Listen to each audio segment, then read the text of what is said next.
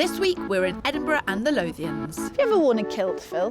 Where finding the right property takes drive. Determination. I was hoping just for a bit more warmth. And good timing.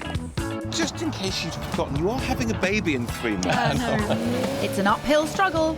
I'm not a house person. I'd never fit in that gap. But here's hoping all our efforts will be rewarded. Wow, that's absolutely amazing.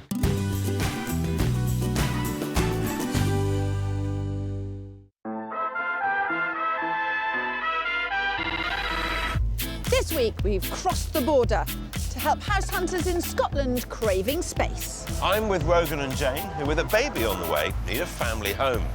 And I'm with motor mad Ian, who wants more of a garage than a home.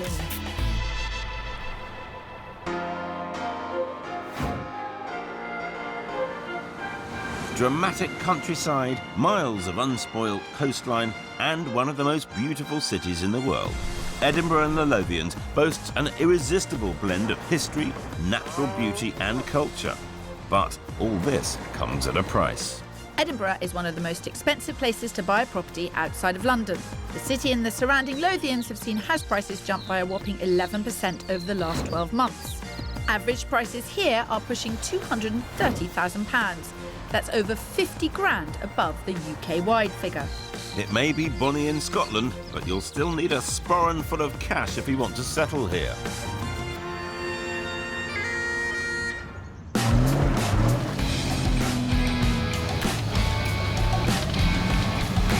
Our first house hunter is computer programmer Ian Stewart, a man with a passion.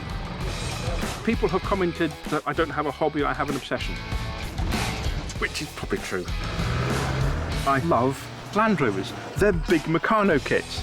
But it's not driving these mean machines that's the problem. It's the mechanical mayhem that comes with them.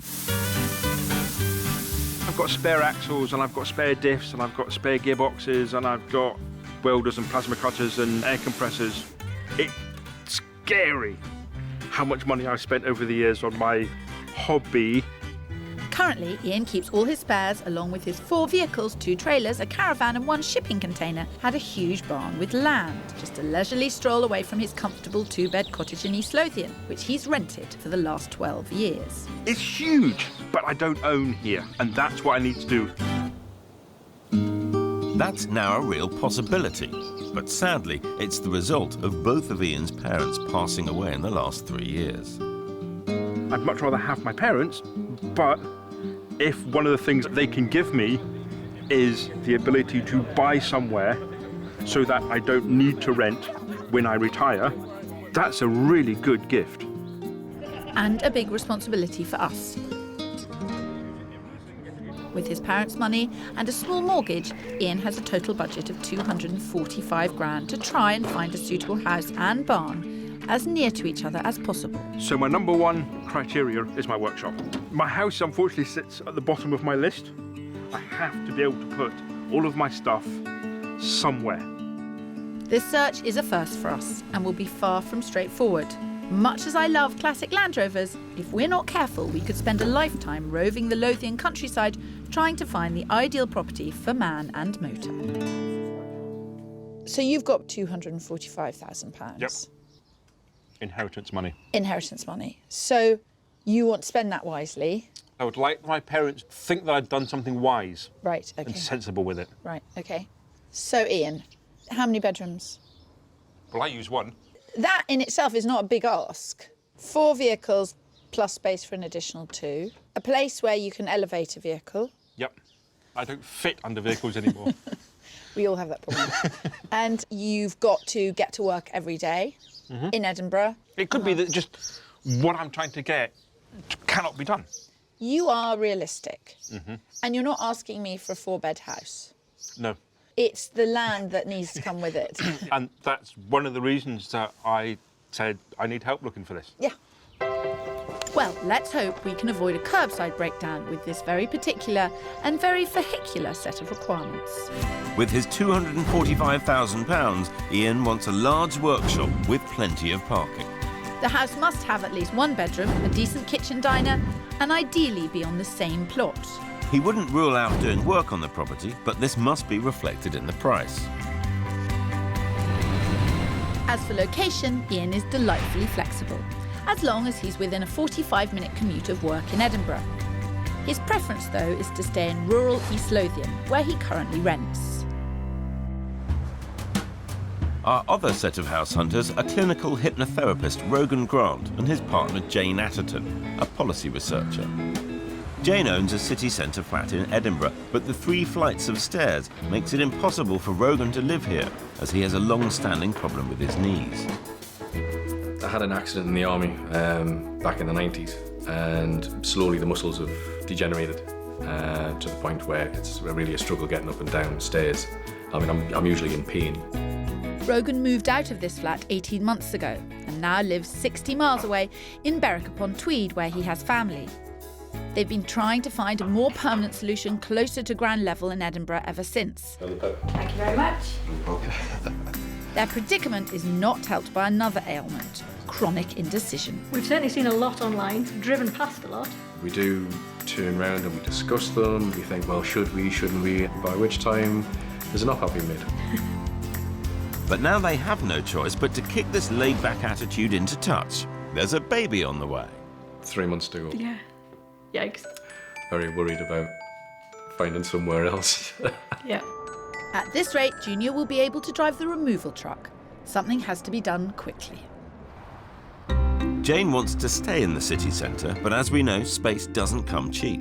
They've managed to save a 20% deposit, and that, combined with a mortgage, gives them £270,000 to spend. They have their hearts set on a dream family home. Now we've got a baby on the way, we want to start a proper life together. But it's really important to get somewhere that we both feel comfortable and happy in. Or all 3 of us feel comfortable and happy in, I should say. 2 years of house hunting, 3 months till the baby arrives, and less than a week to find them a home. Great. I do like a challenge, but this one's laying it on a bit thick. Over the 2 years of searching, have you seen lots? Just one. I beg your pardon. We've looked at a lot online. Yes. We take too long to decide, I think. So, what are we looking for? 3 bedrooms, bit of outside space. Definitely. In a nice area, ideally somewhere where we can sit and eat in the kitchen. Bit of workspace for myself. I do hypnotherapy. So you've got people coming into the house, although... Yeah, not ideally large somewhere numbers. accessible, I guess, to the front Yeah. door. You guys are having a baby in 3 months. Yes. We haven't got much time. Okay. I No, want we to show don't. you as I want to show you as much as possible. Great. That sounds like a good plan. It does. Yeah. Looks like I might be needing some sort of therapy after this search. Repeat after me. I will find them a property. I will find them a property. 3, 2, 1, back in the room. Rogan and Jane have got a top budget of £270,000 and are looking for a spacious 3-bed family home with eat-in kitchen, good-sized garden and off-road parking. Rogan needs somewhere to work and stairs should be kept to a minimum. As for location, they want to live on the south side of the city. They love upmarket Morningside, but if they can't find what they're looking for here, we'll consider moving further out, as long as it's no more than a 30-minute bus ride for Jane to get to work. Busy as ever? House hunting or tweeting? You say that Tweeting. every time. It's because I'm always right. This is not a house hunting tool.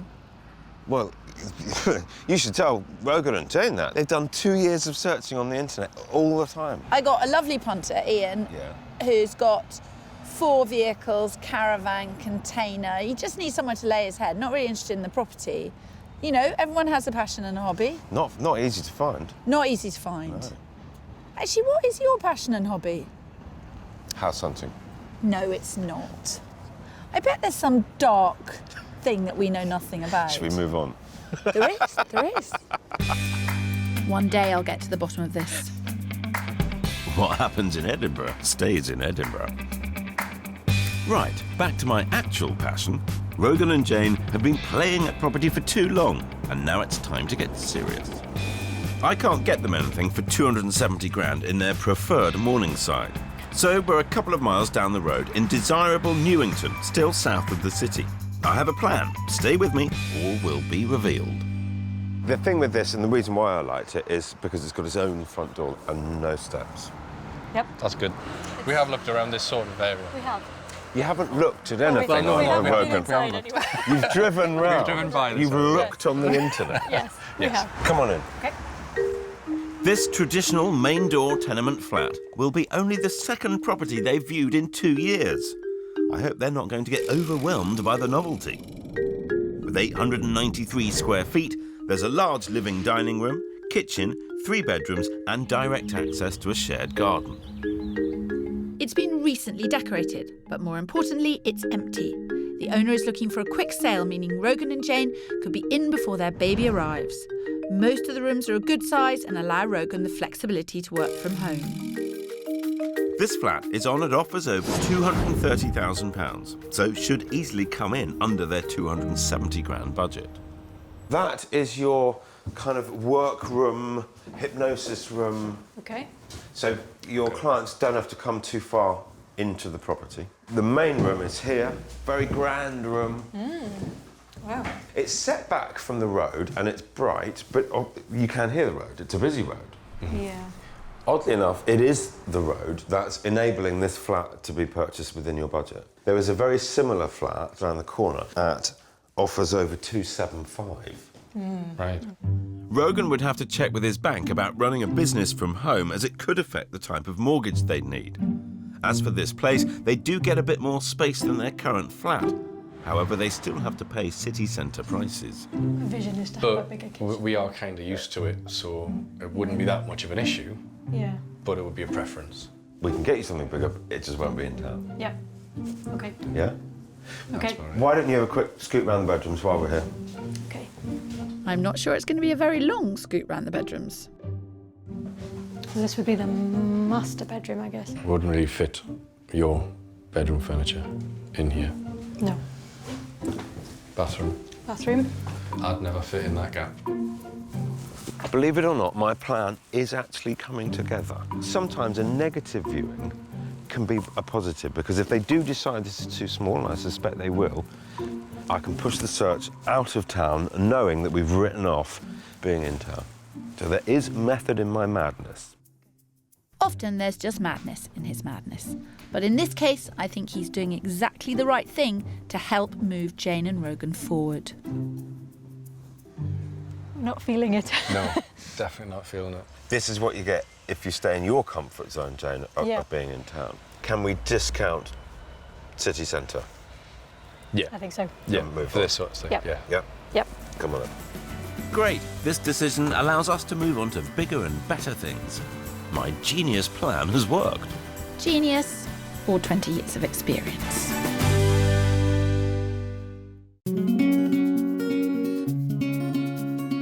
We're in the land of castles, cobbled streets and kilts. I'm with mechanically minded Ian, who's after a home for his motors and himself. And my pair, Rogan and Jane, are expecting a baby imminently and need a house immediately. You ever worn a kilt, Phil? No, I haven't. Should It's I? a crying shame. Indeed, just a glimpse of my legs has been known to make grown women weep with joy. It's a shame your first property didn't have the same effect on Jane, or Rogan for that matter. Not feeling it. No, definitely not feeling it. Jane in Edinburgh, Rogan 60 miles away in Berwick, baby due in 3 months, and Rogan's knees not getting any better. I need to move this search along quickly, but never fear, my plan to find them a much bigger property out of the city continues to unfold. And for once, we're both steering in the same direction. Ian knew already he would need to be out of town to get the space he wants. We're in East Lothian, searching for that elusive cottage workshop combo. It hasn't been easy. We've contacted auction sites, councils, local farmers, the UK Land Directory and land and property agents. 142 in total. But the good news is our efforts have been rewarded with some rather impressive finds. And the first is just 15 minutes away from Ian's current home, so I'm hoping for a unanimous vote. We're taking a bit of a risk with 2 separate plots, and one of them is a rental, but that's to keep him in this area. A cottage in the pretty village of East Lothian and a barn 6 miles away, near the bonny seaside town of North Berwick. As the barn is the most important to Ian, that's where we're kicking off. Does it say pilot custard? It does indeed. Right, pilot custard. Out you get. So, This is amazing. this octagonal barn is for rent. Not interested in selling anything, but is interested in long-term rent. And there are other bits that are negotiable. So it's a case of developing a relationship with the farmer. This amazing barn is the best part of 700 square feet, basically one massive room. We found it online, and the farmer's looking to rent it out for just over 200 quid a month.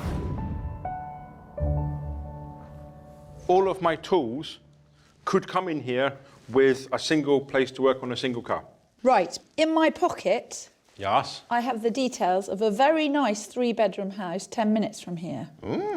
Would you come with me to see this property? Absolutely. You're a man after my own heart, Ian. No, you're already married. Actually, technically not married. I do have 2 children. With the father of my children, I am rather devoted to him. But, you know, things can change. I think you're in there, Ian. Well, I did say I was partial to an off-roader. So we're piling into Pilot Custard and heading off into the sunset, or rather slightly overcast Scottish weather, to the 3-bedroom cottage for sale in East Lothian. I think you could definitely get a couple of cars in here, couldn't you? Yeah, get cars in here, get a couple of visitors in here. Yep, absolutely. A lovely area, isn't it? This place seems to be tuning up nicely. The property is a single-storey 1930s semi-detached cottage. It's somewhat dated, but it does have a decent-sized kitchen. There are 3 bedrooms, 2 more than Ian asked for, sitting room and conservatory leading out onto a large garden in need of a good strimming. My sort of gardening. More than enough space for a man who spends most of his time in the shed. Its owner offers over £195,000 and expected to go for about the 200 mark. So a healthy 45 grand below Ian's budget. So how does this This is nice. feel to you? I'm not a house person. I don't go and redecorate every 2 years. I don't feel uncomfortable in this house. I could happily live here. If you can get this house for around the 200 mark, that would leave you with a little bit to spend on it. Yeah. You've said that you want your parents to be looking down on you and thinking you've spent their money sensibly. Yep, that's a good move. Sounds like you're in the driving seat, Kirsty. Possibly. Ian's response to having the cars off-site has been surprisingly positive. And I think he really likes this house. But I think he's probably more cautious than he lets on. The bedrooms kind of feel a little... They're smaller than I'm used They're to. cottagey. Do you have a big collection of clothing, Ian? No. I have a very large collection of T-shirts. So But what you need no. is a chest of drawers and a bed. I have a chest of drawers. I already have that. Yeah. Out of 10, how do you rate this? Probably a 6 or a 7. If everything you find is not as interesting, I would be interested in that, definitely. There's a whiff of caution, but I can't fault his logic. As you know, Kirsty, I'm partial to a well-ordered plan myself. And with only 3 months till Rogan and Jane have their baby, we need one. Even though the first flat I showed them in Edinburgh had the high ceilings and character that Jane loves, it was too small for comfort. So we're heading just 4 miles out of the city to the popular village of Gilmerton, where in return for a 20-minute bus commute, they'll get significantly more property for their pound. Oh, and Kirsty's come along for the ride. Welcome. Thank you. Do you know much about Gilmerton? We have looked at a place, well, driven past a place further down that way. Yeah, you see it further down. We'll help Yep. you up this side. This is how they do their viewings. They drive past them and then carry on driving. Good first impression. Yeah. At 818 square feet, this modern detached house is all about space and practical family living. And with only 2 floors, it'll be kind on Rogan's knees. There's a large living room and separate dining room with doors out onto the garden. The kitchen is a good size and well planned. Upstairs there are 3 bedrooms and a family bathroom. And the garage is ripe for conversion into a hypnotherapy room for Rogan. It's on at £205,000 and we've heard it could go for that figure. So a whopping 65 grand under budget. And with no chain, they could be in before the baby arrives. This is a house where you have to put your own stamp on it. Not because it's not all nicely decorated, Yeah. but because it has absolutely no soul whatsoever. Very different from where we've come from with high ceilings and interest and character. Yeah. This is about space. Yeah. It's going to take a bit of getting used to, but I think that's okay. Not a bad start, but I want to show Rogan why I think this place is more than just okay. Blimey. I wondered whether this was the natural space for you and your clients to work. That would be ideal, actually. We've got a very short time to make a lot of long-term plans. Yes, we have. Your fault, not mine. Yeah, well... we could have sorted this out. Now you sound like Jane. I learnt a long time ago to listen to the women in my life. Quite right too. This conversion would cost around £6,000. Other houses in the street have done it, which is good news when it comes to planning permission. Good kitchen. That's a good space. It is a good space, isn't it? It's a good layout, actually. Yeah. But obviously practical isn't particularly sexy. No, it's just different to what I'm used to, I suppose. Yeah. Has Pip gone too practical? Yeah. You wouldn't know it was Edinburgh. 21 minutes on the bus to Edinburgh. It's 205,000, detached house with a garage. I just said, for me, I couldn't possibly. You didn't say that, did you? Yeah. Thanks. Who invited her anyway? It's for his own good, and it's fun. So this would be the master bedroom, I guess. Yeah. It just feels like 4 walls. It's just missing Something. Anything. a focal point, maybe. This place isn't going to get anyone hot under the collar at the moment, but the character could be injected with minimum disruption. The plan does require some imagination, though. It's just lacking the The factor, zing. the zing. Are you going to be OK if I push the bus route a bit further out of town? A bit further, yeah. A bit further. OK. Yeah. See, I did have a plan. Sounds intriguing. Come on. I'm interested. No wise remarks from you. My lips are sealed. Rogan and Jane have £270,000 to spend and are looking for a 3-bed house. But elsewhere in the UK, that budget would mean a very different property. In Bohemian Brighton, they'd be able to get a large 1-bedroom flat for their money. Whereas in historic Norwich, their budget would buy them a nice 3-bedroomed house. But in pricey Walthamstow in East London, they'd barely stretch to a studio flat. The UK property market certainly is a mixed bag. Back in the countryside with Motor Mad Ian, and although he quite liked the first barn-house combo I showed him, they didn't really rev his engine. So, for our next viewing, we're stepping things up a gear with Phil riding shotgun. We're heading to the village of Elsrickle near Biggar, this time in South Lanarkshire, 50 minutes south of Edinburgh. Only 5 minutes more on the commute, but it has enabled us to find everything on the same plot within budget. But there's a fair amount of work to do. Oh, wow. So it's a big plot? Yeah. Oh, God, Phil, you're wearing those shoes again. Well, let's hope I don't put my foot in it, like you did at my last property. Talking of feet, or should I say square feet, I'm hoping the size and layout of this croft house will be more suitable for Ian's lifestyle. It has a big kitchen breakfast room, sitting room, a large attic and just 1 bedroom. But that's okay because there's a massive barn next door which could be transformed into the most fantastic workshop and tool shed. All in all, a nice balance of barn to house. It's being marketed at offers over £160,000 and we believe it will sell for close to that figure, leaving Ian a potential £85,000 to fix it all up. Do you think you can make this work? Yes. It'd be slightly different to what I've got at the moment, but I could do something in here. The only nervousness I have about this location is I'm moving away from where all my friends are. Right. So my friends are Edinburgh or north. Yes. And I'm moving south. Right, OK. OK. But Right. I think the rarity here is that everything's all in one site. This is a bit together. that's interesting. This has been the really difficult bit, is to find Things like a this. big plot Yes. that you could have everything in Yes. one place. I can't stress this enough. We have been laughed out of estate agents' offices with Ian's budget and towering wish list. Straight into the kitchen. Nice big kitchen. The kitchen's the most important room for you, isn't it? It is pretty much, because it's where I like to be social. Yeah. You'd entertain, you'd live in Absolutely. here. Entertain, perhaps along with drink coffee. OK. And talk. Whereas Phil gets his mates round to look at his Ian Botham scrapbooks. For Ian, at the last property, small bedrooms were an issue. Here there's only 1 on offer, but it is significantly bigger. The rooms are much larger in this, which feels a lot nicer. Is it somewhere you could see yourself? Yes. Yes. But I could live in either of the two houses you've shown me. Kirsty's doing all right, isn't she? She's doing very well. It doesn't always happen. You're a lucky fella. No, Phil, you're the lucky one to witness how I navigate my way through a complicated search and come up smelling of roses. You're looking perched in your rather charming chair. You thinking of reclaiming it or something? No, I'm not thinking of reclaiming it. I tell you, Ian's great. He has got such a mental, positive approach to this. But whether he'll follow through is another matter. He has utter faith in you. So he should have. Rather questionable.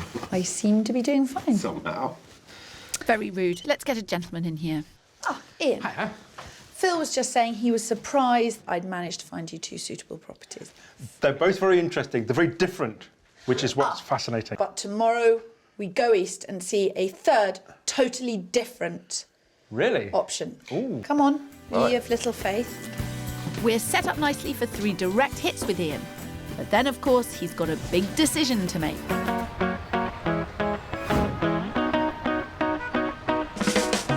We're working hard in Edinburgh and the Lothians. I'm with Rogan and Jane, who know what they want, but how far are they willing to travel to get it? Ditto, Phil. My motor mad Ian also needs to test the limits of how far he's prepared to go for what he wants. So even though we gained traction on the last property in Elsrickle, the location didn't drive Ian wild. I'm moving away from where all my friends are. But I'm hoping my last property package will get him all jacked up. As for Rogan and Jane, living apart is no longer an option with a baby on the way. So we're trying to find a house that will suit the whole family and still not give ex-serviceman Rogan's wounded knees a hard time. With all this in mind, we're heading to the beautiful village of Lasswade in Mid Lothian, 6 miles south of Edinburgh. Here we are. Quiet cul-de-sac. I do like the look of the house. I feel more comfortable here than I did at the last one. I mean, you're 10 minutes further on the bus. It feels doable. Doable. Yep. If the house is up to scratch. If the house is up to scratch. We better find out. Being further out of town, this detached house gives Rogan and Jane even more space to grow into. There's a dining kitchen, big lounge and separate dining area. Or future playroom. There's also a downstairs bedroom that could easily be turned into a consulting room for Rogan. Whilst upstairs there are 3 more bedrooms. The garden's a good size with a lovely summer house and detached garage. At just over 1,200 square feet, it's the biggest place I've shown them so far. Fresh on the market with an offers over price of £245,000, it's expected to sell for 250 grand, so a comfortable 20,000 below their budget. It's a fairly typical 1970s built house. More homely. Than the last one, definitely. Yeah, oh yeah, definitely. Yes. Yeah. Well, one of the things that I say to people looking around houses is don't be put off, but also don't be seduced by the kind of lifestyle that they're presenting, because it's not going to be here. That's a good point. Yeah, no, I mean, I'm looking at the space. It feels a lot bigger already. They seem to like this place, but it would be nice to see a bit more joy, considering we're looking for their first family home. You haven't seen it all yet. Nope. But I wanted to find you something that was going to get you in the heart. I'm seeing the boxes ticked. Yeah. I'm very sensible, practical, considered, Yeah. but there's no... Maybe I'm not showing it, but it's grabbed me much more than the previous one. I'd like to see what else is Yeah. out the door. Go on. You don't need me to show you. Feels very spacious. Wow. So this, I guess, would be our room. I think baby would be in that one. There's enough space there to go from the crib to the cot to the bed. Yes. And straight from the delivery room as well, because the owners are looking for a very quick sale with this one. I'm impressed, Phil. You've done your research. Not just a pretty face, but you knew that. Oh, like a little summer house. Ooh, that's gone down a treat. I could see this. I could do this. Well, they're being very positive, but I'm still not seeing any desperation. They're having a baby in 3 months. They cannot stay where they currently live. They're in a serious problem. So I was hoping just for a bit more warmth. Don't despair, Phil. Folk do desperate differently. I think you're on the right track. Can you see yourselves here? Can you see yourselves with baby here? Yes. Yeah, I think so. Well, I did have one more lined up to show you, but, I mean, you don't have to see it. Options are always good. Yeah. I mean, as far as we've gone so far, I like this definitely the most. Yes. So we'll try and beat it. Okay. It's a great house, but I'm confident that I can at least match it with my next one. I'm back with my 4x4 fancier Ian. And for my final house-workshop combination, we're heading east towards the Berwickshire coast and the historic village of Coldingham. We're just over an hour from Edinburgh, about 15 minutes more than Ian would prefer, but I think it's worth it. This is interesting, yes. It is interesting. In fact, it's a fantastic two-storey workshop, around 1,200 square feet with boarded space upstairs and a large yard. Another private sale website find. It's on the market for just 70 grand. And literally, around the corner, there's a lovely 3-bed house for sale. In itself, it's more than enough to keep man and motor happy, but there are other possibilities, which I'm keen to run past Ian.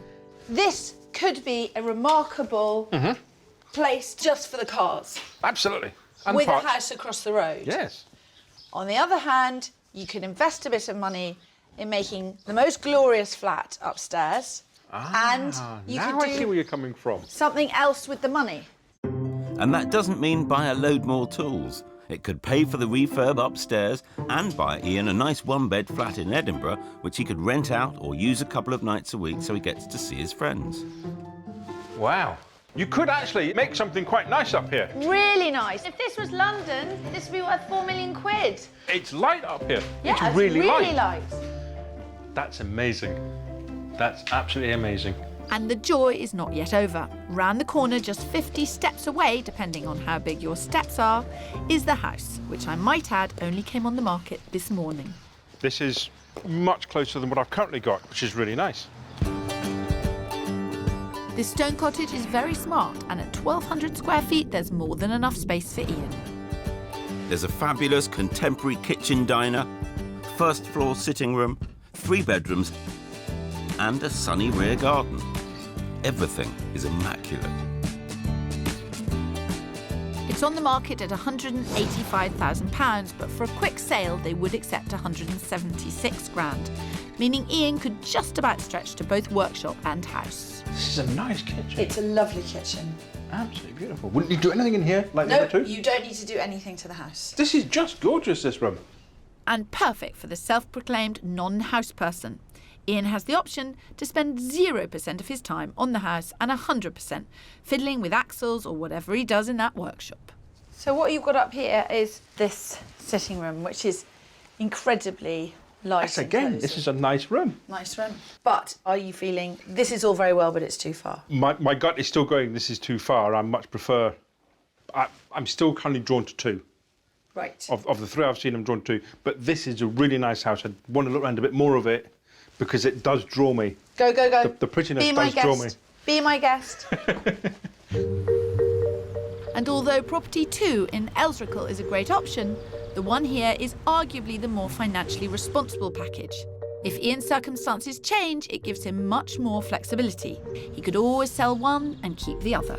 My worry is that I have to make sure he doesn't buy an entire property based on the cars. It has to be something which he can invest in securely, regardless of the future of the cars. And he wouldn't go far wrong with this place, but I just know what he's going to say about the location. So, It's a beautiful house. I think it's just too far.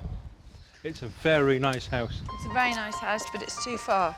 So it's a reluctant goodbye to Coldingham, which means we've only got property 2 in the running.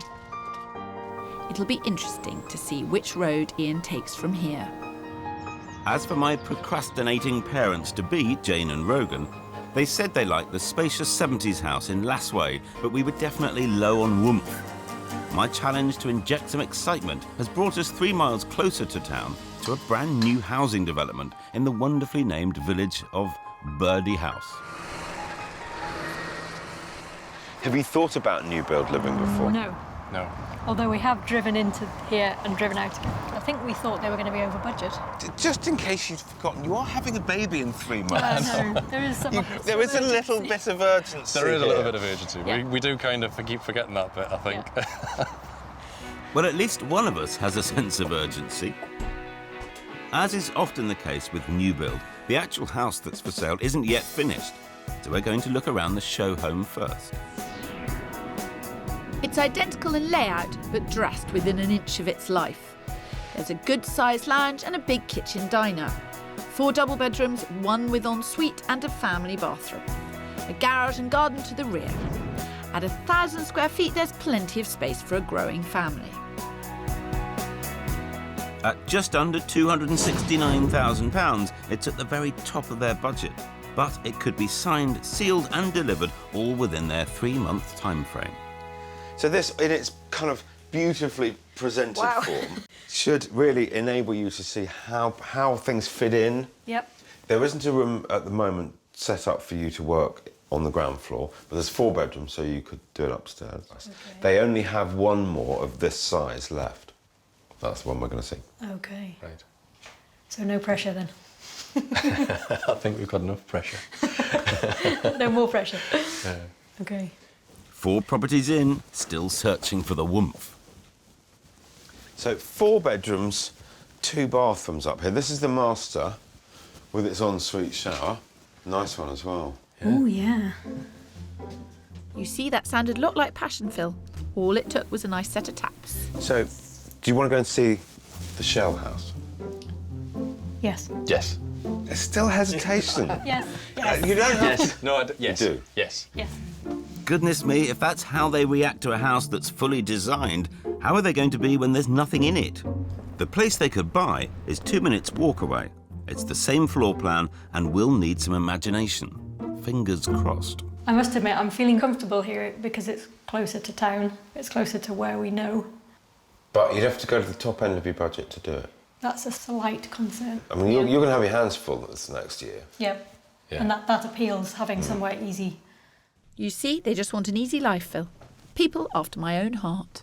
4 bedrooms, which I was actually surprised. I thought they were going to be really, really like 2 tiny little box things that you can't do anything with, but you can actually put a double bed in every single one. Yeah. What I didn't actually think that I was going to be able to pull off for them is show them 4 houses that they genuinely can move into before the baby arrives. Whether they're going to buy any of them or not is a different matter entirely. Well, they've seen all my houses, and now it's time to do what they've struggled with for 2 years. Make some decisions. I think it's pretty obvious that we do like this, and we like the last one that we saw. Yeah. Okay. It's the bonuses that are outweighing each other, not the negatives. Okay, So- that's a good position to be in. Yeah, Yeah. that's a good way of putting it. Yeah. So no definite decision yet, but hey-ho, slowly, slowly, catchy monkey.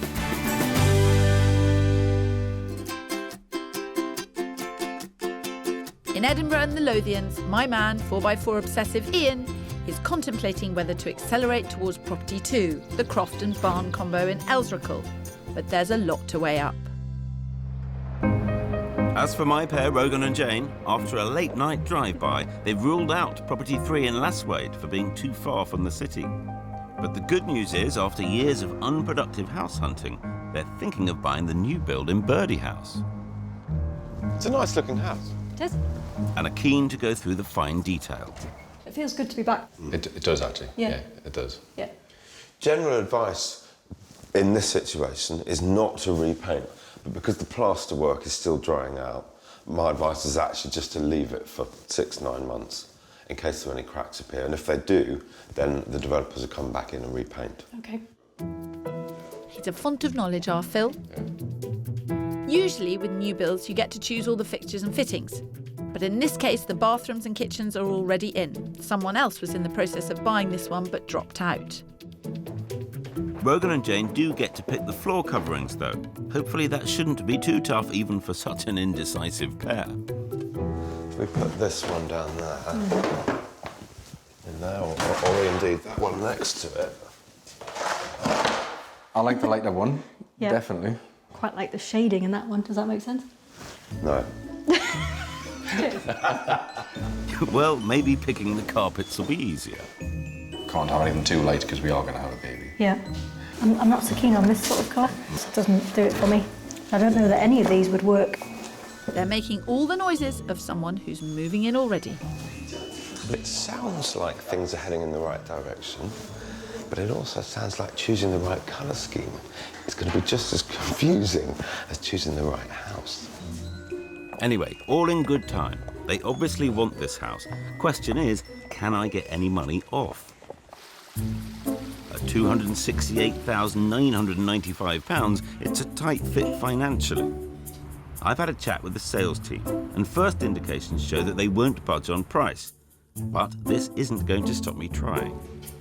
That said, at this early stage of the negotiations, I have managed to wangle a few concessions.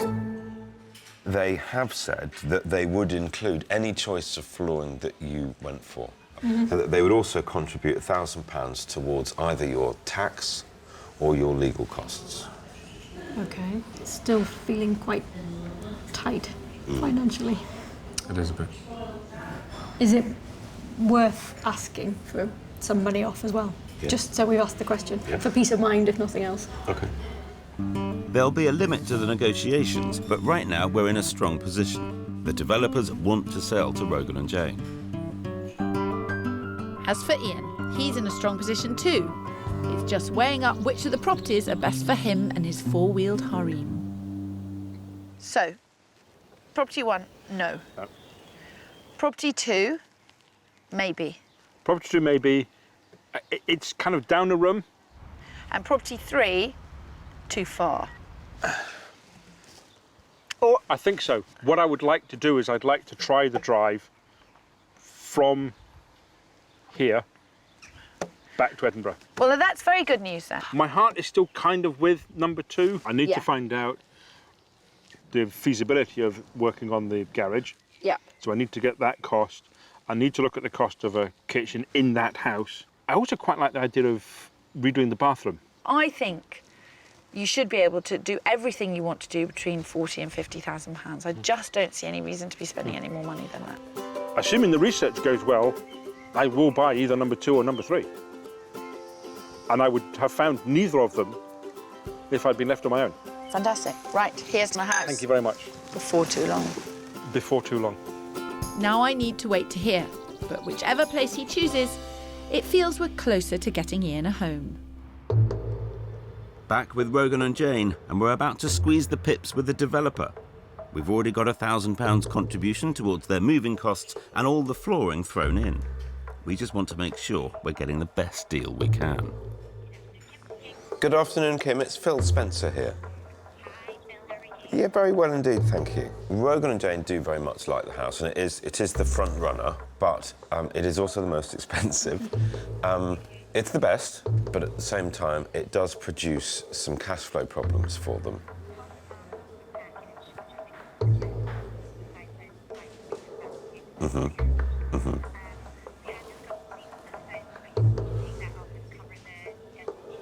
Let me talk to them, and I'll ring you back. But thanks for that, Kim.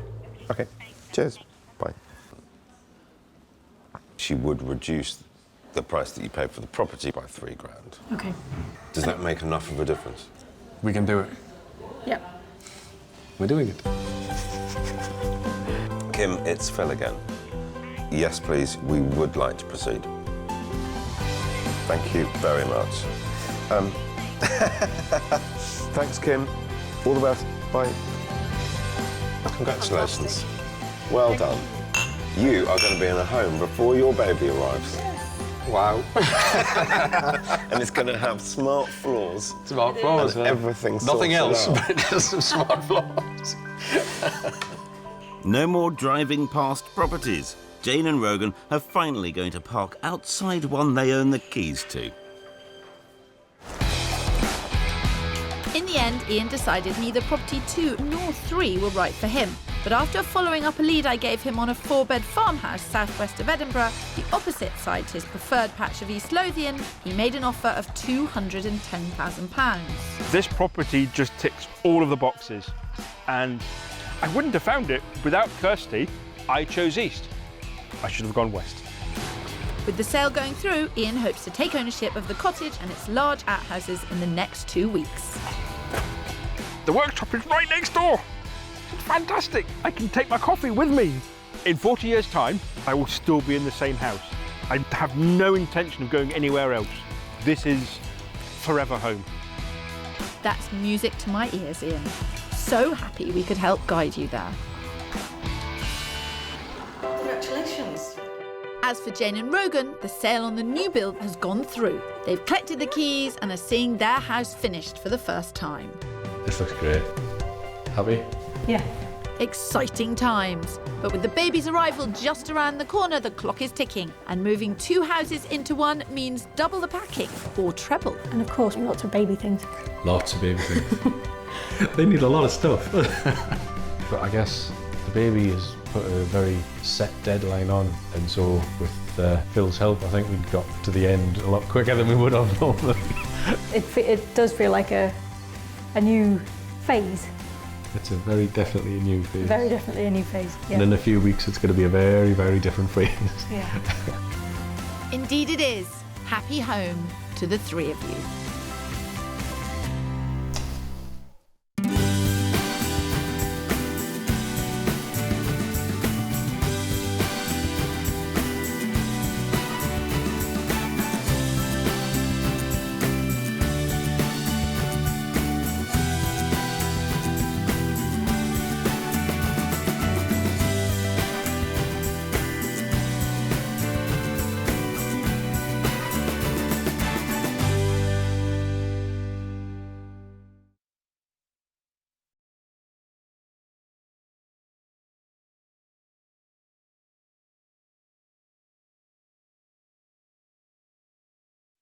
This week we're in cool southwest London. Getting down with the kids. I'm a creaky old lady. With 2 sets of frighteningly fussy first-time buyers. You don't like the kitchen? Well, worse than that. How far would you walk for 50 grand? Not that far. I'm a tad panicked. So we've got to bust a gut. This flat is a miracle. To impress these youngsters. Jeez, character.com. We're moving on. This is nice, babe. And prove that there's life in these old dogs yet. I can put the best of them, Phil.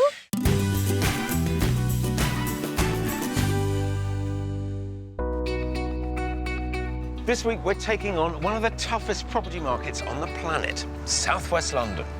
I'm with serious youngsters, Jay and Jason, who are ready to settle at 26. And I'm with super savers Hannah and Frank, who want to put down roots before they get hitched.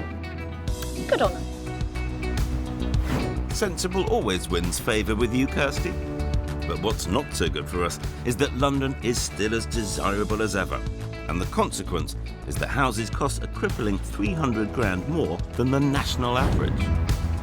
Frankly, it's a scandal. Recent figures show prime property in London's affluent southwest belt, stretching from Fulham to Wimbledon, rocketed in price by nearly 12% in 12 months, more than double the rise in the centre of the city. It's no wonder house hunters here are being driven to distraction and need us to steer them in the right direction.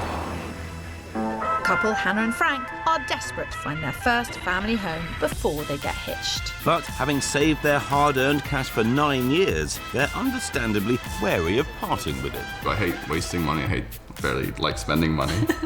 My fresh-faced first-time buyers, tax accountant Jason and finance analyst Jay, have also saved a whopping amount to buy together.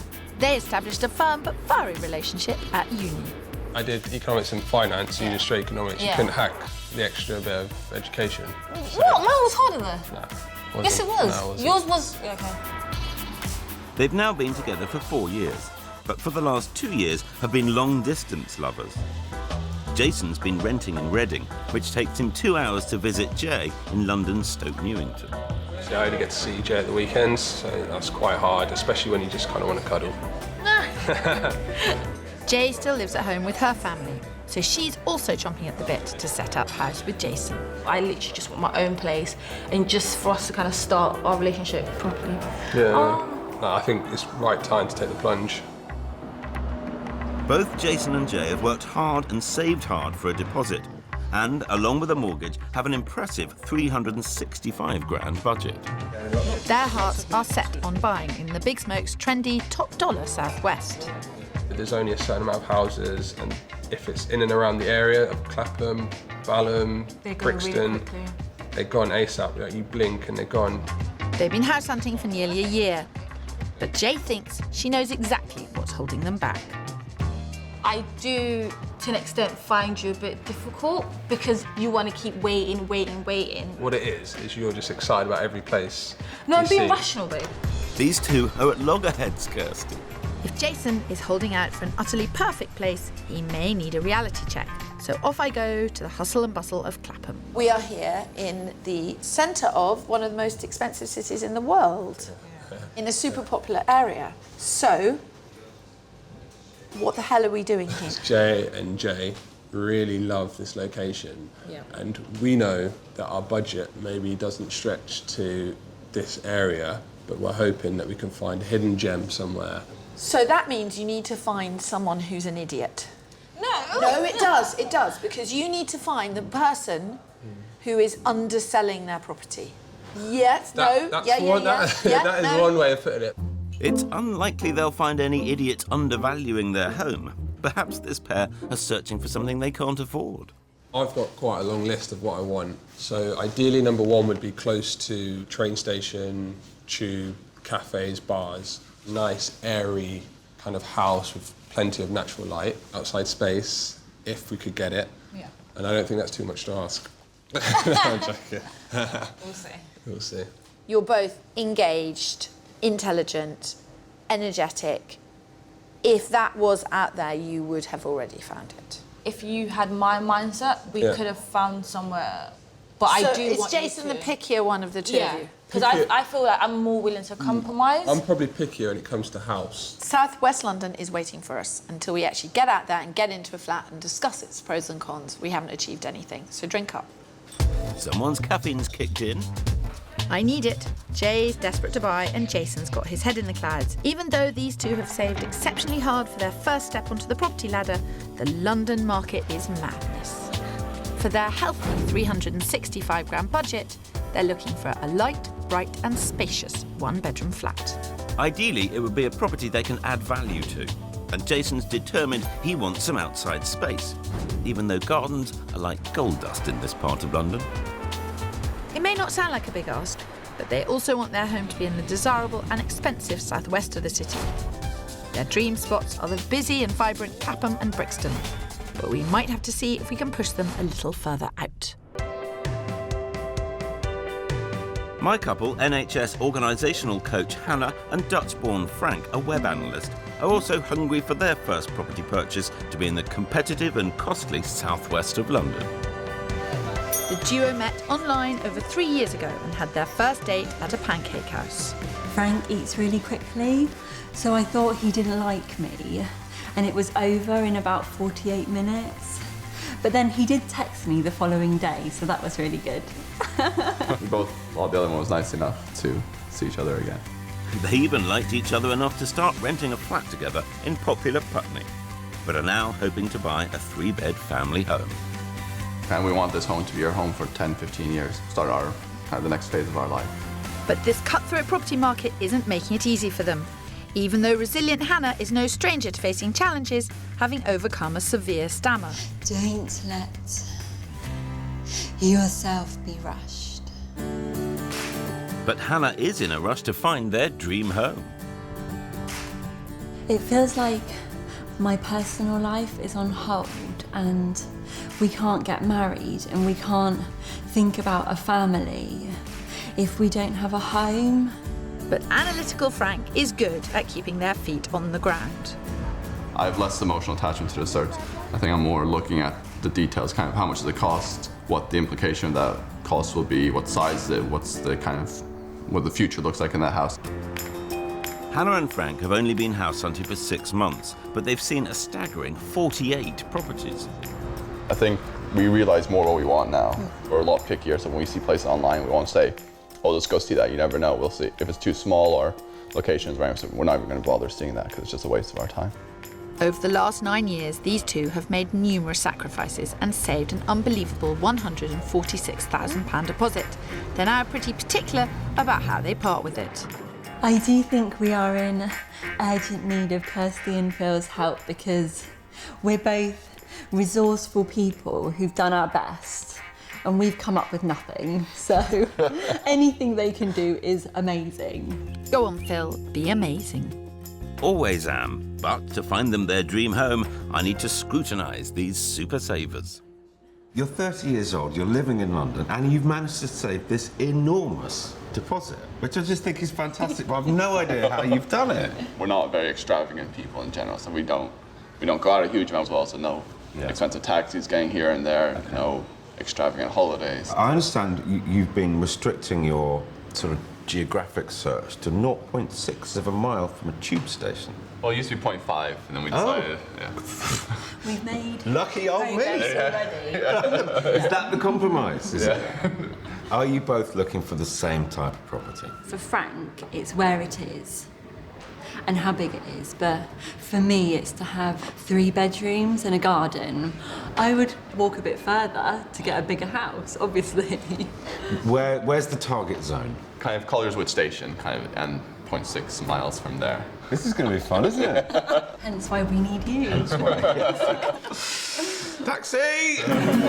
No quick getaways, I'm afraid. This pair are in dire need of your help. Hannah and Frank have been saving the pennies and scouring the streets. But house hunting in London forces everyone to compromise. And I think it'll take more than accepting an extra 0.1 mile walk to the station for these two to find their dream home. For their £450,000, they want a 3-bedroom family house that's more than 800 square feet. Hannah's rooting for a garden, but Frank's focused on a property super close to a station. They both work in London's Waterloo, and Frank ideally wants a door-to-door commute of 45 minutes.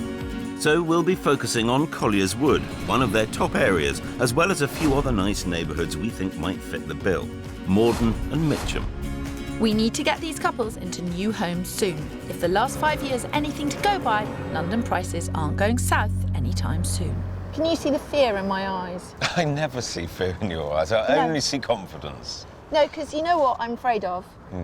I might just grab hold of those two and wring their necks.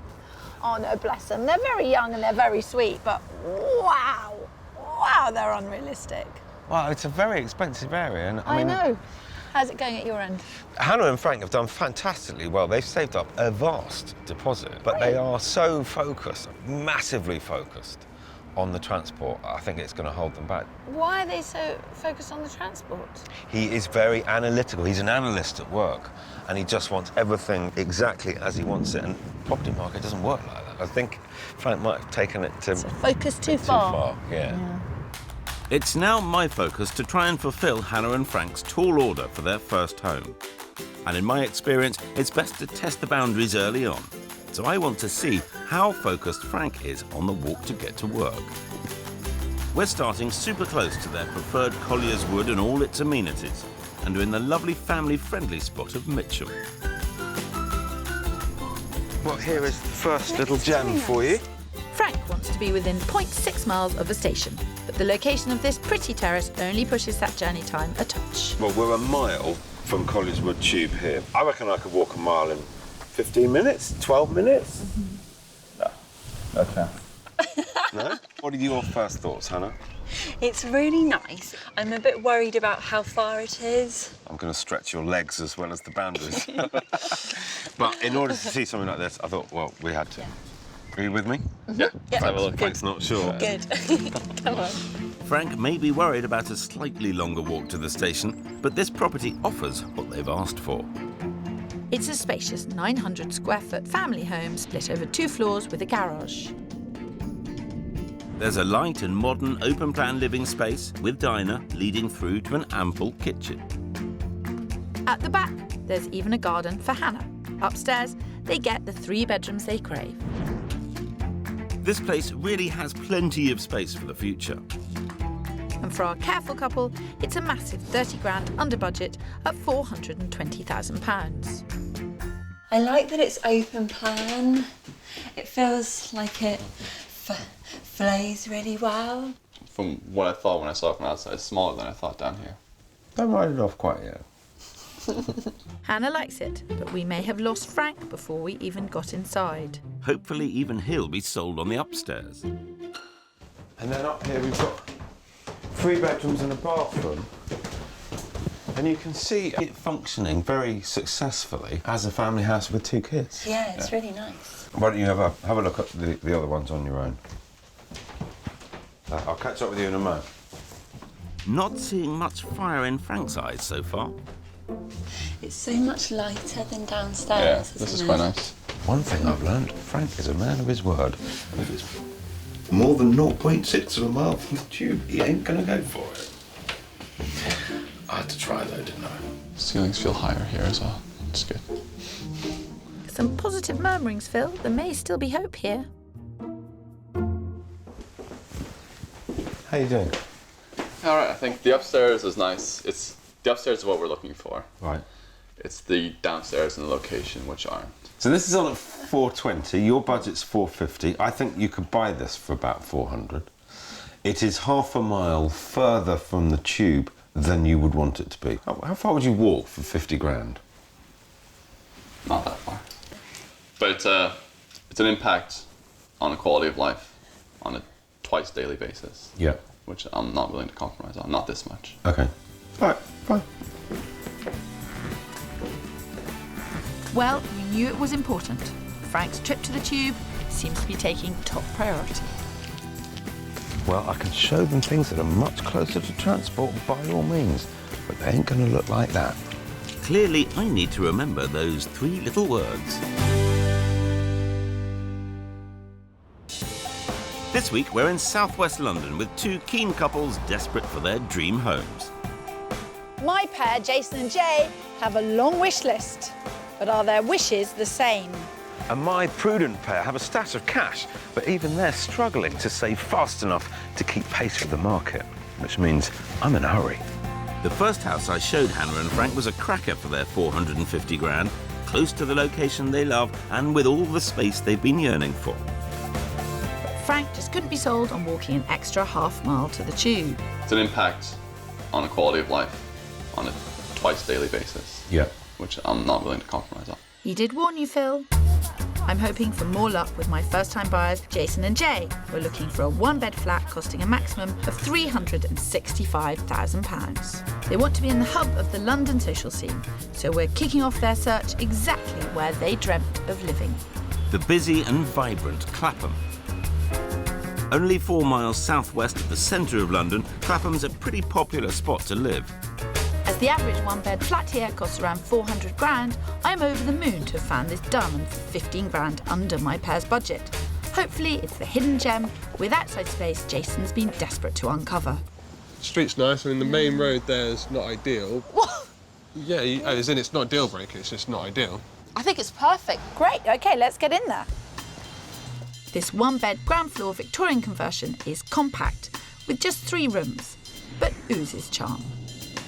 There's an attractive, cosy, open-plan kitchen living room with space to dine. The lovely, bright double bedroom has stacks of storage, and the bathroom has been well modernised. But the real bonus here is the incredible outside space, an utter luxury in this part of the city. Considering it's in costly Clapham, this place is a steal at just a smidge under £350,000. But will it be enough to please pernickety Jason? This is actually... This is nice, very cosy. The wall kitchen. Well, Really? where's that then? Why? Because it's just a wall with cabinets. And I'm the picky one. You said it, Jason. Who knew it would be Jay we'd need to win over? You've got the big window. Yeah. You've got the outside space. Oh, I didn't see that. So that is yours. Oh, wow. Oh, wow. But is that little slice of outdoor London life going to be enough? Stretch your arms, man. Gee, I can't believe the outside space. Jay just walked in and she was like, this is my worst nightmare. I'm like, what about the ceiling height? What about the windows? What about the massive amounts of outside space? Right now, I'm a tad panicked. Yeah, I would want to do work in here. In here? Yeah. As in, Not not straight straight away, away. Not straight not away. straight It's away. Liverpool, but I'd want to do work. Jay's kitchen woes seem to have been washed away. And if they take a hop, skip and a jump out of the slightly creaky window, Ladies first. they can enjoy the enormous deck. This is all ours. This is massive, babe. And it's not just that window that's a tad stiff. I'm a creaky old lady. Struggling to keep up with the young'uns. Oh, and I've just put my heel through. Oh no! There we are. No, it's fine. Graceful Kirstles. It's the biggest outside space we've Yeah, ever we've seen. seen. I know you're both going to hate me. The road is the downside. It's a noisy road, but it's London. Yeah. The living space, it's just, as you said, this shame the kitchen's on the side, not against the far wall. I will compromise. You two can discuss this. I'm going in. that, babe. You two Yeah? can have this conversation. Your exit was much smoother than your entrance, Kirsty. That is my worst nightmare, and that's one thing I've never liked. Yeah. But at the same time, you're not gonna find this, babe. Maybe the outside space is just a little too big. Jay, are you crazy? This is an amazing flat. And at first I thought it was Jay that was going to be difficult about it. Now it's Jason that's being difficult about it. But they've got to decide whether they actually want to buy something. You're psycho. You actually are you're the problem. I can't sort out what's going on behind me. Oh dear. Can you call it a domestic if it's not your house? But when there's an argument, there tends to be a winner. Right, so you're looking a lot cheerier, Jay. Yeah. I like it, and I can see us being here for a while. And being happy. And being happy, yeah.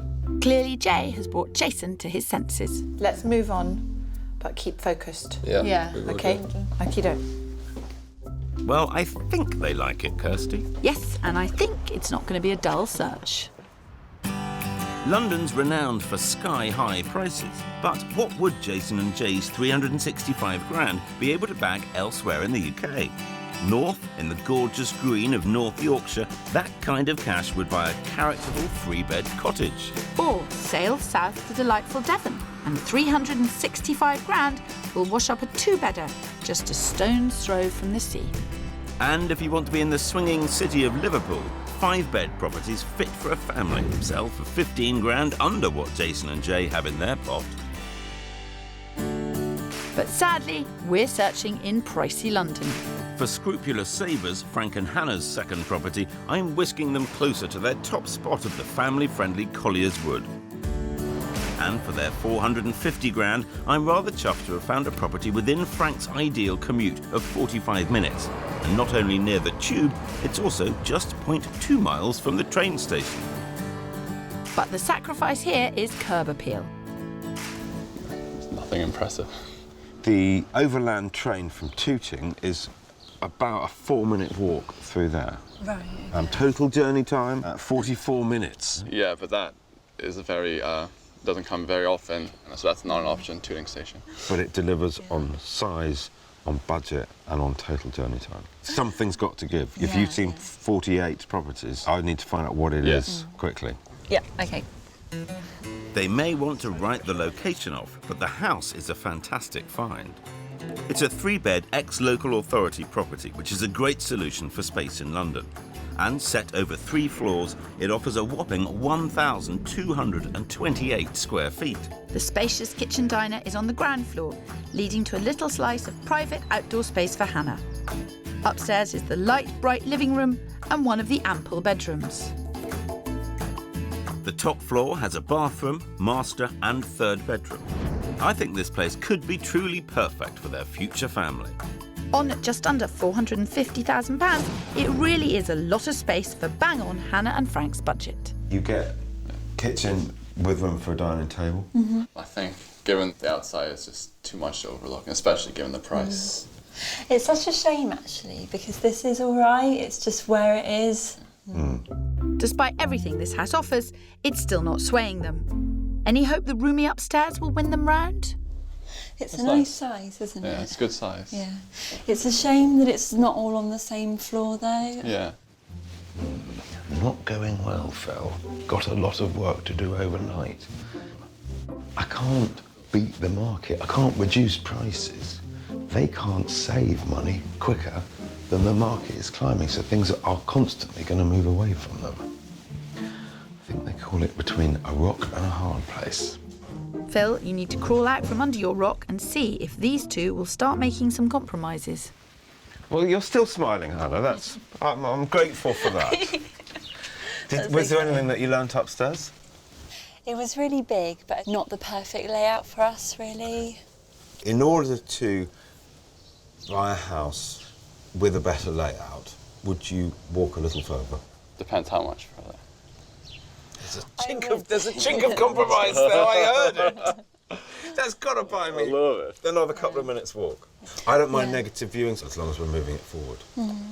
Yeah. Are we? I think so. I hope so. No, I hope so as well, Frank. Phil, that's a breakthrough.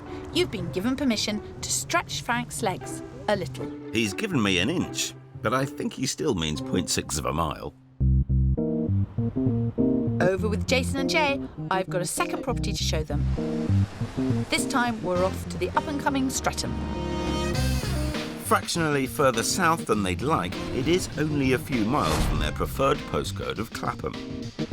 Streatham is a touch more suburban, but it does have a great vibe. And the top floor flat I have to show them is in a lovely leafy location with crates of curb appeal, but with a little less nightlife on their doorstep. Has it got enough street cred for my youngsters? The street is like literally perfect. It's amazing, yeah. The building is perfect. The location, not so perfect. This flat is one of the most charming I have seen in a long, long time. Wow. Scruffy as hell, but dead charming. Wow, okay. So come and have a look. This one-bed Victorian flat is much bigger than the first property I showed them and has packets of period charm.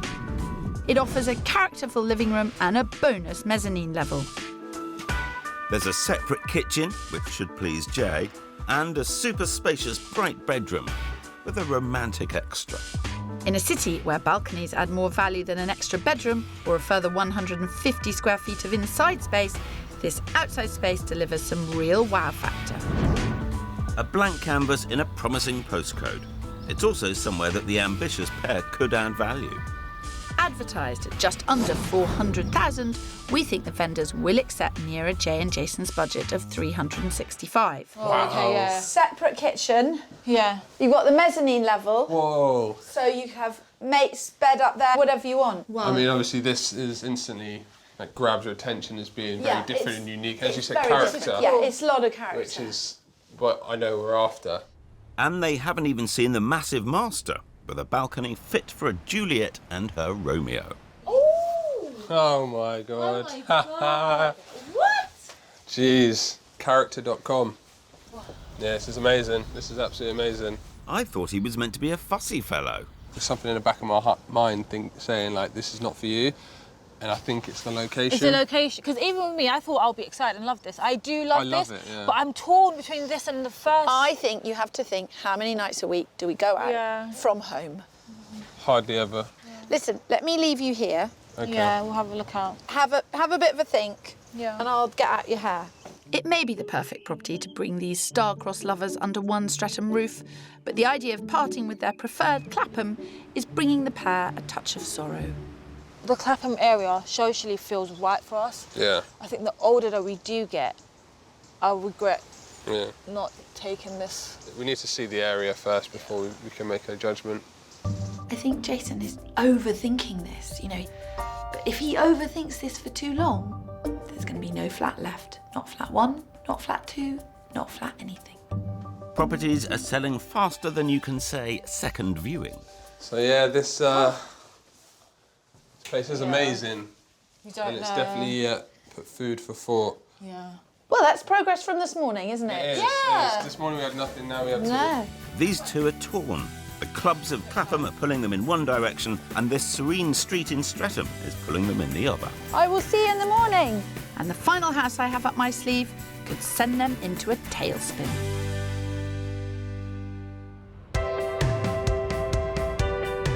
We're in the hottest property market in the UK, and our house hunters are feeling the burn. My frugal pair have saved so much money, they're now scared to spend. My couple have saved hard too, but is it enough for everything they want? 20-something first-time buyers, Jason and Jay, are tired of living over 2 hours apart and have a 365 grand budget to buy a home. Worried that Jason would jettison anything I showed him, I'm delighted to have piqued his interest in both the properties they saw in London's swish southwest. This morning we had nothing, now we have two.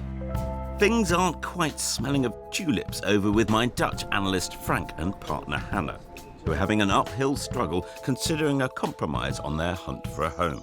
But Hannah's no stranger to a challenge, having overcome a debilitating stammer. Resist. Time pressure. So I'm hoping we'll crack this search yet. The couple are both fixed on their family house having the perfect layout and location just 0.6 miles from a tube. They've got a generous 450 grand budget, but in London, properties that close to a station command a premium of 5%.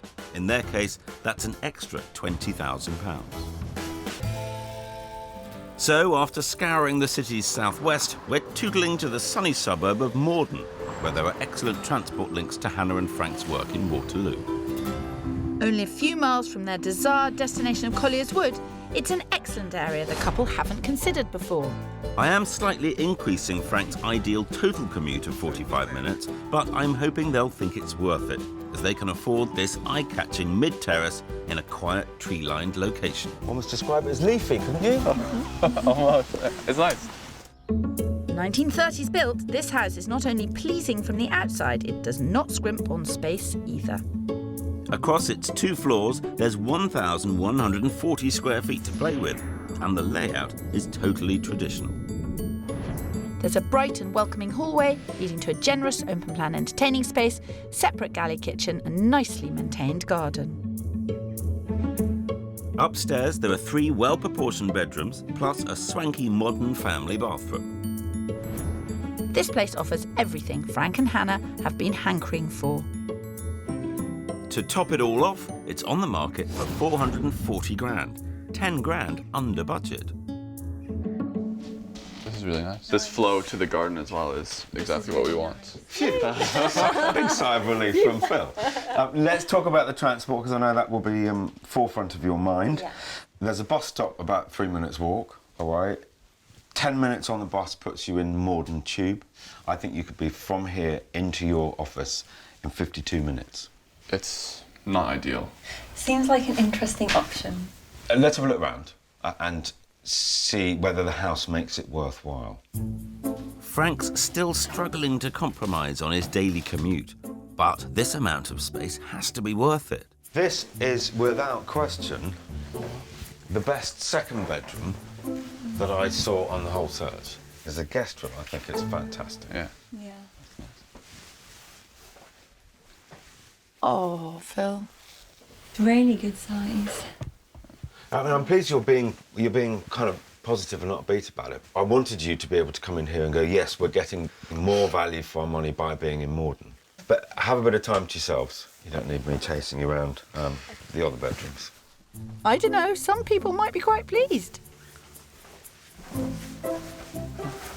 That's nice. It's quite big. You've knocked them between the eyes, Phil. You've shown them a whopper of a family home, but it's not 0.6 miles from a tube, and that's a tough one for Frank.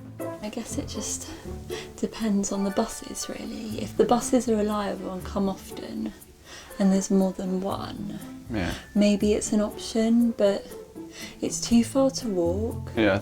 If Hannah and Frank want to buy in this market, then they're going to have to shift off such a rigid set of criteria. So I'm really pleased that there's some positive murmurings going on here.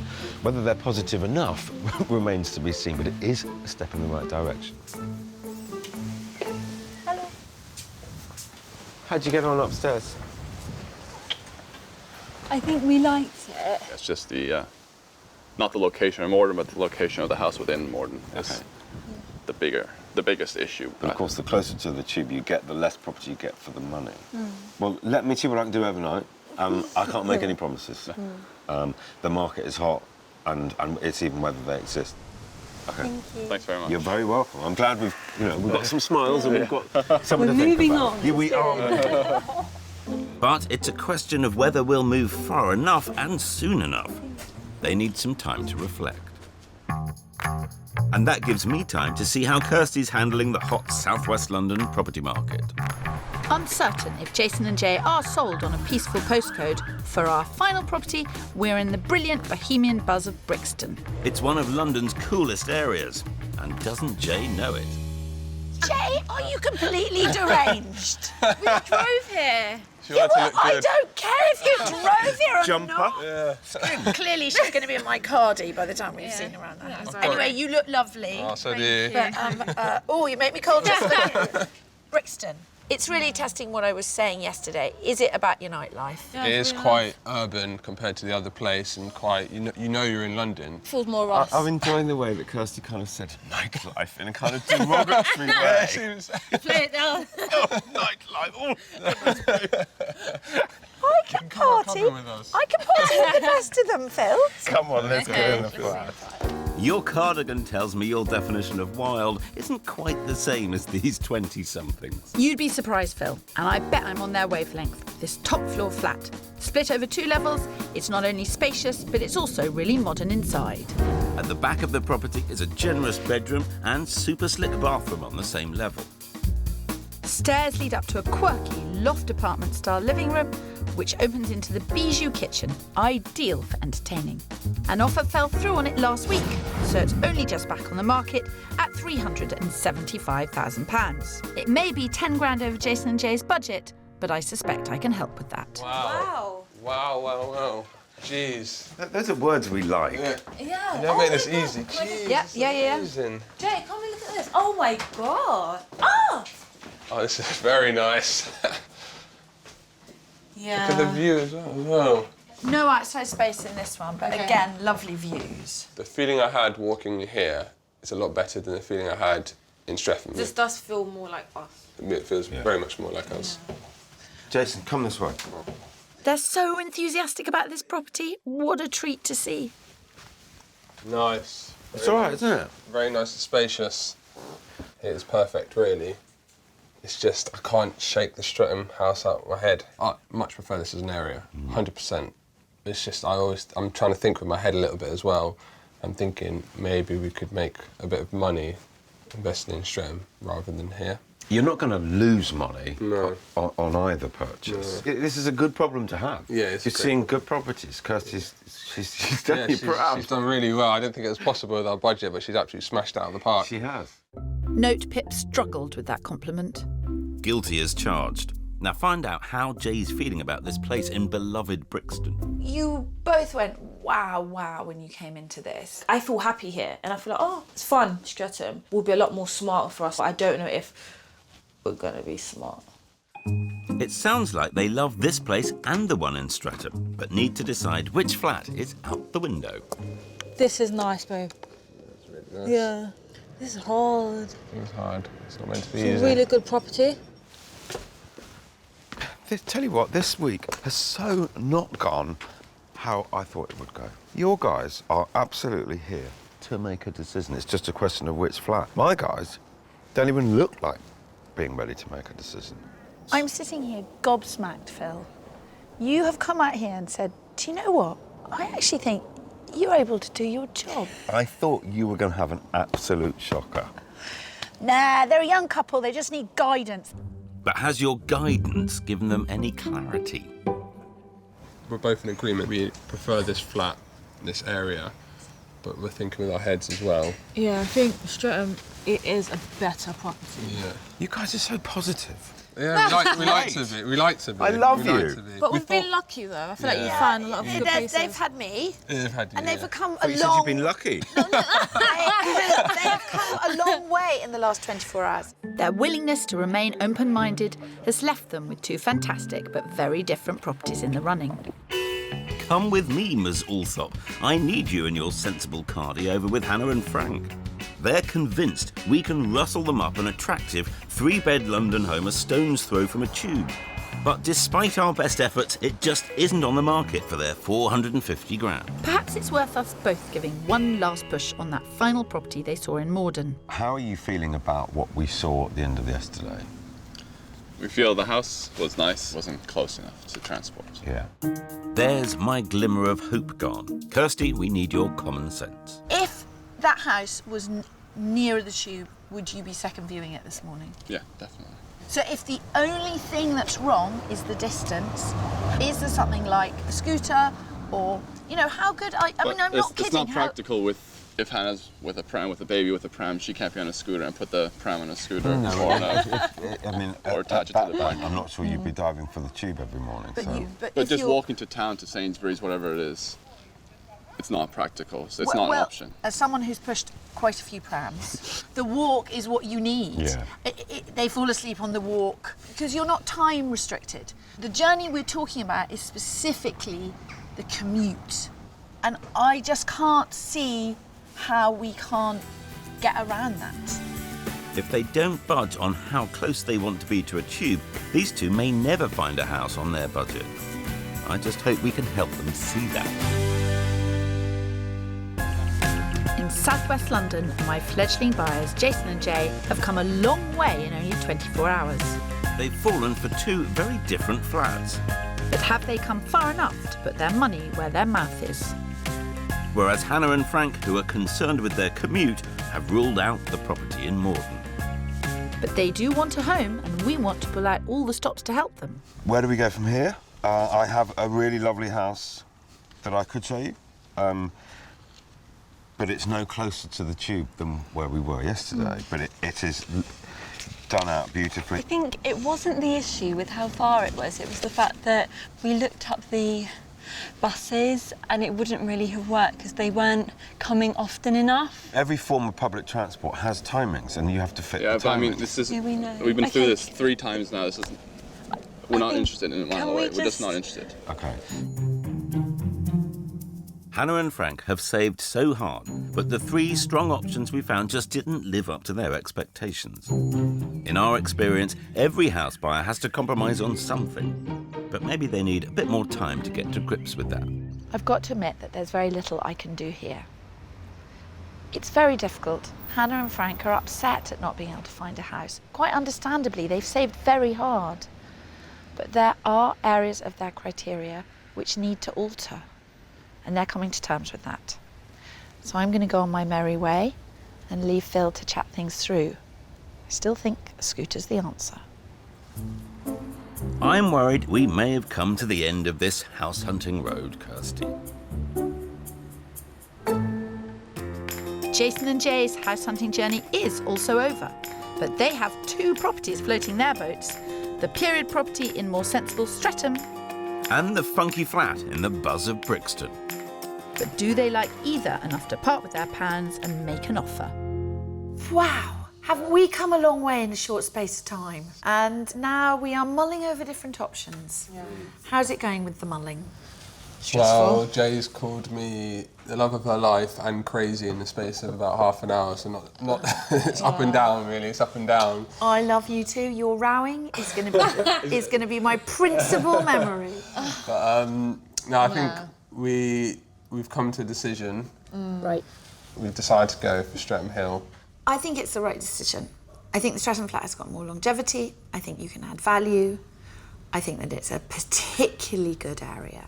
So, as we know, it's on the market at 400,000. Your top of your budget is 365. Yeah. We can't offer any more than 365. No. So that's what we have to do, I think. Just straight in at 365. Just straight in at 365 and just say, that's always been the top of our budget. So we're happy? We're happy, we're happy with that, yeah.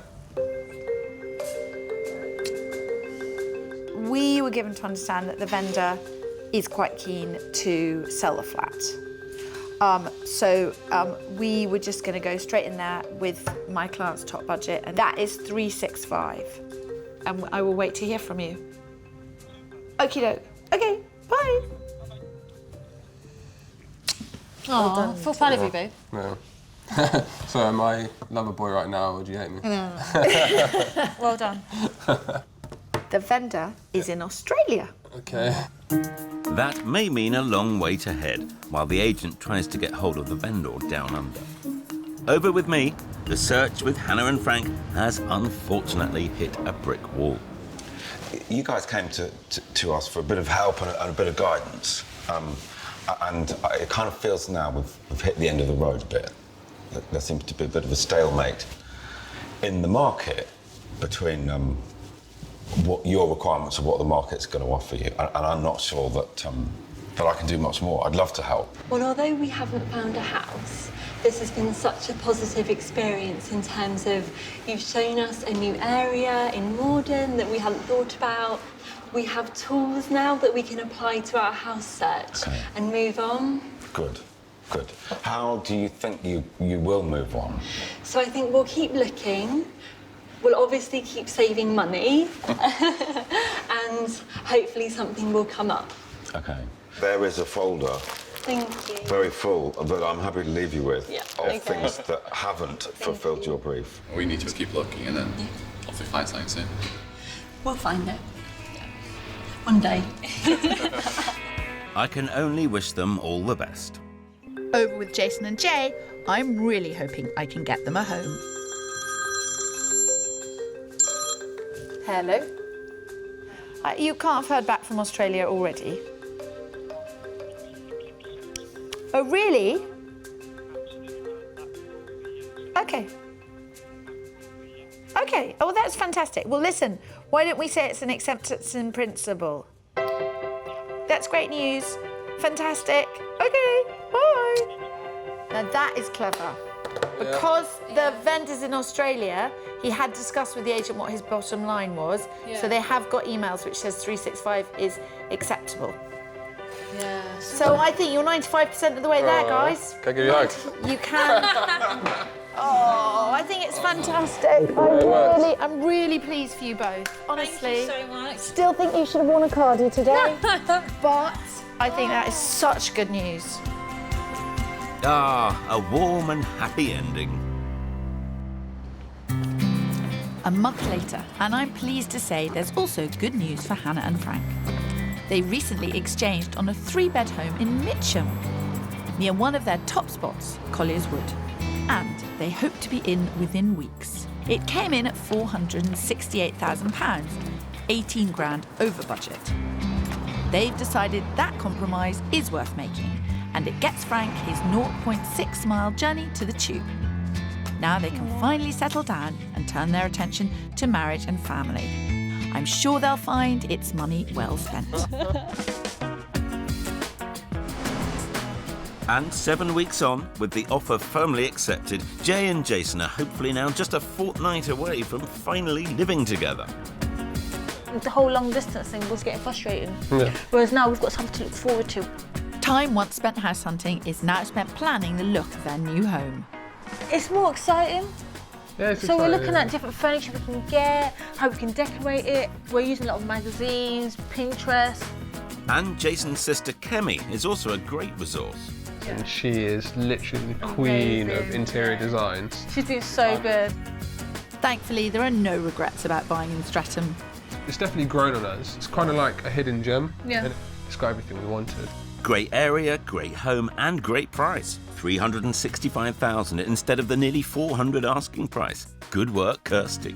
It was just so hard to believe that we're so lucky. Yeah. But I guess Kirsty's that good. Maybe we should look at houses for $1 million and see if she can get it for our budget. It's true, isn't it, Kirsty? Yeah, you know. exactly. Can you do a bit more negotiating for us? I'm good, but I'm not that good.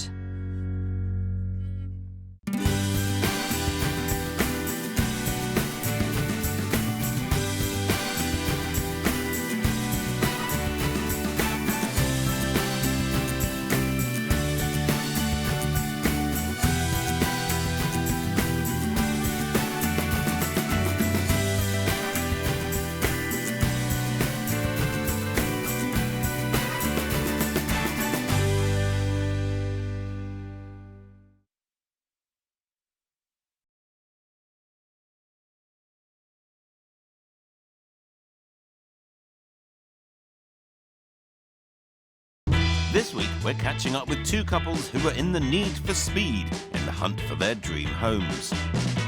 We used magic, Ooh, I'm feeling it. I'm thinking with my witchy ways. friends in high places, I think it's a sign from God, isn't it? And hypnosis. I will reject all my prejudices. I will reject any of my prejudice. I'd love to be knocked between the eyes. Not sure you're allowed to do that, Phil. but would we get them what they wanted? I think without Kirsty's help, we'll still be searching for a property. It's So a big project. Very big project, much bigger than we thought it was going to be originally.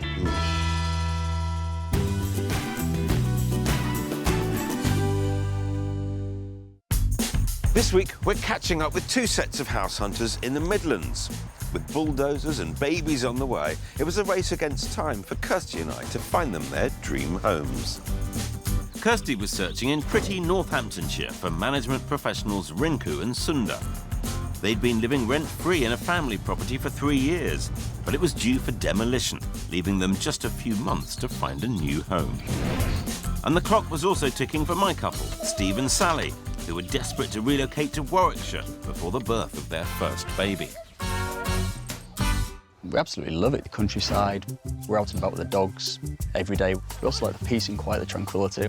As much as my pair love the rural setting in Berkshire, they can't afford to buy here. So they've decided to relocate to Warwickshire, where their money goes further.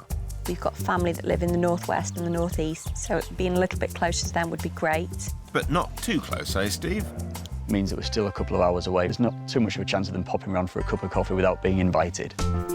Wonder if Steve will still be saying that when there's a babysitter needed. Sally certainly isn't planning on compromising their active lifestyle. We'd like lots of nice walkways on the doorstep so we can take the dogs out across the fields, places we can cycle round, hopefully near some stables where I can do horse riding. But it's not all play with this pair. Steve's work in the drink industry means that he has a couple of important criteria. It's absolutely crucial that I have a space in the house which I can use as an office or a study. Preferably with a better view. And that's not all. I must have a good local, I must be able to go on the Sundays and read my newspapers and take the dogs with me. Purely for research purposes, of course. It'd be lovely. Steve and Sally were searching on a budget of 550 grand, but with a baby on the way, they're being careful and have dropped to 475. With a new search location nearly 90 miles away in the villages around Stratford, it's no wonder this search has stalled. So guess who the pressure's on now? Congratulations. Thank Congratulations. you. All changed. So you're due in about 2 months. Yep, just over 2 months. You've left it a little bit late to call me, I might just add. I mean, what's been happening over 18 months? Why haven't you found something? We've got quite a strict criteria on what we'd like. Maybe we need to be a little bit more flexible. Would you do work to a place? A little bit, but we're not very good with handiwork. Very good at knocking things down, not necessarily good at building them back up again. So I think it is quite tough for people to search for a long time in one place with a particular budget, to then move it to a relatively unfamiliar area and reduce the budget while still thinking, I'm going to get everything. we would probably need your help to guide us in the right direction and tell us where, if we are being a bit picky, we may need to compromise. We're certainly professors of the science of compromise. I just hope these two turn out to be model pupils. With their budget of 475,000, they'd like a 3-bedroom character house with office space, a big garden for the dogs, and ideally a village pub for Steve. While I was on the hunt for a good local in Warwickshire, Kirsty was on a search of her own 40 miles away in Northamptonshire. I'm with Rinku and Sundar, who got hitched 4 years ago.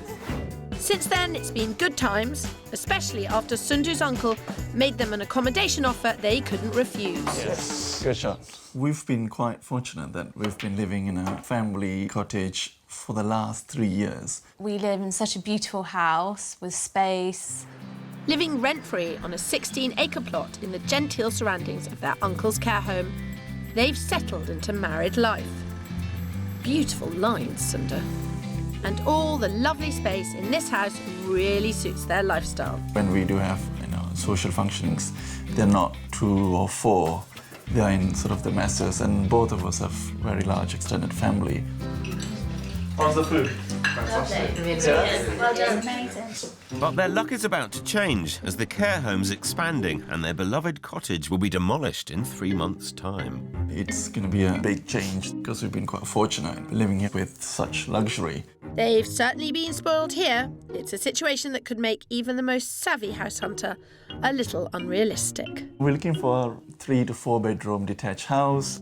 1 bedroom would need an ensuite. 2 or 3 reception rooms. The study. Bit of garden. Off-road parking as well. Well, at least they know what they want. We're happy to kind of go in and renovate if we have to. I should hope so too, but I think these two may still need a bit of a reality check. So you have been living in the lap of luxury ever since you got married. Mm-hmm. How many properties have you actually been in to see? I've only seen 2, and then I gave up. I've struggled, but maybe Sunda's more realistic. Sunda, how unrealistic do you think your wife is? She can be very unrealistic at times. After a week, I do get over it. I think we've got to get the torture started, because the sooner we break into the reality of what we can get, the sooner we can get to the other side of that. Yes, time is ticking. We better start.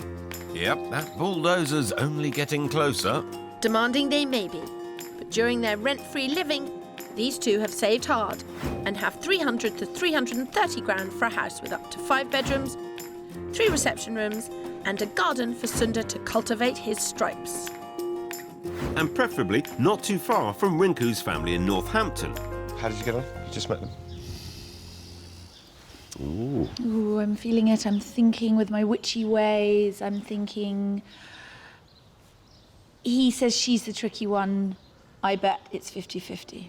I'm feeling a little bit hard done by because they've been searching for 18 months and now they've given me a timetable of 2 months before the baby arrives. You know, they're never going to be in a new home before the baby arrives. They're just taking you out for a ride to see if you can find them something they couldn't find. I'll be able to do that. Yeah, clip clop. Come on, Phil, giddy up. With that vote of confidence, it's time to trot off to my first property. I'm taking Steve and Sally 7 miles south of Stratford to the village of Upper Quinton, and I'm confident this charming chain-free house on the edge of the village green will work for their tight timescales. 16th century, detached, it's quite a big house. What are your first thoughts? It's very picturesque. It's lovely. It's nice. I like the area. All we can hear is bird song. Hope the inside gives them something to chirp about. Indeed it should. Both reception rooms are packed with traditional features. The 4 bedrooms are perhaps a bit small, but that's the price of period. For the man who needs to work from home, Steve will love the study, complete with view of a south-facing garden. And it's bang on budget at £475,000. Straight into a big reception room. How do you feel about this in terms of its character and size? I like the beams. I like the fireplace. I agree, yeah. It's lovely. Very nice feel. Good. Good start. And through to the dining room. Another fireplace. Yeah. Lovely. And it leads through to the kitchen. What do you make of that? Nice farmhouse kitchen. Probably needs a little bit of updating. Yeah. It's just a little bit smaller than I probably hoped it would be. Hopefully the upstairs will seduce them. This is the master bedroom. Nice and light. Slightly smaller. We'd struggle to get our furniture in here, definitely. You could open it up, where there's a shower through there. Okay. So you could open it up, but you'd lose the shower. They're struggling with size, but seem to be forgetting that the one thing that's got smaller is their budget. Might need a new bathroom in here, but at least it's got a shower. Sally and Steve have got a very long list of requirements. There's no doubt they've got themselves in a bit of a pickle in terms of timing, and I'm not convinced that that has actually hit home yet. It's nice and light, but you have to watch your head. This house delivers on character and location, but I suspect the space they can get on their new budget has been a surprise. I really like the property overall. Nice character. It looks good from the outside. The location is lovely. Yeah, very good. What did you think of the bedrooms? My initial thoughts were they were small. Storage probably lacking a little bit upstairs. A couple of things need updating. But yeah, it's nice, isn't it? Somehow, I don't think nice is going to cut it. Yes, more space needed, Pip, and that means more searching for you.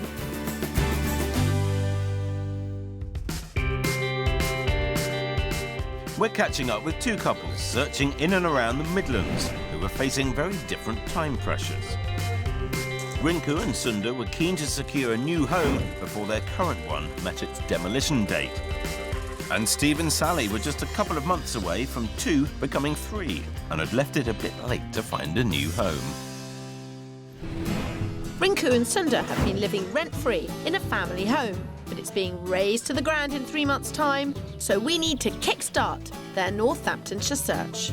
Crick, with its traditional properties and country village feel, is one of their top locations.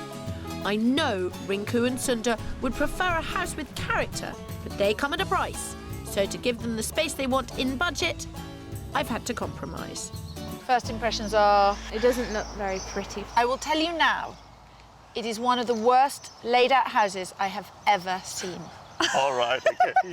That's a good start. Yeah, it's a good. But it is not a problem. So we're going to stand here for a second and we're going to say, after me, anything is possible. Anything is possible. I will reject all my prejudices. I will reject any of my prejudice. Right, okie doke, brilliant. Let's go! A novel way to start a viewing, Kirsty. I think those expectations are well and truly lowered. I've got them right where I want them, because this house is a development dream. With just a few walls to knock down, it'd be goodbye higgledy-piggledy layout and hello, handsome open-plan living. Upstairs has bags of potential too. 4 bedrooms, a lounge, and there's even a dressing room. Compared to their current place, this doesn't have a lot of charm, but it has so much space. If they have the vision, it could be a brilliant buy. Priced at just under 280 grand, it's £50,000 under budget, which would leave them scope to open up the downstairs rooms. Pretend you can see through that wall. By taking down the walls between the lounge, dining room and kitchen, Rinku and Sunda would have a big kitchen living area, making full use of the French doors onto the garden. Bit more positive or negative? Honest? Space-wise, it's good. Yeah. And is there any lawn area? You can make that lawn. It's expensive, but it's not impossible. I genuinely believe you might be the people that have the vision for this house. Because size-wise, it's enormous. You have now seen less than 50% of the downstairs space. I'm not sure Rinku's sharing your enthusiasm, Kirsty. See, this is another huge room. It has the potential to be a real kick-ass house. Yeah. Tell me truthfully, are you feeling a little cheerier at this point? You probably are, I'm not. She rejected all her prejudices on the doorstep, but now Rinku's inside. It's a different story. It's the 3rd bedroom. This is the 3rd one. Yeah. It's a hard sell, this house. Most people wouldn't have the vision for it. But it is a corker and it could be fantastic. I'd only pay 150 for this because I just think it's disgusting. I don't think even we can get that kind of a deal. Hopefully Sunda feels differently. Can you, either of you, imagine yourselves living in this house? No. No. I just can't get over how it looks from the outside. I mean, certainly I'm not shy off the work and, you know, what's involved, but I do want to have a lawn. In terms of space and light and potential, this sets a very high bar. Looks like this one isn't enough of a Bobby Dazzler. But some lucky person is going to get a whole lot of house. And I hope Rinku and Sunda have started to understand what their money can actually get them. Over in Warwickshire, Steve and Sally weren't tempted by my first character house in Upper Quinton, so I'm taking them to Warmington, another lovely location with village green, pond, and something else they've asked for right on the doorstep. Steve, I remember somebody saying they wanted to be near a village pub. Well, there it is, about 2 doors up. You can't get much closer than that, thank you. And that's the house that we're here to see. Fantastic. Looks lovely. If the last house felt a little dated, then this stylish cottage with 2 reception rooms and 3 double bedrooms should have all the bling they're after. There's no 4th bedroom for Steve's home office, but this loft has bags of potential.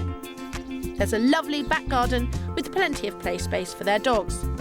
And priced at £450,000, it's 25 grand under budget. This is lovely. Lovely, isn't it? Absolutely. Yeah. I love the doors that open outside. It's got a nice feel to it. Spacious. It's exactly the kind of thing we're looking for, isn't it, kitchen-wise? It's an easy room to love. But the garden might take a little more vision if that 18-month search is going to end here. You've got the nice kind of sun trap with barbecue and a bit of entertaining social space. Lovely. But it leads through, and there's grass and sheds and trampolines and what have you Goes on down further there. back. How do you feel about this? It's an odd layout, actually. Yeah. The actual Could be a size of it's project. good. I've got to confess, I agree with you. The size of it is quite good. The layout is a little... Might need a bit of just, tweaking. Yeah, it just takes a bit getting used to. Yeah. But upstairs, I don't think there will be any problems with the layout. Oh, this is very nice. Very nice. Very nice indeed. And I've got a master plan to create that study space for Steve. Converting this loft to create a large bedroom, including the staircase and dormer window, could be done for 20 grand. It'd be a smart solution for guests and add value in a location where decent-sized properties don't stay on the market for long. I see this more of a guest room and ensuite rather than an office. But if you were to change the roof and push that out that way, you'd enjoy the view. Yeah. And you'd have a lot more space. No, good idea. But it's going to cost more. Yes. They're saying all the right things. It's got a nice flow to the house, hasn't it, from the kitchen straight through. I like it. But I think Steve really wants that office, and I'm not sure extending the loft is quite what he had in mind. The fourth bedroom is obviously the major factor here. So in order for it to be somewhere you could expand, it would necessitate doing the loft? Yeah. Yeah, I think we'd have to do that. Well, food for thought, anyway. Yes. They don't sound ready to commit to this one, Phil. Nope, and right now, I'm just hoping they'll be ready to commit to any house. Over in Northamptonshire, Rinku and Sunda have between 300 and 330 grand to spend on their next home, and I'm sure they'll fall for my next charming house. Morsley is a modern village 14 miles north of Northampton, made up of more than 900 new-build properties. But I'm not sure how Rinku and Sunda will feel about being a little further out, so I've called in some moral support.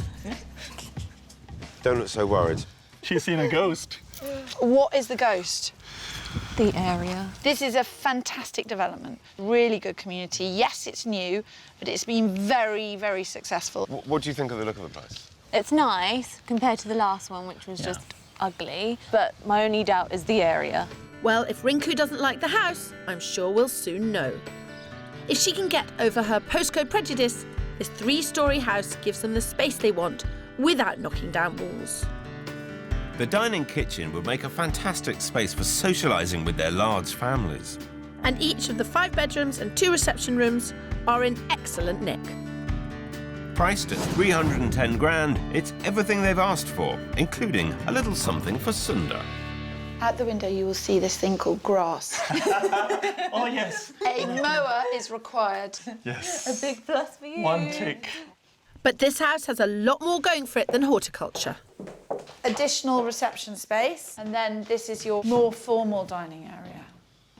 What are you feeling? Inside, I can't fault it at this stage, but still at the back of my mind, I've got the whole area. I am going to take Rinku upstairs. Keep at it, Kirsty. She's a tough nut, but Rinku's starting to crack. From the back here, you get a really good perspective of the house and quite what a size it is. It is very generous. Plenty of bathrooms, plenty of wardrobe space. No, that will win Rinku over, hopefully. Yeah. Is it taking a little while for her to adjust to being out of the comfort zone? Definitely. She needs to take time buying houses. It is quite stressful for everybody. Yes, most often for Phil and me. Look, he's got really big furniture in here. And then here we've got dressing area and your shower room. Really good space. Really good space. Yeah. Oh, you're looking very cheery. No, I'm feeling a little bit better now. Oh, good. Yeah. I am feeling a bit more positive. It seems Rinku is really coming round to this place. This is another bathroom. Wow. You'd have to get rid of all this. It's a bit old school. Well, you know, it's just the tiles. Yeah. No, and the bathroom. Renovation talk is good news for their search, bad news for Sunda's weekends. Such a strong house, this one. The area. But it's a good area. Oh, It's yeah. just she doesn't know She's just the area. unfamiliar with it, so it's going to take a little bit of time. It's got a lovely atmosphere, this place. Maybe that's you and your magic wand, Phil. You've just come in, waved your twinkle dust around. It tends to happen, doesn't it? Yeah, I must admit it does. So has the fairy godfather's spell done the trick? The house certainly have a lot to offer. Yeah, I just need to get my head around the area. Maybe I'm being a bit vain, but I'd need to check with other people to see what they thought about Morsley. We just need the advice, perspective. You've got the advice. No, I I know where you're coming from. All sorts of new areas can have prejudices against them. At least it's pretty from the outside. So that's a plus. There you are, that was a good start. I'm leaving relieved, not just because you've seen a lovely house, but Kirsty's actually talking a whole bunch of sense. If you say for a change, you will be in a lot of trouble. It's making really good sense. Pearls of Allsop wisdom, always available, Pip. No charge. I'm midway through Steve and Sally's search, and as my third house, north of Stratford, in the village of Wootton Wowan, is also the biggest, I'm bringing Kirsty and her pearls of wisdom along with me. With walkways and paddocks nearby and a great gastropub in the village, this location is perfect for their lifestyle. Now, this is a lot more house for a lot less money. It doesn't quite have the character or the finish, but the position is great and the size is great. I think it looks quite nice. I like the setting, lots of walks on the doorstep. This house is not as smart as the last, but it does have 4 bedrooms, so all the space thereafter inside, plus a truly stunning garden. The interior, which needs a little TLC, may not appeal at the moment, but I'm confident the price will. At 425 grand, it's a whopping £50,000 under budget. Come on into the main room. What do you feel? It's a lot bigger than I thought it would be, actually.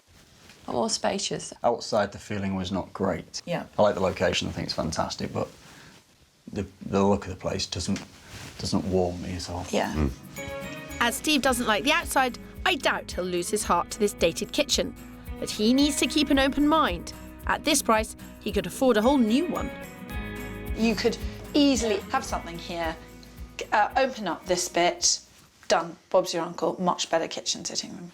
I mean, there's a lot of space out there. There's a lot of space and out a lot there. of light. It's worth thinking about, isn't it? Steve's gone a bit quiet. I'm not convinced that he has grasped the urgency of this search, but I think Sally may be seeing the potential. This is the master bedroom, which is actually really good size. It's decent size, yeah. Have you seen prices differ in the time that you've been looking? They're creeping up, yes. Yeah. That's the thing that worries me. Babies can be kept in chest of drawers and born anywhere. You could find yourself 6 months from now looking at things which weren't as good as the things that you're seeing now. Trying to stay calm. That's very good. But let's not forget we're 3 houses down, and sometime soon one of these 2 needs to make a decision on a property, or their baby might end up in that chest of drawers after all. It's very strange. From the front of the house, I was very sceptical. The back of the house, the garden, it looks significantly... No, it's a different setup altogether. How are you feeling about this baby business and moving house at the same time? I think it'll be a challenge. Sally seems quite relaxed about things. She seems quite open-minded. She's taking it very in her stride, yeah. Yeah, it's really good. I think the house thing's probably stressing me out a little bit more than her. I think she's on baby stress and I'll take the house stress. Yeah, there's a lot to happen all at the same time. Yeah, I think we'll have a lot more luggage. You will have a lot more I need more luggage. storage space than we've currently got. Well, Steve, then this house, the biggest we've seen, should be just the one for you. Sound advice from a seasoned pro. All right, sweet cheeks. How are you? I'm a little bit confused. No, I don't think it's confusing. I think that they don't have the urgency. You would have thought if they were having a baby, there would be some urgency, but I don't feel it. Wasting my time. That happens quite often, though. And these 2 don't have much time to waste. Well, the dogs would like it. There's lots of space, isn't there, for them running round. It's nice and safe as well, isn't it? Contained for the dogs and the baby. Yeah, they'd love it here. It's the first house we've seen with some proper garden. Fingers crossed their wander round has helped them to get the measure of this massive plot. How are you doing? Yeah, good. Overall, certainly warmed up. Into it a bit. Certainly warmed up. Are you still looking for the thing which really knocks you between the eyes? I'd love to be knocked between the eyes. Well, not something to say to Phil right now. Thank you. I'll do it for you, Stary. I'm not sure you're allowed to do that, Phil. OK, gloves off, back to the matter in hand. So it looks like this one could be a strong contender, but only if they're willing to do the work. And that will take time. And time's a-ticking. This week, we're back with 2 couples in the Midlands who are both racing against the clock to find their perfect home. Steve and Sally were expecting a baby, while Rinku and Sunda were expecting the bulldozers. Rinku and Sundar have been living for 3 years in a place owned by their family, but it's set to be demolished in 3 months' time. They've seen 2 houses. They hated the look of the first. This will need to be ripped out completely. And the location of the second. At the back of my mind, I've got the whole area. So I'm pulling out all the stops with a handsome house in Cold Ashby, a location Rinku likes. But it's my last chance and even the weather is against me. I think it has got everything they want. And I'm really crossing my fingers. Good morning. Morning. This stylish 5-bed home has all the space they've asked for. The kitchen diner and sitting room, which look onto a lovely lawn, are perfect for entertaining. And should they need more reception space, there's a separate annex in the garden. But getting everything on their list in a charming location doesn't come cheap. Priced at just under £325,000, this house is at the top end of their budget. What are the feelings on the location? Positive. Positive. Nice location. Yeah, compared to yesterday, I feel more upbeat. Thank goodness, because for some reason I don't cope well with failure. Kitchen? Really nice. Very nice. Spacious. Yep. And I think the mood is only improving, Kirsty. This is actually a really nice big room. Yeah. It's got a proper fire. Lovely fireplace, yeah. Could work. Be good to see what upstairs have to offer. Go and have a look upstairs and then shout if you want anything from me. Okay. Hopefully upstairs it will stay upbeat. Bedroom number 1. It's Ensuite, that's what we wanted. nice. Got a lovely view from here. And garden's a good size for you to maintain as well. But all this space costs, so that means compromise. What about financially? Yeah, we'll have to just see what we can do. Maybe less shopping for you and less takeaways for me. No holidays? Yeah, no holidays for 2 years. No, 1 year. For 1 year, yeah. 1 year I can handle. 1 year. Looks like Rinku has negotiation skills to match yours, Kirsty. It's a good, strong house. Part of me thinks when you're young, you should buy the one that might be available around 250 and do it up. But that's just me. I'm really an old skinflint. But I think these two want to seal the deal on this one. I think it's a sign from God, isn't it? But not without a little advice, of course. Mum, it's me. Can you come at 1 o'clock then to see the house? It's really nice. Uncle's just said yes, he can make it as well. Excellent. So that's good. So, what do you think, having seen upstairs? Amazing. Honestly, it's so nice. I just feel like it's our house that's just been plotted in this village. I'm 100% as long as when my mum and uncle see it, then I'll feel happy. I think we've nailed it, but this search was tough enough when there were 2 to convince. Now it's 4. Is it double trouble for me? You'll just have to wait and see, Kirsty. But with the location, the garden and all this space, I think Rinku and Sundar's family will be struggling not to fall for this place just as hard as they have. This is the kitchen diner. That's really nice, isn't it? A lot of light, isn't it? A lot of windows that brings the light. Yeah. A house this size could very well last Rinku and Sundar and their relations the rest of their lives.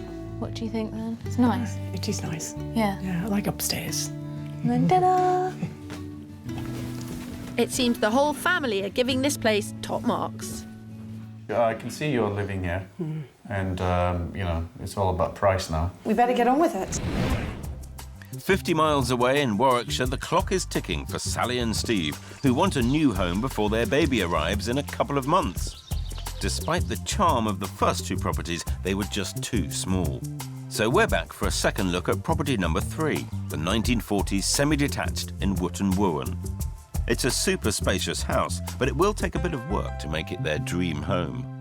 I'm still not sure quite how this is going to go. It's not quite what they had in mind, so whether they'll actually be able to commit to it today or not, only time will tell.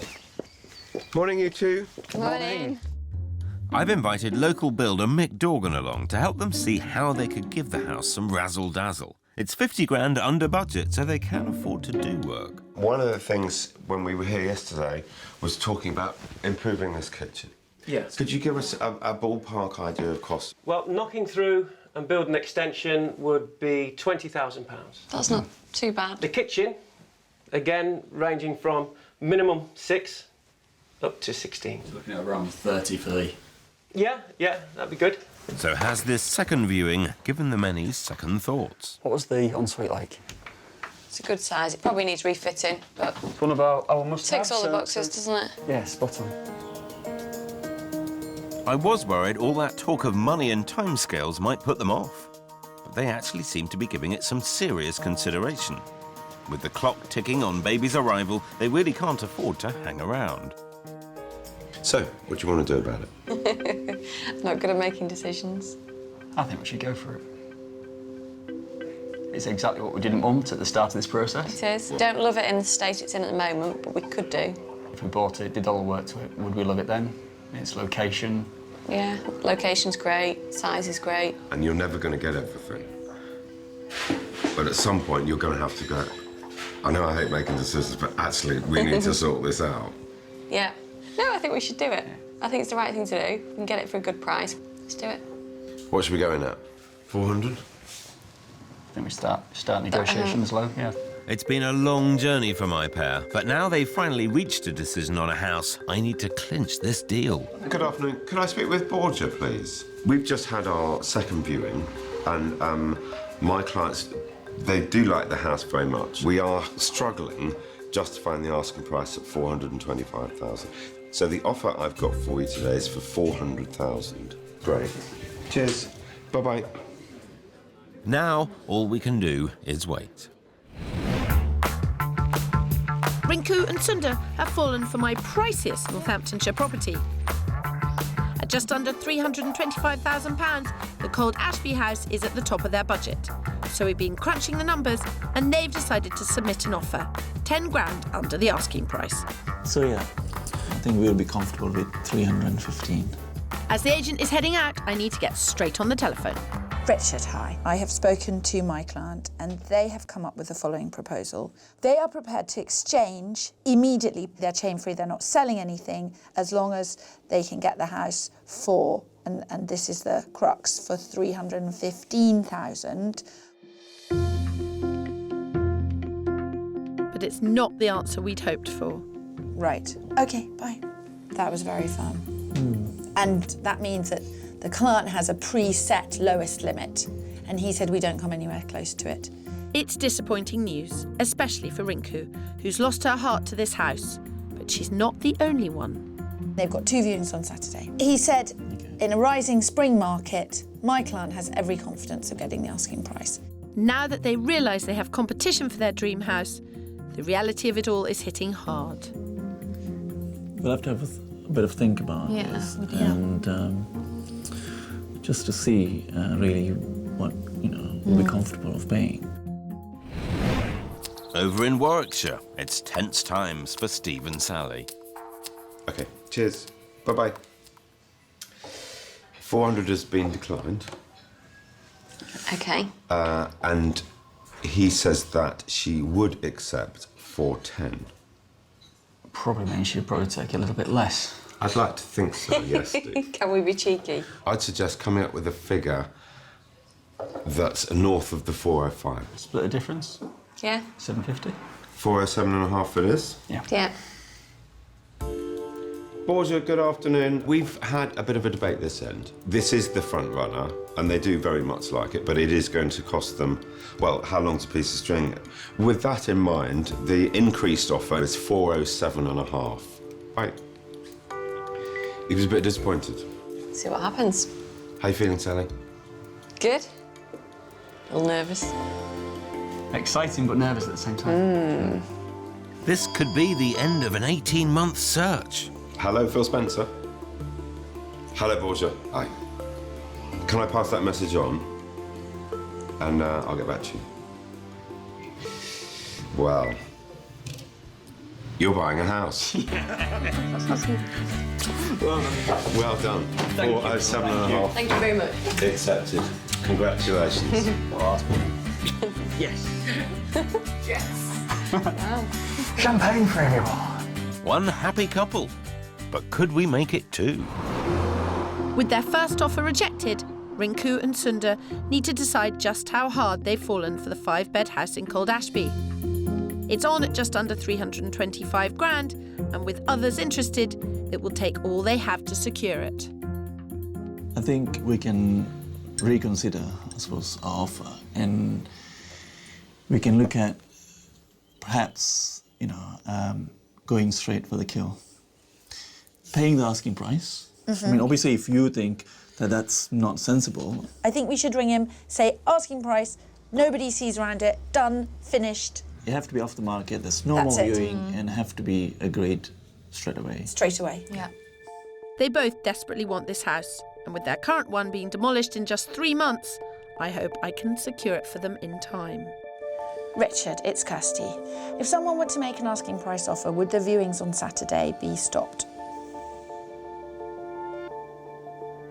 I would like to officially make an asking price offer. Right.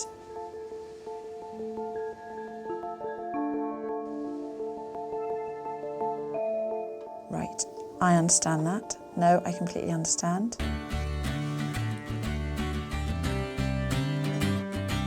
Okay, bye.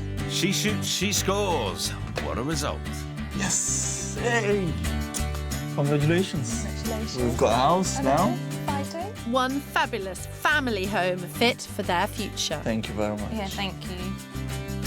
2 dream homes for 2 lovely sets of house hunters. And just in the nick of time before the bulldozer and the baby arrives. Well, almost. 10 weeks on, Steve and Sally are still renting. But things are proceeding smoothly, with planning permission already granted for their renovations. As of 11 days ago, though, they no longer have just a bump. Now we've got our little baby Dexter. Very small little fella, but perfectly formed, as they say. Causing lots of chaos. Loving it. They hope to exchange very soon and move once they've extended out into the conservatory to create an open-plan kitchen and living space. I think what Kirsty and Phil showed us is what we could actually do with the property to change it. Having somebody else help us points in a direction which we wouldn't have looked at otherwise. So it was a massive step change for us, which was a real benefit. Rinku and Sundar's sale went through without any hitches, and the couple got straight to work, putting their own stamp on the place. All the decoration with the painting and the wallpapering were done with friends and family. Almost a year on, and the couple are all settled in. We've made quite a few cosmetic changes. We painted the whole house, we changed the carpet, changed the flooring. We made a few amends in the kitchen, such as worktops and sinks, and obviously feature walls as well by putting wallpaper in the living room and the master bedroom. And Sundar's been putting his green fingers to the test. Garden was very important for me, and when we walked into this house, I was pleased to see some green grass outside there, unlike the first house that we saw. Obviously, it's an ongoing project, should we say, to make it greener and healthier than what it is. But it's not just the decorating and gardening that's been keeping them both busy. Daddy. 7 weeks ago, Rinku gave birth to a beautiful baby boy, Rowan. Having a baby is a new experience for both of us. Look at you. What are you looking at? I'm currently on maternity leave for 6 to 9 months, which is a great time to spend with a baby. And Sundar managed to take some time off as well, which was great. It's been an absolute joy. Really enjoy it, so happy, and he's a beautiful baby as well. With one of the 4 spare bedrooms earmarked for Rowan, Rinku's already planning on filling the rest. Hopefully one of the rooms will become my walk-in wardrobe. That's my dream, basically. Nice to see some things haven't changed. So we definitely see this as a long-term house, at least 10 to 15 years. At the moment, we have a new arrival who's 7 weeks old. Hopefully in the future, we have a couple more to fill the house, shall we say. One more. Nice try, Sundar. Best wait for the baby dust to settle first. But of course, family is particularly important to these two, and getting their seal of approval on the right house was crucial. And now that they've moved in, it's great to see it's still getting the thumbs up. The family loves this house, actually. I think Since we've moved here, people have come more often. Family is the most important for both of us, and we like to have them around. So the space is vital for us, really. We've got babysitters on the doorstep. We've got Sunda's family down the road and my parents as well, which is great. I think that without Kirsty's help, we'll still be searching for a property, and even if we did, perhaps we might not have found such a lovely house in this great location, and we couldn't have asked for anything more than that. Lovely to see this couple now settled as a family. And a year on, I can't wait to see if Steve and Sally are just as happy.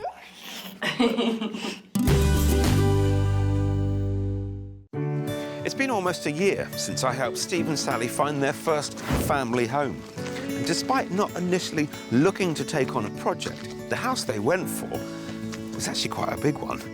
And I can only imagine that after the arrival of their baby boy, life's been pretty manic. Steve and Sally were quick to recognise the potential on offer with this house for its price. Very well. How are you? Good, thank you very much. Nice to see you both. But to get it the way they wanted, they faced juggling a new baby with a big building project.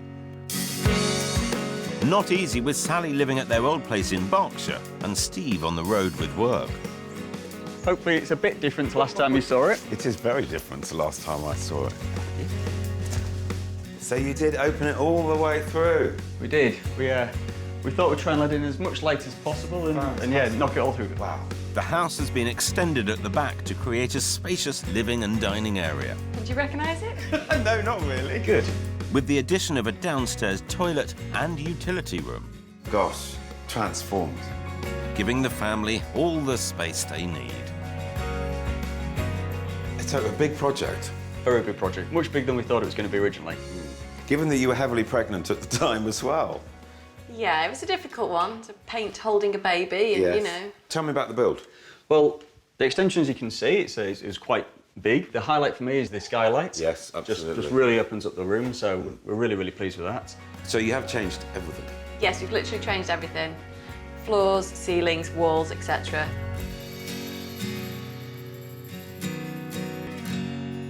How long did it take?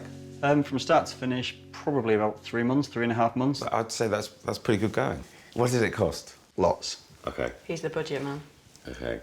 I'm not surprised, because it looks absolutely stunning. And we did manage to buy the house quite well on a budget as well. We did. There was money there to spend, which we knew we'd spend, but we spent it all at once.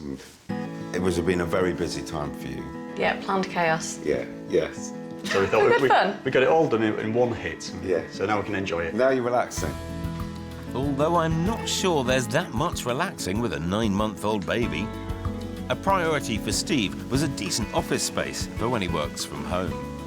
I've ended up here with a great view of a hedge. Well, you've got a view. So it's not quite the countryside I was looking for, but it does what it needs to do. Yeah. And you're still working from home 2 or 3 days a week, are you? Yeah, probably a couple of days a week, then I'm away a couple of days, so that hasn't changed, which means But it's nice when you're home, you know, Sally and Dexter here as well. Oh, it's fantastic. It was pretty tough when I was away when all the building work was going on. Just because you want to be on top of it all the time and you can't be. You had plenty of boxes. It ticks up most of the boxes that we had for you. You have ticked. Mind you, of course, the one that you didn't have was a big building project, which you did end up taking. That was a whole box I didn't realise we wanted, so yeah, thank you for that. That was great. Well, it's worked out well. We think so, yeah. We're happy. Of course, the main reason for Steve and Sally's move was really about someone I've still to meet. And here is the man himself. Hello, Dexter. It was all about you. Kirsty was worried you were going to be living in a cupboard drawer or something, wasn't she? No, he's got his own room now. Is he doing well? Yeah, he's doing really well. He's growing day by day. And you're nice and close to parents? Oh yes, parents are here quite often. So actually, it's all fallen into place. Yeah. Took a bit of time, cost a bit of money. Got there in the end. Good for you. Can I have a cuddle? Will he cuddle? Is he cuddling? Oh. You still seem lovely. It was a big move for Steve and Sally with a new baby to a whole new area, but it seems to have worked out. Here they've got the countryside setting, great transport links, and of course, a decent pub, which I'm happy to test. This is where we did the deal, wasn't it? We did ask you for the pub, didn't we? Yeah. So you gave, you delivered. I did. Your wish was my command. It was massively important in the first few months because we didn't have any phone line at the house or Wi-Fi or reception. So I was able to come here legitimately with my laptop and do some work and get the Wi-Fi reception. So it's spot We on. believe you. We believe you. And how have you found settling into a new area with the baby, and how's that all gone? Yeah, really good actually. I've met lots of people going to baby groups, and Dexter's out swimming. He's got a great social life. He's out doing all sorts of things every day. Given the year that you've had and all that you've learnt along the way, was it the right decision? Yeah, I think we'll be here for certainly for the foreseeable medium term. Yeah. It feels a bit like the circle of life, I think.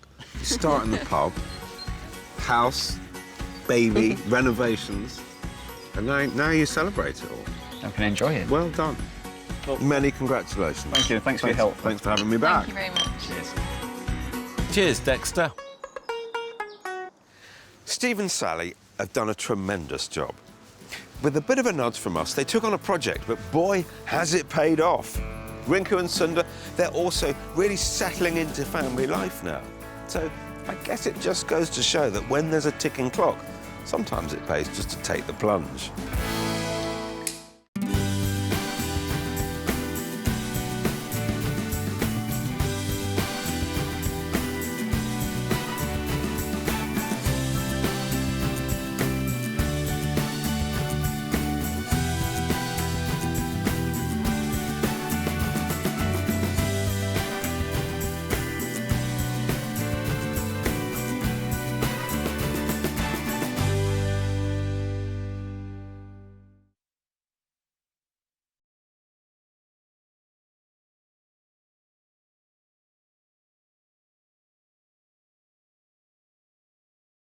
This week, we're back with two uncompromising couples. One who couldn't agree on what they wanted. Rumour has it you've got a bit of argy-bargy this week. I really do like it.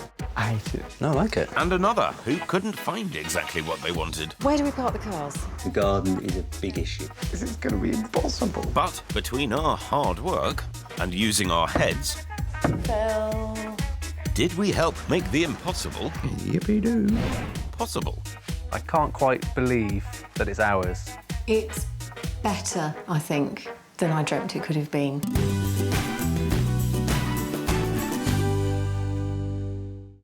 This week, we're catching up with two sets of house hunters, both of whom were armed with uncompromising sets of requirements. From gardens to garages, houses to apartments, it proved to be a tricky tale of mayhem in the Midlands.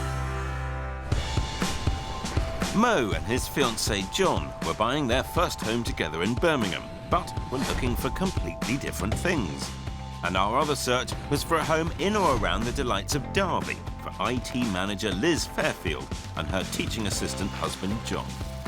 Adrenaline junkies with a passion for the outdoors, they had kayaks, canoes and 6 bikes to their name, so it was no surprise that their old house was bursting at the seams.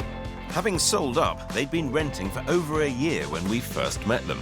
We cycle, we walk a lot. We've done some high-grade trekking in the mountains. I run a lot. John will come with me occasionally, won't you, dear? But not as a rule. And a long-time hobby of mine, kayaking in its various guises, whether river, sea or surf. All that talk of sporting prowess and the sight of that garage stuffed to the rafters is making my head spin. So it's nice to know that Liz's love of the outdoors includes a few gentler activities closer to home. Well, I love gardening so much that essentially we're looking for a garden with a house in it. I used to hate gardening when I was a child, because as a child it meant weeding and doing as you were told. But once I got a house of my own and I could actually potter out there and do what I wanted to do, I really got a love for it. And I've taken on the role of weeding and doing as I'm told. These two are desperate to live the good life, but living in rented accommodation means they're limited in what they can do. It's time for me to find out why such a proactive pair still haven't found their perfect pad. Why 18 months down the line do you think it hasn't happened? We've walked away from 3 or 4 otherwise excellent houses because of the road noise. Obsession with road noise is my thing too. We've got the desire for a large garden, the need for the storage, and we got the road noise. Is that our sort of triangle of desire, as it were? That's the starting essentials, yeah, absolutely. Yes. Oh, John, that makes my heart sink. That's the starting essentials. The storage doesn't have to be there. if there's room for us to build it. So we're not scared of renovation or building work. It's what we want to end up with what we've defined. We don't have to find it all to start with. A dynamic duo undeterred by demolition work. I think you may have met your perfect match, Kirsty. Why am I not feeling quite as optimistic as you, Phil? Liz and John could stretch their budget upwards if they find the perfect property. But ideally, they want to spend £360,000, and for that, they want a huge garden, preferably south or west facing, and a detached property in Derby with at least 3 double bedrooms, tons of storage space, and absolutely no road noise. Our other couple was struggling to agree on what they were looking for. Business analyst John, town planner Mo, and their 2 cats were renting in Harbour, one of Birmingham's prime locations. The couple loved the area's villagey feel and cafe culture, but didn't have the budget to buy there. When we first met them, they'd viewed over 20 properties and discovered they disagreed on absolutely everything. There's a couple of things, I think, fundamentally that are stumbling blocks for us. How many bedrooms we need? 2. So I'm quite happy with 1 bedroom. I'm looking for more of a suburban feel to where we live, not in the thick of things in the city centre. And I'm probably looking for completely opposite. Oh dear. It sounds like you're going to have a tricky week, Phil. Ideal property for myself and the cats. Oh, and you. Thanks for that. It'd be a house on the ground floor, a little garden. It doesn't have to be massive because I'm not very good at gardening. I'm quite happy to accept that actually I need to start on the ladder and then work up. Whereas I want it all now, basically. With all these disagreements, it's no wonder their house hunt has stalled. This is going to be one tough search. In this search, neither of us are willing to compromise. I honestly don't know how Phil and Kirsty are going to help. John's perfect pad is in the centre of town in the jewellery quarter, while Mo would prefer to live a couple of miles out, in Edgbaston or Moseley. Sounds like a spot of couple counselling along with the house hunting for me this week. It strikes me that the only thing you agree on is that you want to be together and you want to buy a property together. I think your expertise is going to be the guiding light for us. Expertise in knocking your heads together, I think, might come into it. You've been out, you've seen a lot, so therefore you should have learnt a lot. And you haven't been able to kind of work that through amongst yourselves. Are you going to be able to do that now? It's almost a reality check for us as well, so it's a crunch point for us, I think. Yeah, it has to work. Come on, we'll make a start. Best foot forward.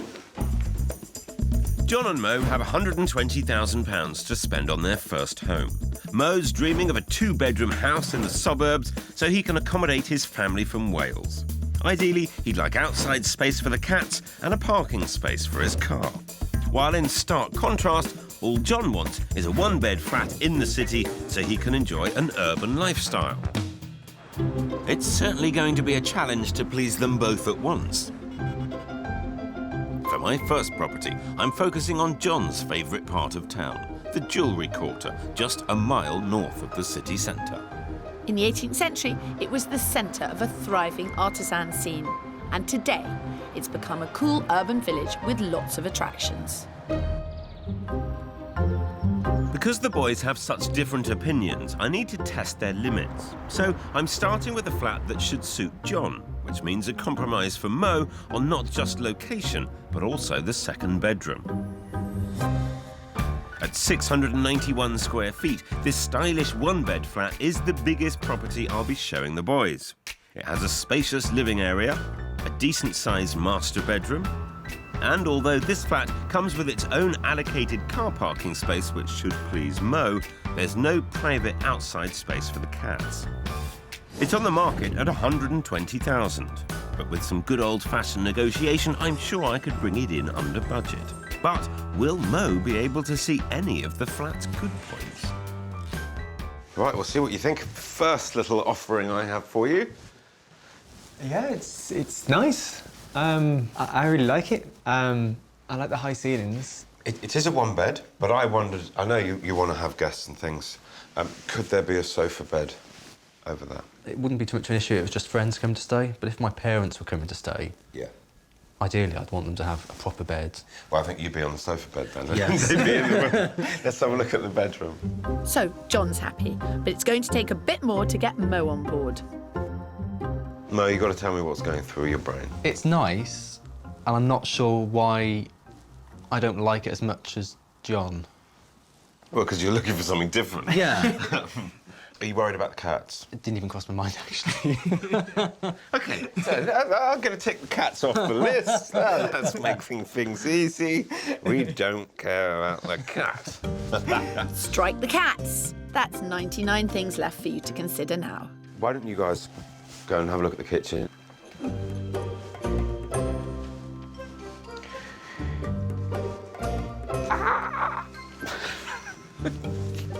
This is going to be impossible. Absolutely impossible. I like it. I guess you're not quite so keen, are you? I like the space, but I'm not sure I like the flat. Unsurprisingly, John likes it. It's a cool flat. But Mo, he doesn't even like any of it. Not even close. It's going to be a fun week. Yippee-doo. How'd you get on? If this had the second bedroom, I think it would feature quite highly. I'm not sure why, but it just doesn't have... The second bedroom? Well, second bedroom, but it doesn't have the feeling for me. Well, I've definitely got the feeling that finding one home to please both these guys isn't going to be easy. Oh, I do love a challenge. This week, we're catching up on the stories of two very different property searches. In Birmingham, John and Mo were struggling to agree on anything. Whilst in Derby with John and Liz, the house was the least of our worries. He wants a huge garage for the equipment that goes with his hobbies, and she longs for a peaceful garden. But where are they actually going to live? We're starting just outside Derby, which has rolling countryside right on its doorstep, so it's easy to see why my active pair love this location. In my quest to find John and Liz a garden with a house in it, I'm stretching our search. We're heading to Kilburn, 9 miles north of the city. And just in case they have a paddy about the postcode, my right-hand man is here to help. Ooh, I know. Ooh, I like the look of it too. There's something really attractive about this house. It's a nice window. It's a very nice window. It's a very nice garage. What do you both think of the look of the place? It's a very pleasing appearance. Yeah, it's certainly very pretty. How do you feel about distance from Derby? It's probably a 45-minute bike ride. Yes. I think I'd just have to have a look at a map and see just where we are. It's sometimes not so much the distance, but how you cover it, what the roads are like. How safe it is. If they're prepared to give this location a go, I think this quirky house offers everything they're after. It's got 3 bedrooms, a double garage, and a massive 10,000 square foot garden. It's on at £310,000, which is 50 grand under budget, leaving them plenty in the pot to give the inside a bit of a makeover. Initial feelings coming in? It's so completely different from anything I'd imagined. Exactly. It is big. It's big. It's a generous, sociable house. Well, I like milling about space. Somewhere you can stand and chat with a drink. There's lots of room for that. Tell me now, which bit are you curious to see next? The garden. You want? OK, well, I will take John to see the bedrooms. And I'll leave the easy stuff to you, Phil, like showing off the beautiful garden. If you wanted a garden with a house in it, Liz, this could be it, couldn't it? Yes, absolutely. Yeah. I've got room for my vegetable patch and my swing and my raspberry canes and all the things I've always said I want. Okay. Fingers crossed the inside has everything John's after too. What is your feeling at this stage? The size of the place will meet the bill. Bedrooms are fine, downstairs space is also good. Well, I'd like to deliver. Yeah, but yes, in fact, it's such a difference from what we've already seen that I've still got this... Are you struggling to get your head around it? Yes. So far, so good. How do you feel coming a bit further out of Derby? The distance from Derby may be an issue. John works in Derby and He loves to cycle to work, and I love him to cycle to work because he's so much nicer to be with when he's on his bike every day. So the location is proving a challenge, but hopefully the garage will clinch it. Oh, power door. All mod cons. Yeah. I think a chap's heart could desire. I just hope it's big enough to help them get over the location. You've done very well with this. It's a great start. I think it's a very good start. I think it could really suit them. 310, well in budget. Job's a good one. Oh, fingers crossed. Early lunch. No, there's still work to be done, Phil. I need to find out if the garage gets John's seal of approval. Is it big enough? Yes, it is. It Yes, is. yes. Phew. The hesitations are the distance to Derby and...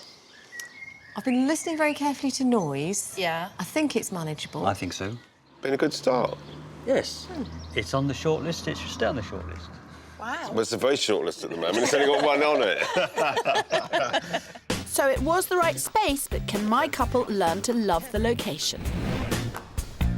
In Birmingham, I'm helping John and Mo, who want completely different things for their first home together. My next house on the Edgbaston border is a Mo property. I just hope this suburban location doesn't send John running back to town. John, you're having heart palpitations, I presume, being this far out of the city centre? No, I don't know where I am, actually, so it's really difficult to navigate. I think it's awful. Oh, you are being negative today. Come on, moving on. This recently refurbished house has 2 reception rooms and 2 double bedrooms, so there's a spare bed should friends and family stay over. There's a decent-sized back garden, which the cats and their owners could enjoy. Priced at £120,000, this place is bang on budget. So that's your front room, and then the second reception room here. You can see it's been spruced up. The layout works for me. I really do like it. High ceilings, some nice coving and picture rails. All this extra space in the suburbs is exactly what Mo's after. But what's John thinking? Yeah, I mean, this is a nice room. Could you see yourself living somewhere like this, honestly? Honestly, I prefer not to. My preference to be living much closer. He's gonna blow. You can't both have your own way. You can't do it. It's which one's going to give way, I think. Let's keep going, see the rest of the house. So the location isn't doing it for John, but I really thought Mo would be a bit more enthusiastic. This whole process must have got quite frustrating, not agreeing with one another the whole time. Yeah, it's draining. It's no fun for either of us. We just kind of want to get it done, move on and start planning other things in our life, so... But I suspect there's something else niggling Mo. I really like the house. Pick it up and move it somewhere else. OK. It needs to be a better location. It'll be worth it in the end. Oh, it will? Yeah. Just hope it's not too far away. Yes. Come on. So Mo thought he wanted suburbia, but now he's out here, it seems it's too quiet for his liking. I hate it. So... It's not for me either. No, it's not in the city centre. Something tells me they won't be sparking up the Barbie in this garden. So I suppose to be grateful for small mercies. At least they're now agreeing on one thing, which is they're not going to be buying this house. John and Liz loved the space in my peaceful property number 1, but the location was out of their comfort zone. So for my next house, we're sticking closer to home. We're in Littleover, a popular Derby suburb they know and love. Now, this little cottage is completely private. It doesn't currently have a garage, but there's obviously a huge amount of potential Space there. in that area. Yep. Location? Perfect. Perfect.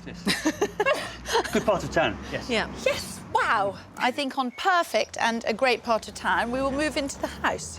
Excellent. I'm not asking for more than perfect. Crikey, I can see I'm going to have to raise my game to match that kind of reaction. You will indeed, Pip, because this detached house is bursting with potential, inside and out.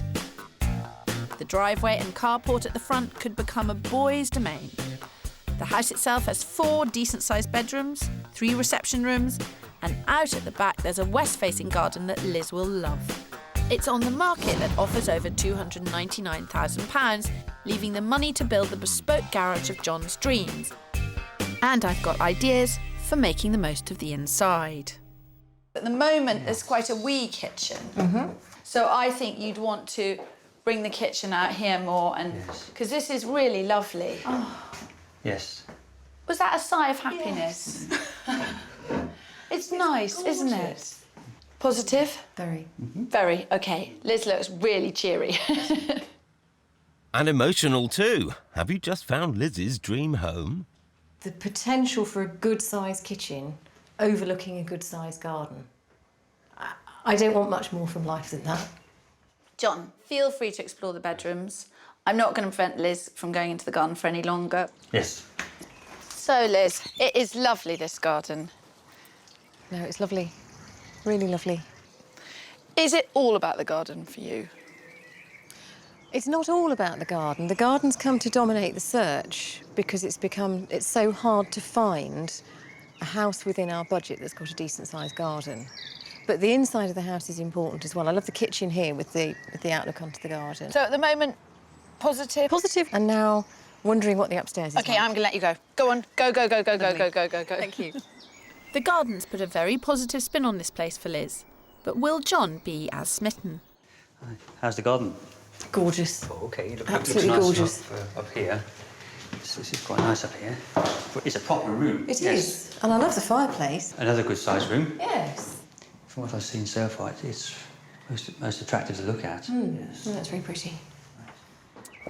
That's a real love-in you've got going on, Kirsty.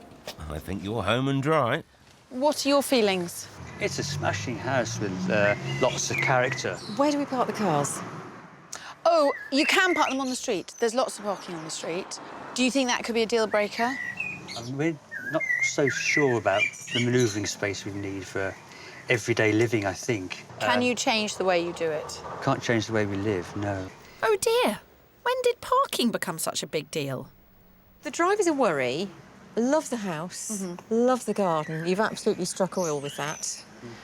So we just need to think about how we would make it work. But you can't take away from the fact it's a lovely house, and I'm really wrestling with the practicalities and what a nice house it is. So we found the house and garden for Liz, but not the driveway or garage for John. My search is far from over. In Birmingham, I'm midway through my search for John and Mo, and as I fail to get anywhere near a compromise, I've stolen Kirsty away from her mid-morning nap. Search, to help me find some middle ground. Morning, gents. Nice to see you. All well? Morning. Morning. For my next property, I'm taking the lads to Moseley. Happy about being in Moseley? A lot better than yesterday, yes. Oh, did you get it wrong yesterday? Doing something right today. So is Moseley on both of your lists? It is, yeah. It is. It is.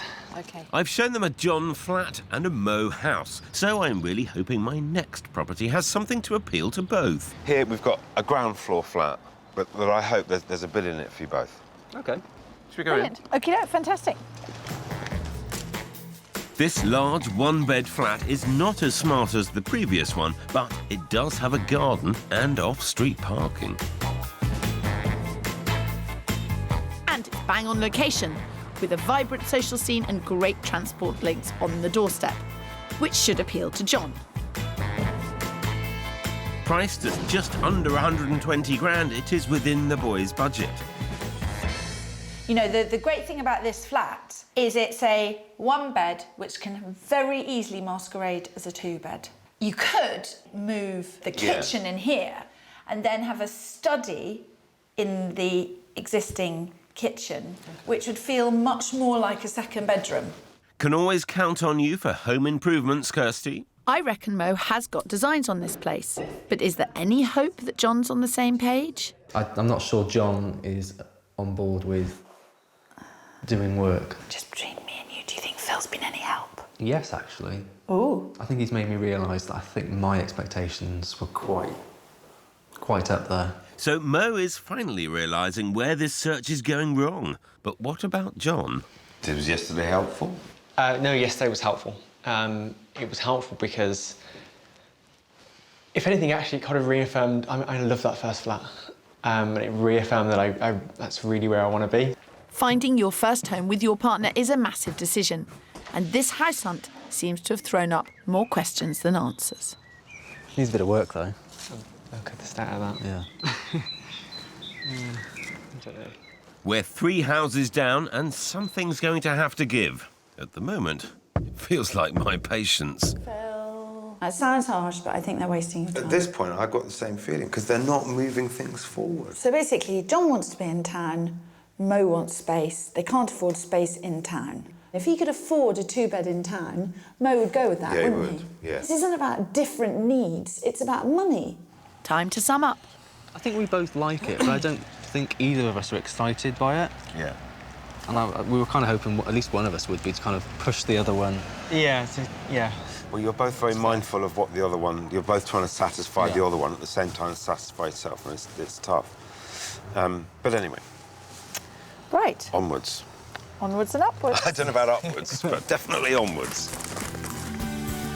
I am showing the boys the best for their budget, but the sooner they realise there's no single property that'll grab both of them, the better.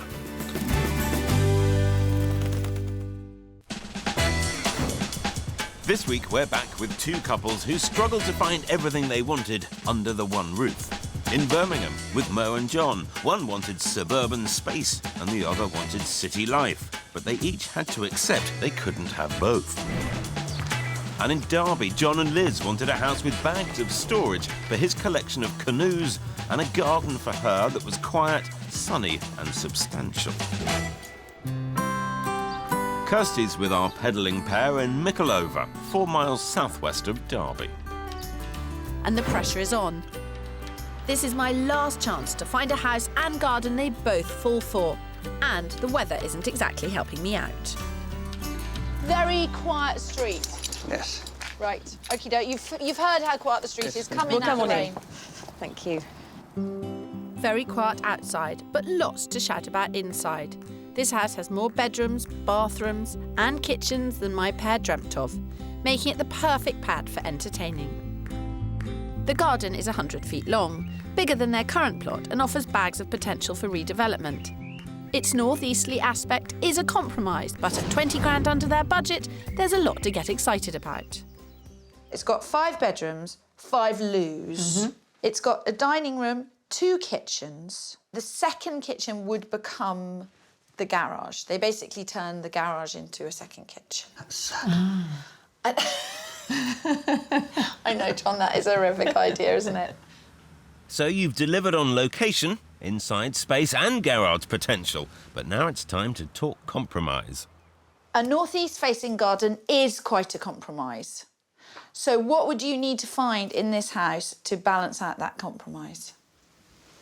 I don't know if I could actually define anything that would be good enough. Oh dear, this could be your fastest viewing ever. John, if you suddenly discovered that that had a triple garage with double height storage and an already installed pulley system, would you be pleading with Liz to ignore the fact that the garden was northeast facing? Value my life, yes. No, the garden is a big issue. It's good to see a couple stick together, but something has to give, or they'll never find a home. Kilburn's too far away. Here is a no, and the cottage is John's no. We're looking at no revisits, but you have one unresolved situation. We do. We put an offer in on a house some while ago, which was rejected. But the vendors have been in touch to say, are we still interested? This is a house you put an offer on, and so it's gone further than anything I've shown you. So I think we need to look at it. Well, there's still hope at least. And if we can get them into any new home, I'll be a happy house finder. I'll second that. In Birmingham, John and Mo have seen my properties, but I don't think I've found anywhere that floats both their boats. They've asked to meet me in town, outside property number 1 in the jewellery quarter, but I haven't a clue whether it's to rule it in or rule it out. Tell me about discussions last night. So... Quite fraught. Fraught? Yeah. There was a lot to consider last night, so we went through an awful lot of options. We had a lot of information to digest. We'd seen a lot in quite a short space of time. Yeah. Yeah, I think as we've gone through, probably location actually ended up being the most important thing.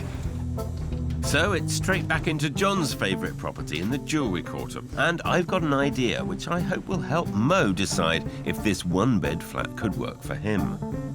It's priced at $120,000, which is at the top of their budget, but I'm confident the vendor could be persuaded to accept a lower offer.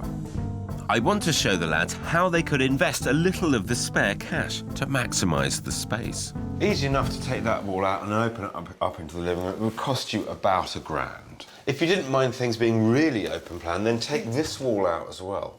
So you open the door and you are confronted by the most enormous space. And that would give it its proper wow factor. Yeah, lots of natural light. See those big windows? Yeah. Do you think it would add value or make it more sellable? I do, actually. Because that is the weak part of the property. And who wants an internal kitchen? Bringing these walls down would make this flat feel massive. Hopefully all that extra space would be enough of an incentive for Mo to decide whether he could compromise on a second bedroom. It's certainly cheaper because a 2-bedroomed pad in this patch would cost him at least another 20 grand. I'd really like it though. Take that down, part of that down. It'd just be all open plan. Could you live with it as it is? Oh yeah, for now. I'd probably give it a paint for now and maybe change the worktops. Thought-provoking? Yep, lots to think about, lots to take in. Definitely. Really glad we came to see this one. So. Yeah. Well, why don't we go and have a drink and a think, decide what you want to do. Well, I don't need to be a brain surgeon to work out that John loves this flat. But living here would mean such a big compromise for Mo on location and space. This could go either way. In Derby, John and Liz have seen all 3 houses we had to offer and rejected them all. Liz liked house 2. John wasn't sold on the parking. So the front runner is now a house they'd already seen before they called on us for help. We're heading 3 miles north of the city to Alistry, and they're taking me along to have a look. I'm keen to see how it compares to property 2. Right, very interesting. It's slightly surprising. Well, I'll be interested to see inside, but I definitely would have been unsure about showing it to you because of the road noise. But the garage is strong. Yes, I'm happy to compromise on the road. I'm good at compromising, yes. I can see why John's in a good mood. This 4-bedroom detached property was made for him. It has a decent-sized garden, ample parking space for 2 cars, and a double garage that he could fill to his heart's content. The vendor has indicated that John and Liz's 360 grand budget could secure it. Lovely light room overlooking the garden, and it's in very good nick. We wouldn't have to do anything to it. What's your feeling on this, Liz? Because we know what John's attraction to this house is. I love the garden. There's a lot that you can do out there, and it's south-facing, which is great. But now Liz has seen my charming house number 2, how will this one compare? It ought to be the right house, and it doesn't feel the way I'd like it to feel. But I can't put my finger on why. I think it's because it was a 1930s house, and it's not anymore. And it's not anymore. It's the thing about 1930s houses, they have a sort of charm. And this has been, for the most part, taken out. Uh-oh, John's gone quiet. Is the prospect of that double garage slipping away? I think the problem is that the things that are going to have the more charm are probably always going to be a slight compromise on the garage. But something that's charming and cottagey, very rarely, unless you go out into the country, have a big bit to the side of the house. This may be one of the most difficult situations I've ever come across. So sorry, Kirsty. No, don't apologise. That's very interesting. Seems even this house may not be right. I feel a little tough love from Kirsty might be on the cards. Thinking about your house hunt for 36 hours like this is helpful, but at this point, I'm no longer a help. What you've done is change the game, and I think you've made us more open-minded about what we're looking for, and I think we understand better why it hasn't been working. Let's drink to more open-minded house hunting. I definitely can drink to that. back in Birmingham, and it's been a tough search for the boys and me. But after revisiting the one-bed flat that John loved in the Jewellery Quarter and talking them through the potential to open up the existing space, Mo warmed to the place, and now they've decided to make an offer. OK, well, let's talk maths. It's on the market at 120,000, as you know. Do you have a figure in mind? Because I've done so much in terms of compromise, I want to make sure that we at least get it for a good price. I would want to get the flat as close to 100,000 as possible, but I'd be interested in your views on that. It's not going to happen. Coming to an agreement on a location and a property is a major achievement for John and Mo. But if they're to stand a chance of getting this flat, I need them to be realistic about its price. We've got to make an offer that is serious. I'm thinking of a figure about 113. John, what were you thinking? I don't know at this point. What would be the maximum you'd pay for the flat? Top 110,000. OK. If you bought it for 110, you'd be stealing it. But that's my role here, is to try and buy you that flat for as cheap as possible. Now it's down to me to see if we can do a deal. For their sake, I really hope I can pull this off. Stacey, hi, it's Phil Spencer here. I just wanted to come back to you after our second viewing this morning. John and Mo do very much like it. They have come up with a figure. The 110 is the figure that they would pay, and it is also the figure beyond which they would walk away. Thanks, Stacey. Cheers. Bye. She's going to ring him straight away and let me know. With house prices in Birmingham on the rise, there's no telling how a bid of almost 10% below the asking price will be received.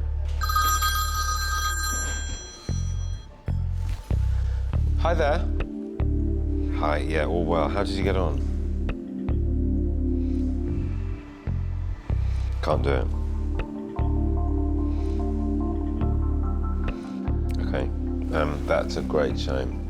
Not any good, I'm afraid. Not at 110. Give it some thought, but he's the offer's on the table, and see if he comes back to us. And I think we're in a good spot for now. We'll leave it. OK. Cheers.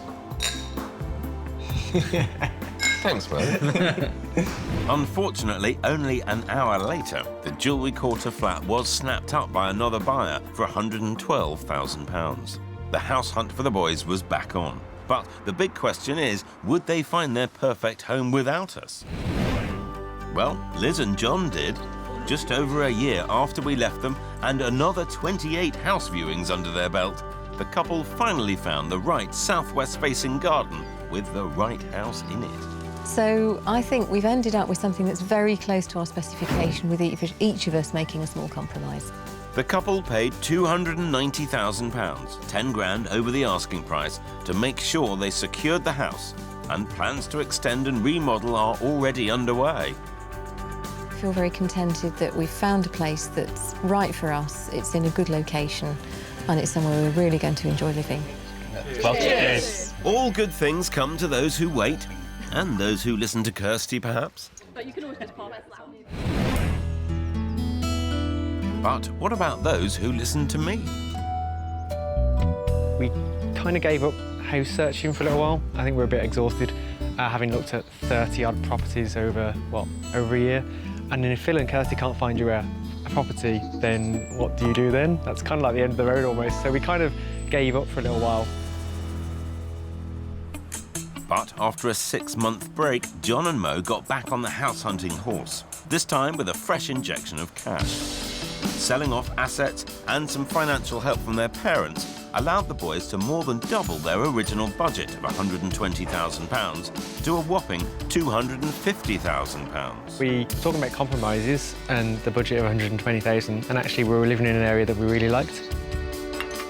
So that's kind of where we needed to be, so we needed to try and make that happen. And if that meant clawing together more money, then that's what we needed to do. I think the whole house search with Phil and Kirsty basically showed us that what we were looking for just wasn't achievable. We either had to compromise on what we wanted or basically stick our hands in our pockets and fork out some more money.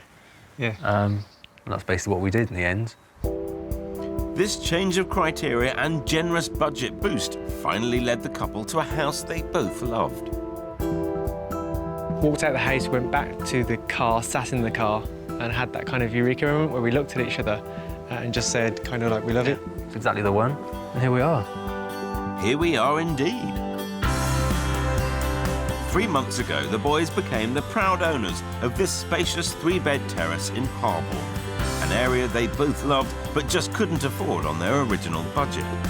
At £257,000, it was a stretch, but all worth it. I can't quite believe that it's ours. You walk up to the front door and you think, oh, it's actually all mine.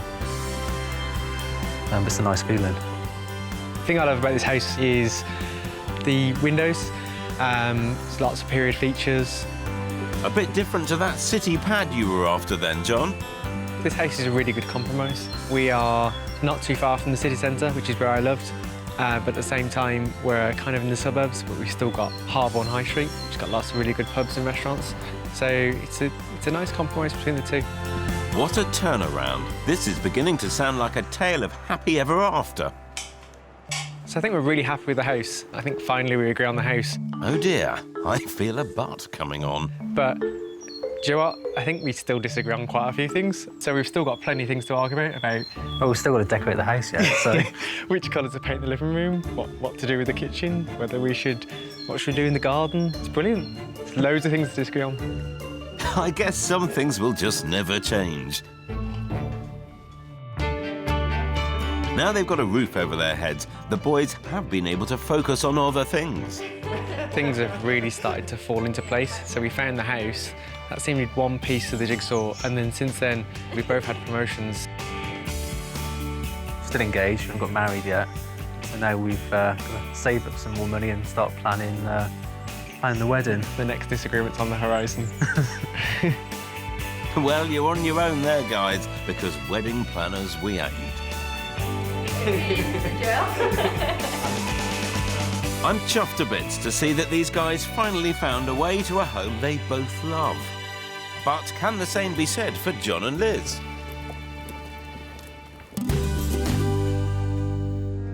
It's been 2 years since we last caught up with Liz and John.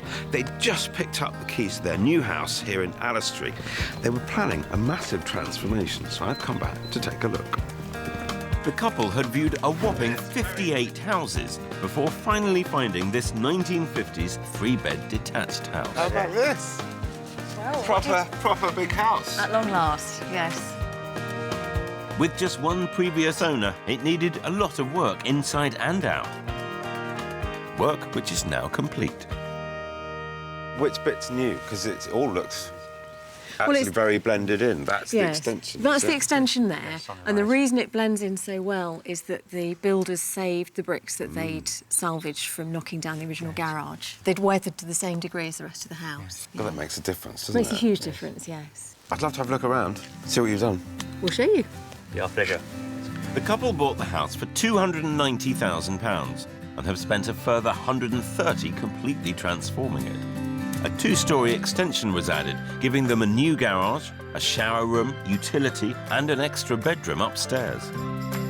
As well as the extra space, the whole interior of the house went through a pretty drastic renovation, including a change to the original layout to give Liz her dream kitchen with a view out to the all-important southwest-facing garden.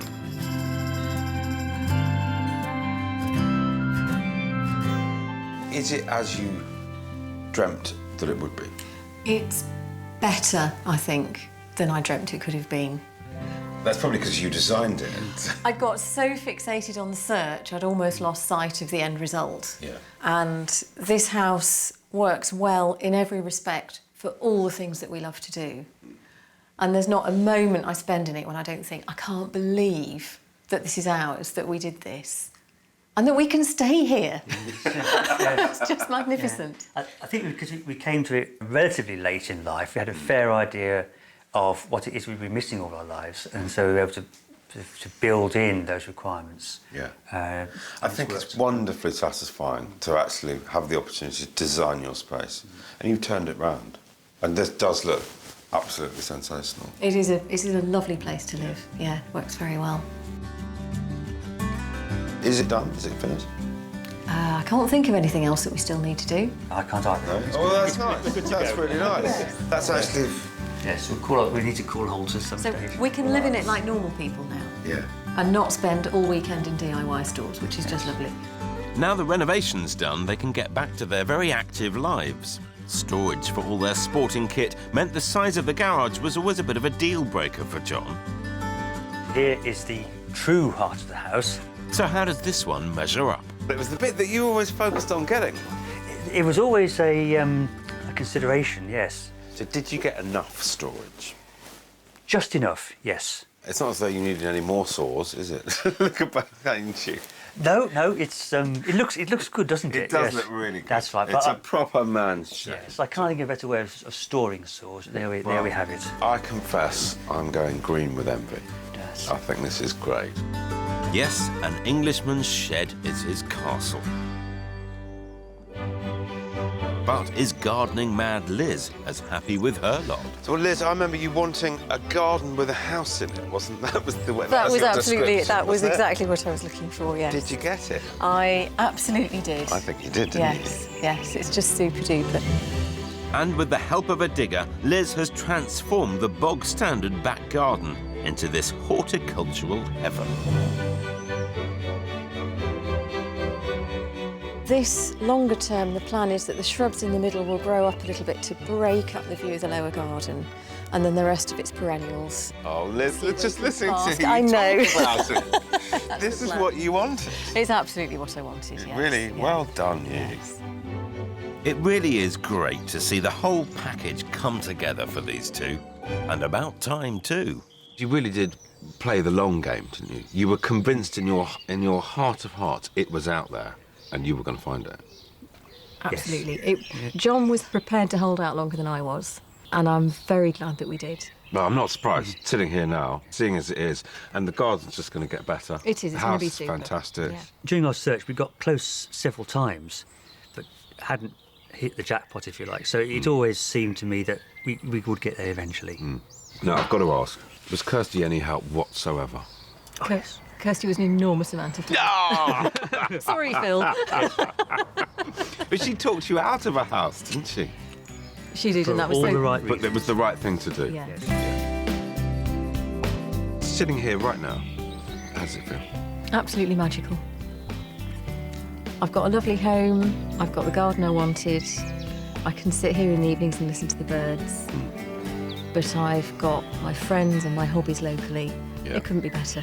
Well done. Many, many congratulations. I'm so pleased it all worked out well. Thank you. Right. Oh, champagne's gone flat. Some house hunts are tougher than others. John and Mo could only agree to disagree, and Liz and John just couldn't compromise.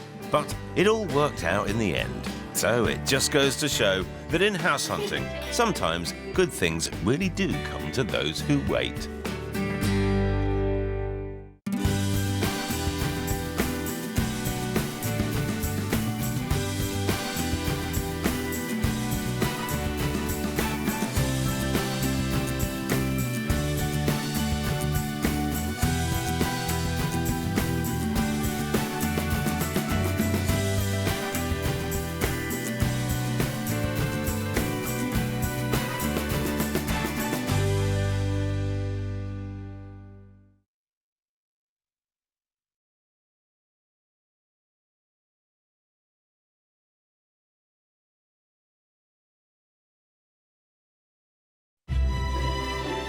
In the UK, our home is our castle. Home is where the heart is. And that's where we come in. Heart is with this one. Wow. Those are words we like. Yes, we're back with a sparkling new series. If you want a house, ring Phil and Kirsty. This isn't a flat white, I'll flatten you. Trying to find home sweet home for house hunters all expecting property wizardry. With my laser vision. Great house hunter. Great house hunter. I forgot that bit. This flat is a miracle. But even a miracle isn't always enough. You're going to kill me. I probably need persuading. Yikes. I understand this isn't going well. So it's up to us to sprinkle our magic. Ta-da! And find them the perfect pad. Because after all... There's no place like home. Smashed out of the park. She has. I like it. Come on. We better get to work then. The nation needs their homes. This week we're in glorious Cambridgeshire, where years of house hunting may be starting to take their toll on everyone. What have you done with your thumb? I think I'm more traditional. It's an old part. It seems to be affecting our senses. Don't want you to think that I'm losing my touch. And our tolerance. It is your job to advise. Quite something, isn't it? I'm not convinced. I don't know what the point of this is. One house, the windows are too small, and the next house too big, and it's potentially too cold. It's double glazed. But hopefully it hasn't damaged our judgment. Wow. It is very cool. Buy now, buy anything. Doesn't matter, just buy it.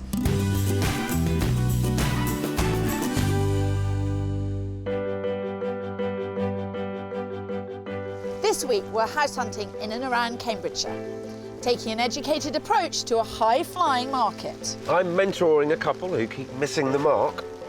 And I'm tutoring a pair of first-time buyers. Awash with history and architectural splendour, Cambridge is a university town with a high-flying reputation. But don't be fooled by the picturesque backdrops and the beautiful facades. It's Don Eat Don out there. House prices here have risen more than any other British town or city over the last 7 years, and average house prices are now 13 times the city's average salary, and there's no sign of let-up. With a growing army of commuters wading into the market, gleeful at the 50-minute direct train link to the capital, this property scrum is now spilling out into the charming towns and villages of wider Cambridgeshire. When it comes to house buying, this place is no punter's paradise. Our first set of house hunters are two busy doctors, impatient to start their life together. But there's a problem. They live nearly 3 hours apart. While Michelle works at Edinburgh Hospital in Cambridge and studies for a PhD, Philip spends his days as a radiologist in Oxford. Lovely seeing you. Their property search has barely got a pulse. Being in Oxford and looking for property in Cambridge has been actually really difficult. You have to move pretty quickly, which is difficult when you're working and you have someone else in a different city that needs to see the property. And it's not just the distance. Their hunt for a first home together has got other complications. Doctors move around a lot, so whatever property they buy may at very short notice have to be rented out, making location critical. Plus, in a market where speed is everything, they're struggling with a slight cultural difference. I'm originally from Germany, and what we do in Germany is we rent for quite a while, and then maybe when you start thinking about settling down permanently, then you buy one property. In Germany, we're not used to buying till we're actually quite old. But at this rate, they're going to be quite old before they get settled. Well, Phil, the fact that small family homes are on average twice as expensive here as in Germany is a bitter pill to swallow. Their £350 budget would be a huge amount elsewhere in the UK, but in the areas they want to live in this city, it barely gets them a starter home. Meanwhile, all they want to do is live together. Living in the same city and in the same property will be the key start to our lives together. Yeah, I'm really looking forward to it now. Long-distance relationships are tough, so I'm desperate to help them. Next time someone asks if there's a doctor in the house, I want the answer to be yes, 2 of them. The Cambridge market is racing so hard that I just feel like sitting down and saying to you, buy now, buy anything, doesn't matter, just buy it. But obviously that isn't the intelligent way. So you tell me what you want and I'll see if we can find it. For me, the key thing is something sensible within a half an hour commute of Edinburgh's. Probably have at least 2 bedrooms. We're both working as doctors, and we're probably just going to be here for 3 more years. Ideally, we want to be here longer. So what you need is a property that will sell, rent or stretch. Exactly. Yeah, sounds good. We have to make very good use of this time. You're both here during the day, during the week in Cambridge. This is a golden opportunity and we can't fritter it away. With their £350,000, my old-fashioned pair of first-time buyers want a house with at least 2 double bedrooms and some outside space. It should rent well just in case their circumstances change, and they don't mind a bit of cosmetic updating. As for location, preferably on the south side of the city, but no more than a 30-minute cycle ride to Edinburgh Hospital for Michelle's work. Our other set of house hunters are Chris and Louise Bushby. Chris is a schools partnership instructor and Louise works in HR for an international company. They've played the property game well, and with the proceeds of their house sale and some help from a mortgage, are now ready to buy their dream home in the Cambridgeshire countryside for around 800 grand. But despite their best efforts, they've been met with a string of disappointments. So we've tried to buy 3 houses so far. I think we've just been very unfortunate with the way that they've either fallen through or we've not actually managed to land those ones. It feels like somebody else is controlling our destiny. And nobody likes that. Unusually, they're renting back their old house near Kettering from its new owners, meaning they're exactly where they started, only now they're paying rent. We want to move on with our lives. We're ready. Simple as that. You know, for 6 months now where we thought we were moving, we're stuck. Chris and Louise have been searching for the last 18 months and have had a bit of bad luck, but they are pinning their life savings on this long-term dream home, so are understandably quite particular. Their impressive new property must be within 3 miles of a station with direct trains to the capital. Selfishly, my #1 criteria is making my journey shorter than it currently is. We can get back relatively late at night, then getting back in the car for another 20-25 minutes. That, for me, that feels like a waste of time. Louise is not alone. Cambridgeshire is stiff with people looking for a better work-life balance, which means a budget of £800,000 won't guarantee them success, because housing stock is so low here. There's no room for complacency. It's the 15-20-year house. This is the one. This is the property that we want to live in now. Which is why we don't want to get it wrong. You feeling daunted, Phil? Want to swap? Don't be silly. You know I perform best under pressure. It strikes me, on the face of it, you're in an excellent position. You've sold your house. You've got money in the bank. Yep. You're in clover, as far as that's concerned. And everyone keeps saying you're in a prime position, you'll be top of the list, and we don't seem to be. I wonder why not. Everything's there, ready to go. Everything's there. We could move. You've been upsetting the estate agent. Well, not that I'm aware of. We just don't seem able to buy a house. Well, that's my job here, is to put you top of the list. Yeah. Just talk to me more about the kind of specifics of the house, things that you like, things that you don't like. I would like a very big, wow kitchen. So we spend a lot of time in our kitchen. It's a very sociable house, and we'd like a really nice sized garden. Right. We're fully aware that the areas we're looking are house prices are rising. You're right, there's not a lot out there. The market is fierce, and there's slim pickings in your price bracket. It's tough out there. Yeah. But it's going to get remarkably easy now, I'm here. Absolutely, absolutely. A masterclass in expectation management from Mr. Spencer. Glad you were taking notes, Kirstles. Chris and Louise have got a budget of £800,000 and want a statement property with plenty of entertaining space and preferably 4 bedrooms. It must have a large garden for Chris and for Louise be no more than 3 miles to a railway station. This means we'll be looking west of Cambridge, as far north as Huntington and south as St Neots, focusing on the towns and villages with direct train links to London and easy access to the A1 for Chris. Good morning, Phil Spencer. Morning. I like the mode of transport. You're getting in with the Cambridge theme, aren't you? Well, the thing is, I have it in London, but I thought I brought it down, and I did, yeah. So how are you getting on? 2 doctors. Yeah. Very matter of fact, and he's German, so he's quite shocked, obviously, by what you can get in the UK for the money. Yeah. I'm feeling positive because they've got an intelligent, analytical approach to it, quite medical. Well, my couple need a bit of a reality check. They have asked for a semi-rural house that's very close to a train station. Oh, okay. That's a bit tricky. It's the commute that's going to be the problem. Okay. I think they're going to be picky. Okay. What have you done with your thumb? Oh, a mandolin, you know, one of those vegetable choppers? Yeah. Was making potato dauphinoise, it's really painful. So I'm quite sharp and beaty. So in other words, it's business as usual. With so many exacting requirements to juggle on Chris and Louise's countryside search, it'll be easy to get lost in the detail. My job is to gauge the importance of location versus commute versus house, to see what the priority is for them. And that's exactly what I'm doing with our first property. We're kicking off in rural Roxton, just on the Cambridgeshire-Bedfordshire border. That's the footpath, which goes down to Roxton Lakes. Okay. So for dog walking and that kind of thing. It is 6 miles rather than the ideal 3 to the railway station, and a drive rather than a walk to the village. But if they can get over that, then the property more than makes up for it.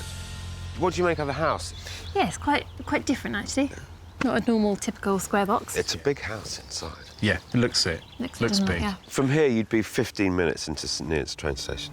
Okay. Yep. Sounds But- good. Come on in. Well, I seem to have passed the location test, and the house bit should be a breeze.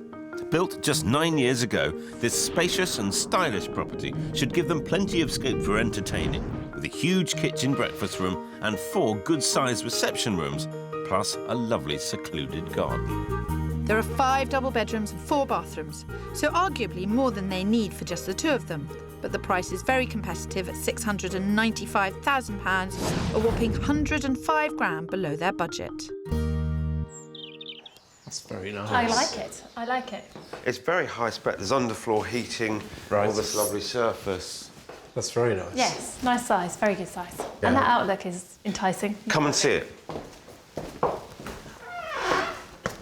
Oh, nice size garden. Which includes a double garage and some stabling here. Oh, wow.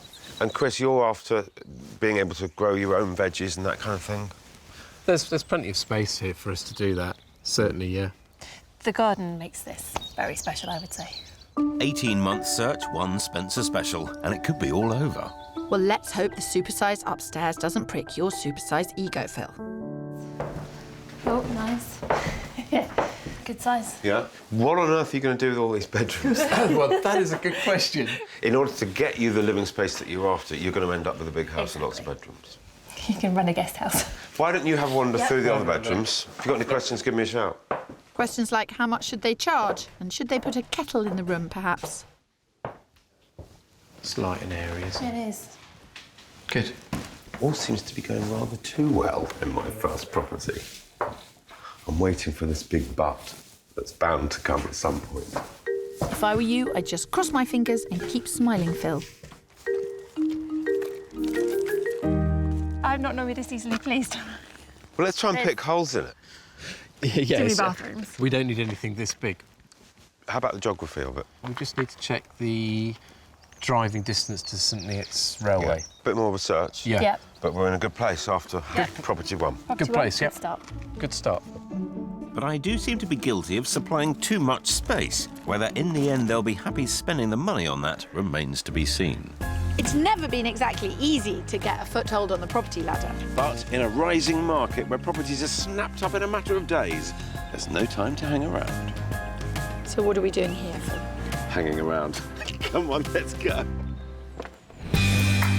The first house I showed Chris and Louise in the Cambridgeshire countryside went down better than expected. I'm not normally this easily pleased. Having said that, it did have too many bedrooms and bathrooms. But luckily, even in a tricky market, I've got 3 more fantastic options to show them. As for our doctors with a distance between them, Michelle and Philip, we're on the hunt for a property that will unite them in Cambridge. But with average house prices at £348,000, nearly twice the national figure, it's not an easy place to be a first-time buyer. They're looking for a 2 to 3 bed house with a maximum budget of £350,000. But what would this size of property cost them elsewhere in the UK? In affluent Tring in Hertfordshire, they'd be looking at around £514,000 for the same space. Whereas over the border in Glasgow, they'd be paying less than half their budget for a 3-bed property. Similarly, Nottingham offers great value for money. This time, £161,000 for the same square footage. Certainly a lot cheaper than Cambridge. For Michelle and Philip's first property, we've come 3 miles east of the city to the picturesque and popular village of Fen Ditton, right next to the River Cam. We're not opposed to rural. No, it feels really nice. It doesn't feel like you're in Cambridge. With only a 20-minute cycle ride to Edinburgh's hospital for Michelle, this place gives them the best of both worlds. Here we are, semi-detached, 3-bed. Probably at the top of the house attractiveness in terms of plot. Good first impression, I have to Good admit. first impression. Yep, Fantastic. definitely. That's what we like to hear. Let's get in. Straight to the point, clinical, just what I expected. This house is a semi and built in the 1990s. It's got a spacious living room leading into a separate dining room and decent-sized kitchen. Upstairs, 2 double bedrooms, box room and a bathroom. Currently rented out, so might need a bit of cosmetic attention, and the garden is more than adequate for a bit of sunbathing. It's being marketed at £340,000, 10 grand under their budget, and it fits the bill as a rental house too. in case they have to move elsewhere. What you've got here is a very conventional layout. First impressions? I like the fact it's relatively modern. It's actually Yeah. quite nice. It's easy to work with. It's a blank canvas. Yeah. This is a very good example of a house which can be quickly, easily and cheaply freshened up. It feels a little bit crammed. It might be the lighting today. I would say I don't think there's any need for the nets. You've got a perfectly good hedge out here, unless you intend dancing naked around a sitting room, which I've got no objection to anyone doing. Well, that's good to know. That doesn't apply to you, Phil. Clothes on at all times, please. There's a good cupboard there, Mm-hmm. and this wall would be really easy to take down. Yeah. It would really be a lovely big kitchen leading onto the garden. Nicely sized garden. It's a nicely sized garden, yeah? Do you want to see the nicely sized garden? Yes, please. Yeah. Am I imagining it, or did you just speak German, Kirsty? 9. Right. Now this is a generous garden. I think it would be the right size. It's not too much work. The house is absolutely fine. I could very happily live here. Philip? Most of the hospitals I'm going to work at are actually on the other side of town. The A14 is notoriously bad. So are we saying this house is losing points for location? I think, yeah. Well, hopefully it can get those points back upstairs. Nice little window, so it's not too dark. It's nice and light up here. To a certain extent, this is a house hunt with one hand tied behind my back and a dodgy thumb, because we don't actually know where Phil is going to be working. We actually need to be thinking about the roads and the traffic. So, bit of regrouping there. If their jobs took them elsewhere, they could rent this place out for around £1,000 a month, and the fact that it's got 2 bathrooms would only make it easier. Okay, and I assume this is the master bedroom. 2 nice sized bedrooms, say one we could rent out for a while. The extra shower in the bedroom, I don't know what the point of this is. Honestly, any future tenants will thank you for it. It's a great house, but I fear that Philip's so far hypothetical commute may be the fly in the ointment. But do you think the location has struck it off? I think it hasn't completely struck it off. Overall, no, I think it is actually a quite nice property. Okay, good. I must be more careful with that term struck off. It makes doctors very nervous. Back with Chris and Louise, and although they liked the first house, giving them the living space they wanted brought with it more bedrooms than they needed. But I think with my next property I can improve on that, as well as their commute. They haven't specified this location, so it is a bit of a gamble. Now, you're probably wondering, why on earth are we here? We've come 24 miles east of their preferred patch, to the village of Stuntney near Ely. To get them all the things they want, I think it's a risk worth taking. This house that I'm going to show you is the closest to a train station of any house that I could find. Yeah, we're about 4 minutes into Ely. Okay. It's not my preferred location. It's a long commute for you. It's a long commute for me as well. So I ease the drive to the station on the one hand, but Yes. I make your life a bit harder. But definitely. Well, the property better be good then. It better be. But I think it is, in fact. I think it's stunning. A converted school packed full of character. Not only does it have an amazing double-height sitting room, but also an impressive kitchen opening out onto a landscaped garden. Too many bedrooms was an issue at the last place. This has 4, but 2 on the ground floor and 2 upstairs, which gives them much more flexibility in terms of usage. There's a guide price of £750,000, 50 grand under their budget, and they wouldn't need to do a thing. It's a dream house in every respect. Different. It does feel still like a school. Ever dreamt of living in? No. And I'm not convinced it's for me either. Not soaring to the top of the class, are you, Phil? It's similar to when you see people who convert churches. It's that kind of feel for me. Well, for most people, that would be a good thing. But at least for the couple who like entertaining, the kitchen must surely get full marks. I think it's impressive. You've just got to have a long think about, could you live in it, would you live in it? It just doesn't flow for us. Yeah. And I think the location side of things would put this house out of the equation. Yeah. Go for it. After you. That's a lesson learned, isn't it, Phil? Don't want you to think that I'm losing my touch. This always was a gamble. Losing your touch? Perish the thought. Back in Cambridge with Michelle and Philip and the other Phils tagging along for our second property. To be honest, after the way things just went at the last place, I'll be glad of the break. There'll be no slacking here, Phil. Having taken on their concerns about location, we've come to the sought-after village of Trumpington, the right side of the city for Philip and just a 6-minute cycle to Edinburgh for Michelle. Certainly pretty peaceful. Well, it's certainly pretty popular. Unfortunately, yes. Phil's right, properties here don't hang around for long, so we're lucky that there's even one house to show them within their £350,000 budget. So, architecturally, not so hot. No.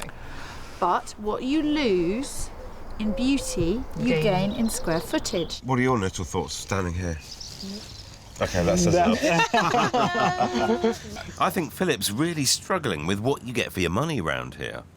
Monsieur doesn't even want to go inside. So, you know... I think I'll give it a try. Okie dokie. Very kind of him. I know it is a bit aesthetically challenging, but this 1960s house could really give them all they require. Upstairs are 2 double bedrooms and a good-sized single. Downstairs, a big living dining room, modern kitchen and a well-kept garden. It needs updating, but taking on work is how they will get the extra space in this area. But it is top of budget at £350,000. It's very spacious. I like it, yeah. Very spacious. I'm just wondering, like with these big windows, I'm a little bit worried about heating. One house, the windows are too small and it's too dark. The next house, the windows are too big and it's potentially too cold. It's double glazed. It's double glazed. In Germany, it's triple, quadruple. I know. It's cheaper, it's better, it's bigger in Germany. It is absolutely the case. I know that that's the case. Yes, but for the price, it doesn't get much bigger or better in Cambridge, and it would rent out like a treat if they needed it to.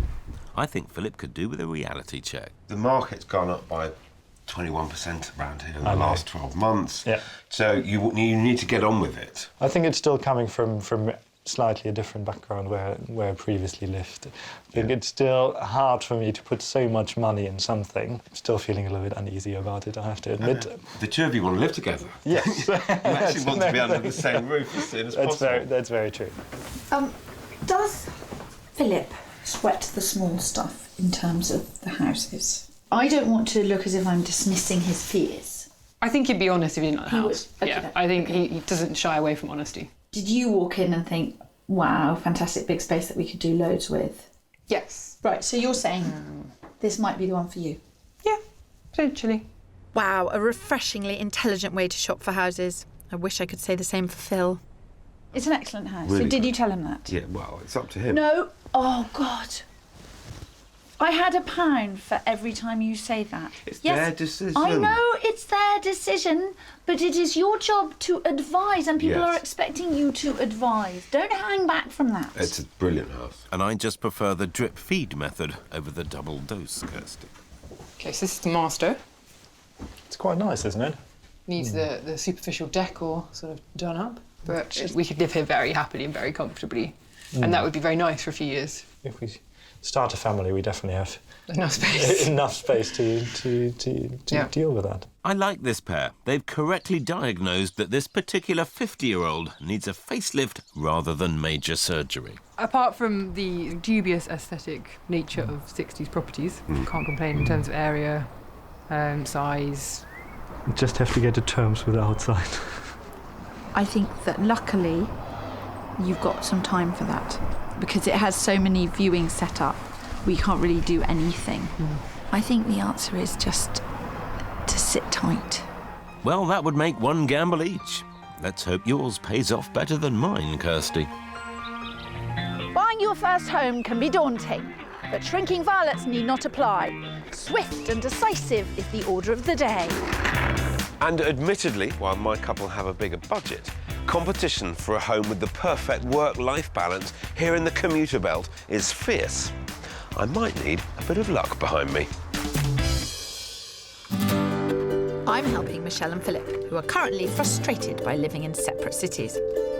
After initially reacting badly to the 1960s house in Trumpington, OK, that's enough. they now appreciate its inner beauty.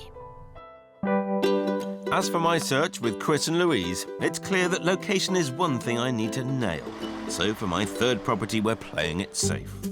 We've come to Needingworth, a 20-minute jaunt to Huntingdon Station for Louise, and an easy drive to the A1 for Chris.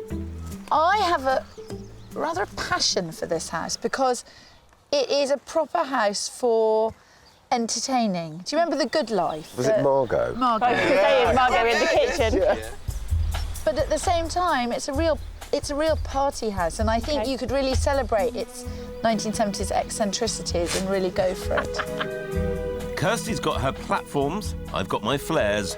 Let's hope Louise and Chris have got theirs. What this house gives them is space where they want it. There's a huge kitchen with a contemporary rustic feel, 3 reception rooms and a fantastic ½ an acre of garden overlooking farmland. There might be 5 bedrooms, but the emphasis is definitely on the downstairs social areas. Massive amount of space. Oh my goodness, wow. Leading right through the dining room. It is 50 grand over budget at £850,000, but there's a bit of flexibility in the price, and we've managed to find them a house that's not on the open market. Another living space, dining space up the end, and a great big kitchen. It's a lovely kitchen. And it's conservatory, proper built conservatory. They've done it very well. That brings a lot of light in, doesn't it? This house is not on the market as yet. You are the first people to see it. Brilliant. You're always first with Phil. Well, I did say to you I You didn't have did. many You did. talents You for did. getting in front of the queue. Yeah. So you've done it.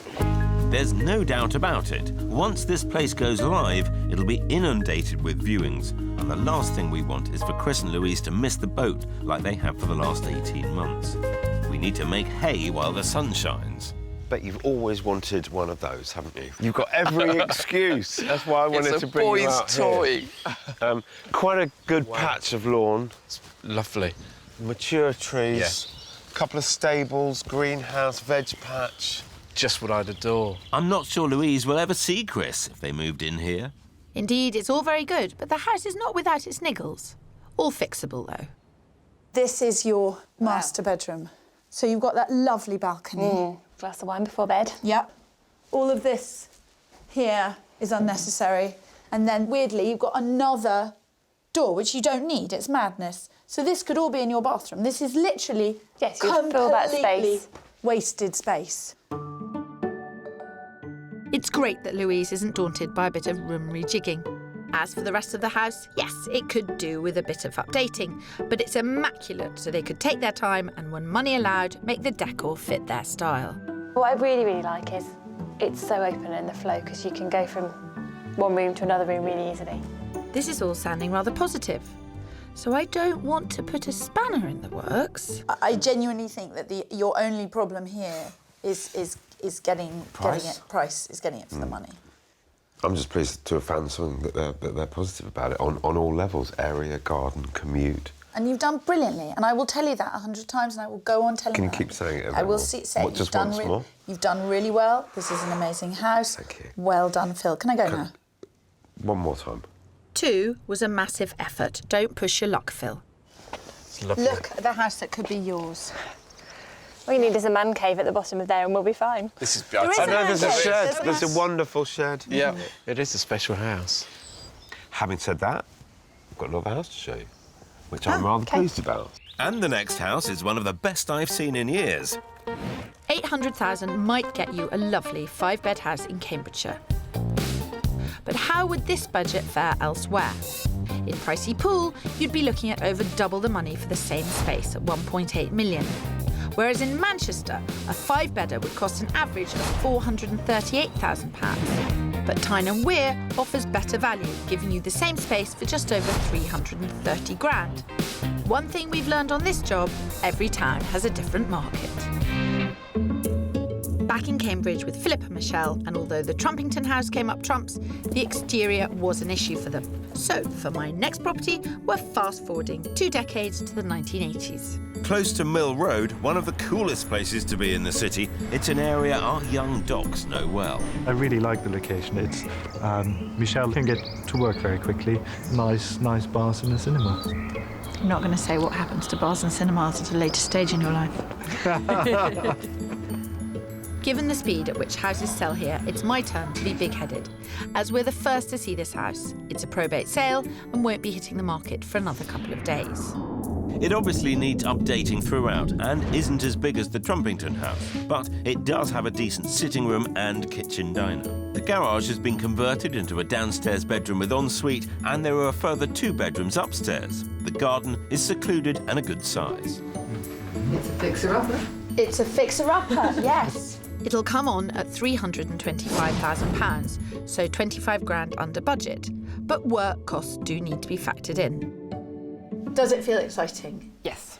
I'm not put off by the fact it needs something done. This wallpaper here. Oh, Philip, do you not have wood chip in Germany? No. It is a rite of passage to spend at least one weekend with a large industrial steamer, which you rent. And for the first half hour, it's so satisfying and a lot of fun. I think By I could the enjoy end it. of the weekend, you want to die. Sounds like a weekend with the in-laws. Not mine, obviously. This would rent for around £1,300 a month, around the same as the house in Trumpington. It definitely looks like a space you can do something with it. Certainly. Costs for a new kitchen, boiler and decoration would set these 2 back around 15 grand, and they might want to spend a few quid on that staircase too. Okay, so it's a small double. This is a double. It is considerably smaller than the previous house. It's the more short-term purchase, in my opinion. It seems to be way more work than the place we've seen in Trumpington. Yeah. But it's potentially a better area. But actually probably not a better area to live in, better area to rent in. The vital signs are looking good. It's just a case of these 2 doctors going through a routine examination of the pros and cons of each property.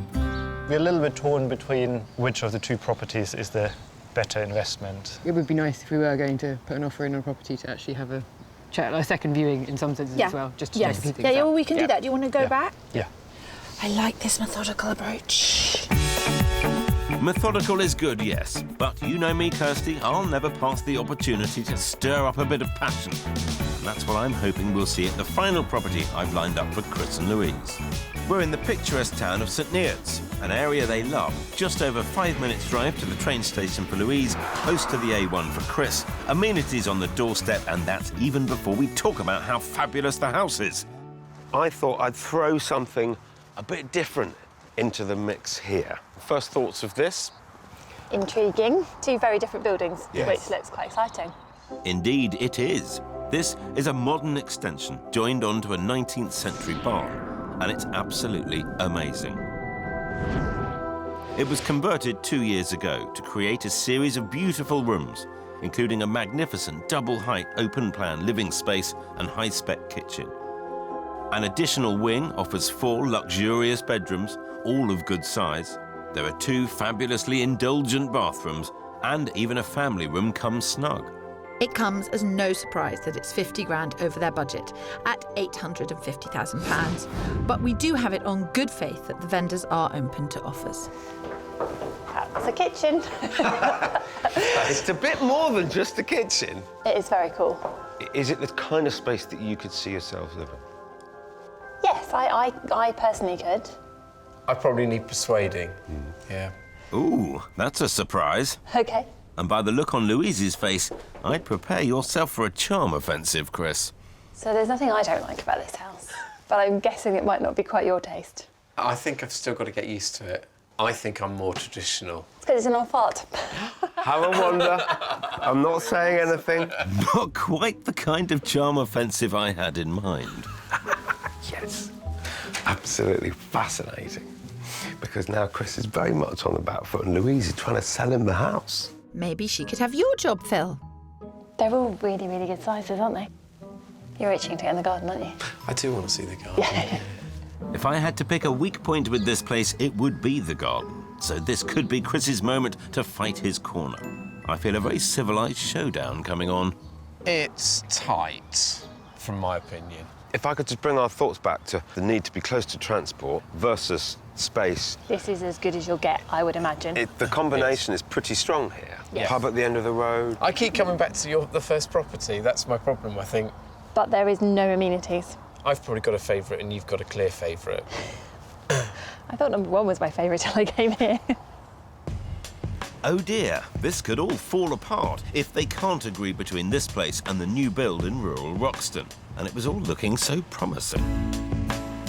Back in the city, Michelle and Philip are also torn between two properties. The 80s doer-upper near Cool Mill Road on 325 grand and the spacious 60s house in sought-after Trumpington, top of budget at 350,000, which we've come back to see. See, I look at it and I think, oh, you clever little TARDIS. Therefore, the perfect home for a doctor or two. This house feels stronger. Yeah, definitely, yeah. It's always going to be a good house to rent. Take out the stair lift, do a bit of work on the bathroom, you're fine. Come 3 years' time, when you discover where you're going to be living, that's the moment you decide to knock down this wall and enlarge your kitchen. The other house, all you can do is do it up. This house, you can add value by making it more extraordinary. Very true. Sorry, I'm still not quite clear. Which house do you like, Kirsty? Easily the best house we've seen inside, isn't it? Yeah. And way better on second viewing. I actually start liking it, I have to admit. Yeah. It's a grower. This is a really well-built, fantastic family house. And I think people are getting more and more sensible about 60s houses. And they're seeing that space is what matters. It's definitely at the upper range of what we wanted to spend. We would need to get it for the 350. Otherwise, I think it would be too high for us. This is the place they want as their first home together, and it's a good decision. But there is another offer on the table and more viewings booked in. Scalpels at the ready, it's going to be a delicate operation. In Cambridge, Michelle and Philip want to make an offer on the 1960s house in Trumpington. Problem is, it's at their absolute maximum budget of £350,000. With at least 3 other viewings booked, it's essential we avoid a bidding war. As for Louise and Chris, they're poles apart in terms of which property to go for.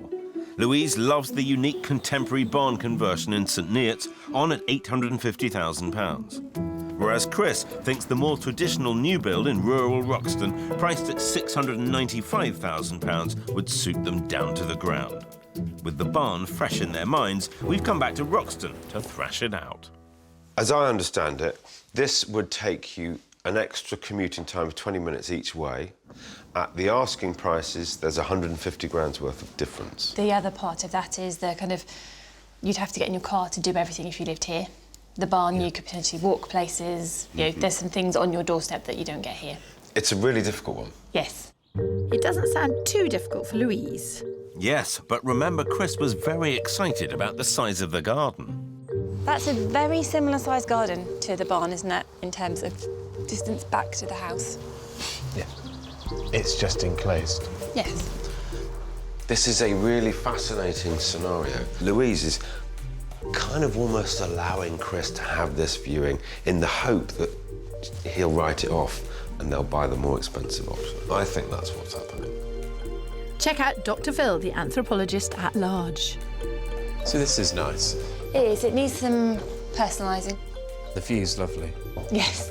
It feels like there's too many bedrooms for us. Yeah. Phil, I think you found them both the right house. Pity it's not the same one. I love this house. I'd have no problems living here. What about the view? That way. It's just that... I know what you're trying to do.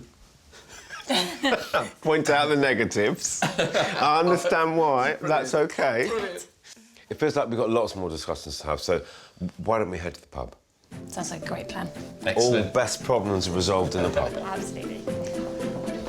You're so right, Phil. That's why I'm taking Michelle and Philip to what could very soon be their local boozer. Can you envisage yourselves in that Trumpington house? Yeah, I think we can. I think quite easily, yeah. Yeah, so I think we're pretty happy with that as a plan. Having agreed on the house, the next step is usually what do they want to offer. But today the plan is slightly different. Someone is going to see it this evening. Now, I do not want an offer, a reasonable offer on the table when someone goes to see that house this evening. What would you recommend? I think we hold off. Negotiating is such that it's all about the psychology. As soon as an offer exists, everybody knows about it, and it sets that level. I went into a shop today in Cambridge, And I saw a pair of shoes and I said, do you have those in my size? And the lady said, oh, they're in the changing room, they're being tried on at the moment. Immediately I wanted them more. That is exactly the same with house hunting. Michelle, you're happy to take my advice? Yeah, I'm Philip? very happy. I think, yeah, I'm happy too. It sounds like a good plan. Perfect. As for Chris and Louise, there's been a lot of discussion, but I think we may be reaching a breakthrough. Do I sense that you're coming towards the barn? Yes. Very determined. Yes, we are. Well, I suppose I knew Louise was always a fan of the barn, and Chris, you needed just a bit of time. Yeah. Well, it's on the market at 850,000. Are we being too cheeky going in at under 800? That was what was in my mind. Let's try them as low as 785. See what happens. They can only say no. That's the worst that can happen. Let's go for it. Right, let's get to it. Let's see where we go. Deep breath. Sue, hello, it's Phil Spencer. Hello there. I am actually sat here with Chris and Louise, and we've had long discussions about the whys and wherefores. I've got an offer for you, and it is for 785,000. It is made with a 50% cash deposit. Mortgage is all pre-arranged. OK. Thanks, Sue. I'll wait to hear. Bye. Unfortunately, £785,000 is rejected. So we go in with our top offer of £800,000. It's our last chance to bring this 18-month search to an end. Here we go. Hi, Sue. What news? Yes. I bet they have had a long chat, yes.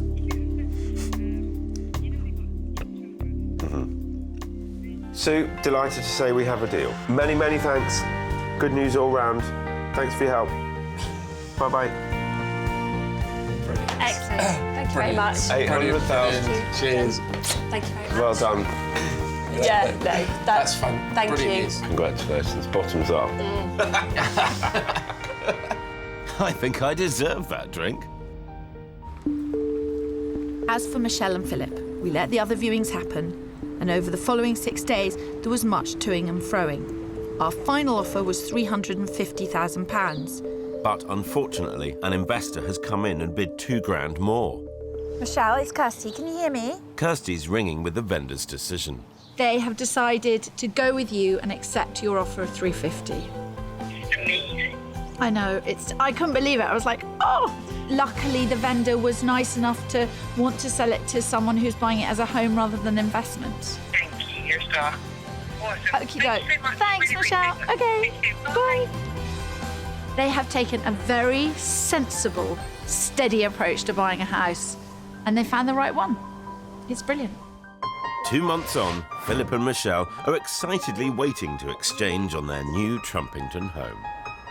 I think it's obviously the start of a new chapter in our lives. We're both really looking forward to moving into our finally joint place to live. And we haven't lived together before, and we're very happy.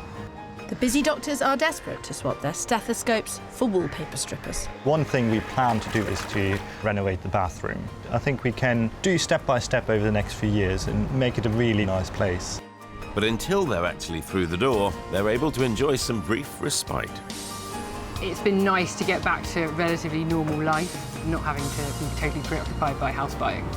They could uninstall all the apps from letting agents and property search to actually now focus more on going travelling and doing stuff together. Yeah, it's nice. Happy days. When are we going travelling? You two have a house to do up.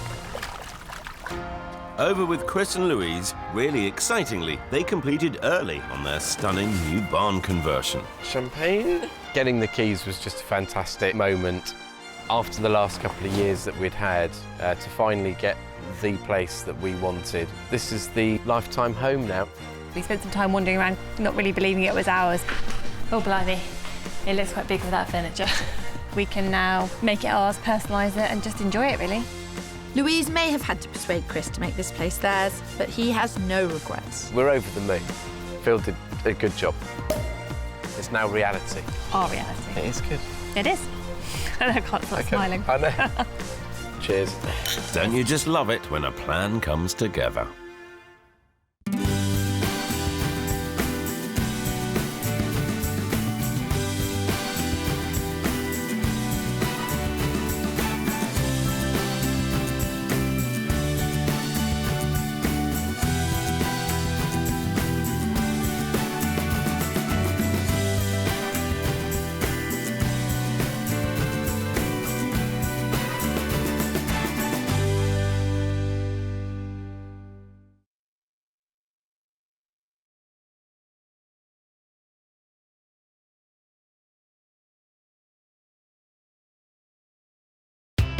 This week, we're struggling to please both people... I need to think about it. And animals. Would the cats be happy? No. As always, we're looking for pedigree property... Obviously, we haven't seen upstairs yet. Upstairs, bungalow. ...in an epic search across 3 counties. If this was back in Berkshire, it would be out of budget. But one of us is heading for the doghouse. That's not a huge garden. I'm feeling a little bit emotional at the moment. And unless we get everyone into new homes... Could this be the one? Go and see the estate agent and make an offer. we'll all end up barking. What about that?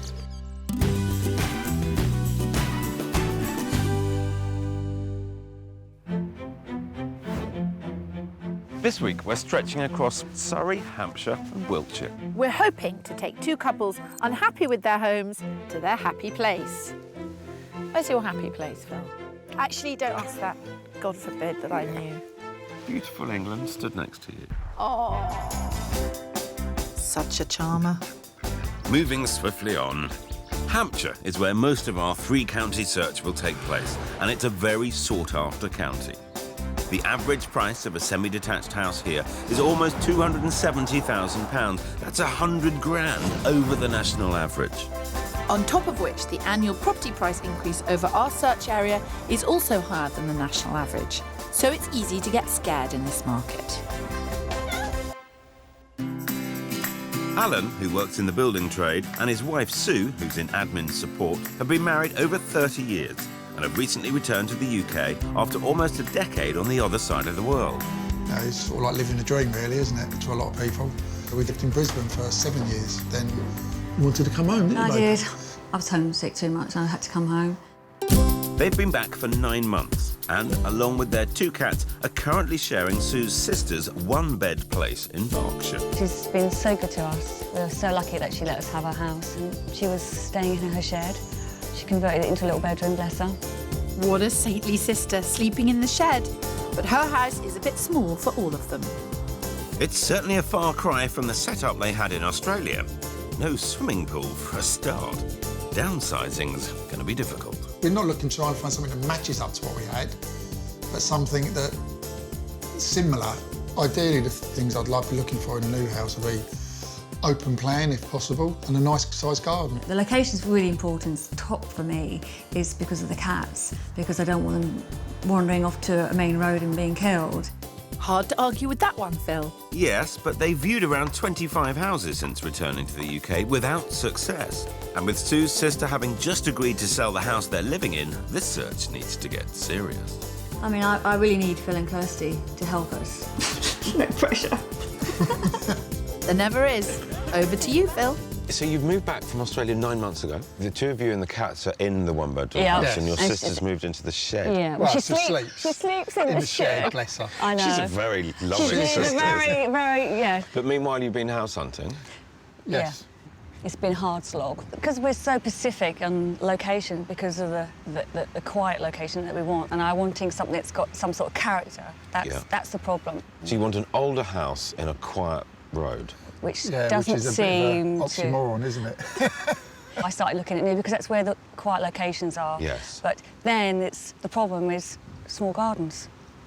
I want a nice garden. There's a lot of wants. There is a lot of wants. There's a lot of boxes to be ticked. Yes. We're not ticking many. Because at that the moment. word, I don't like it.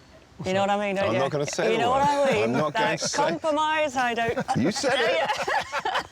Should we talk about it now or in a couple of days' time? I mean, seriously, you've been out and you've seen a lot over a good period of time, and you're now in some fairly desperate straits. Yes. The time is now for decisions. Yes. Couldn't be more now. Well, look, let's make a start. I think we should aim at an older house today and just see how we get on. Fantastic. I'm happy with I that. will try and be as conscious as I can of the safety of the cats, but at the same time, houses are on roads. Yeah. Happy? Happy. Let's go. I don't think you're taking this seriously enough, Phil. This pair might be hard to please. Yep, I've got a feeling I'll need all 9 of my house hunter lives this week. There's lots on their list, and Sue's not keen on compromise. They've got £450,000, and their top priority is a quiet location. They're looking for at least 3 bedrooms. Plenty of storage for all their Aussie loot, currently in crates. And a good-sized garden is a must. Their inability to fulfil their exhaustive requirements means they've gradually extended their boundaries.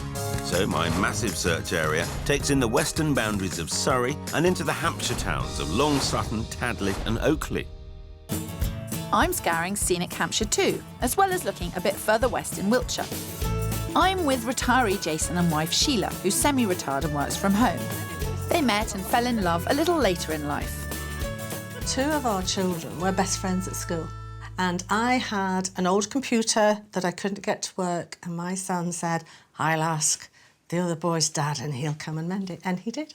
I'd fixed the computer and I said, where should we go for dinner? And that was 20-odd years ago. It was.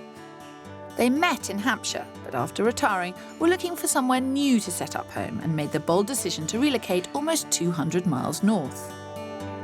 We were looking for somewhere to move to, and then all of a sudden, over dinner or something like that, Sheila said, let's move to Morecambe. And we went, and we didn't really realise we were leaving our family in the south, and so, you know, we hadn't thought that through properly, really. So they moved back south to be closer to their 5 kids and 3 grandchildren. They're staying in a small cottage owned by Jason's sister in Kent as a temporary base, but need to find something bigger and more permanent. And it's not just them and the dogs that need some space.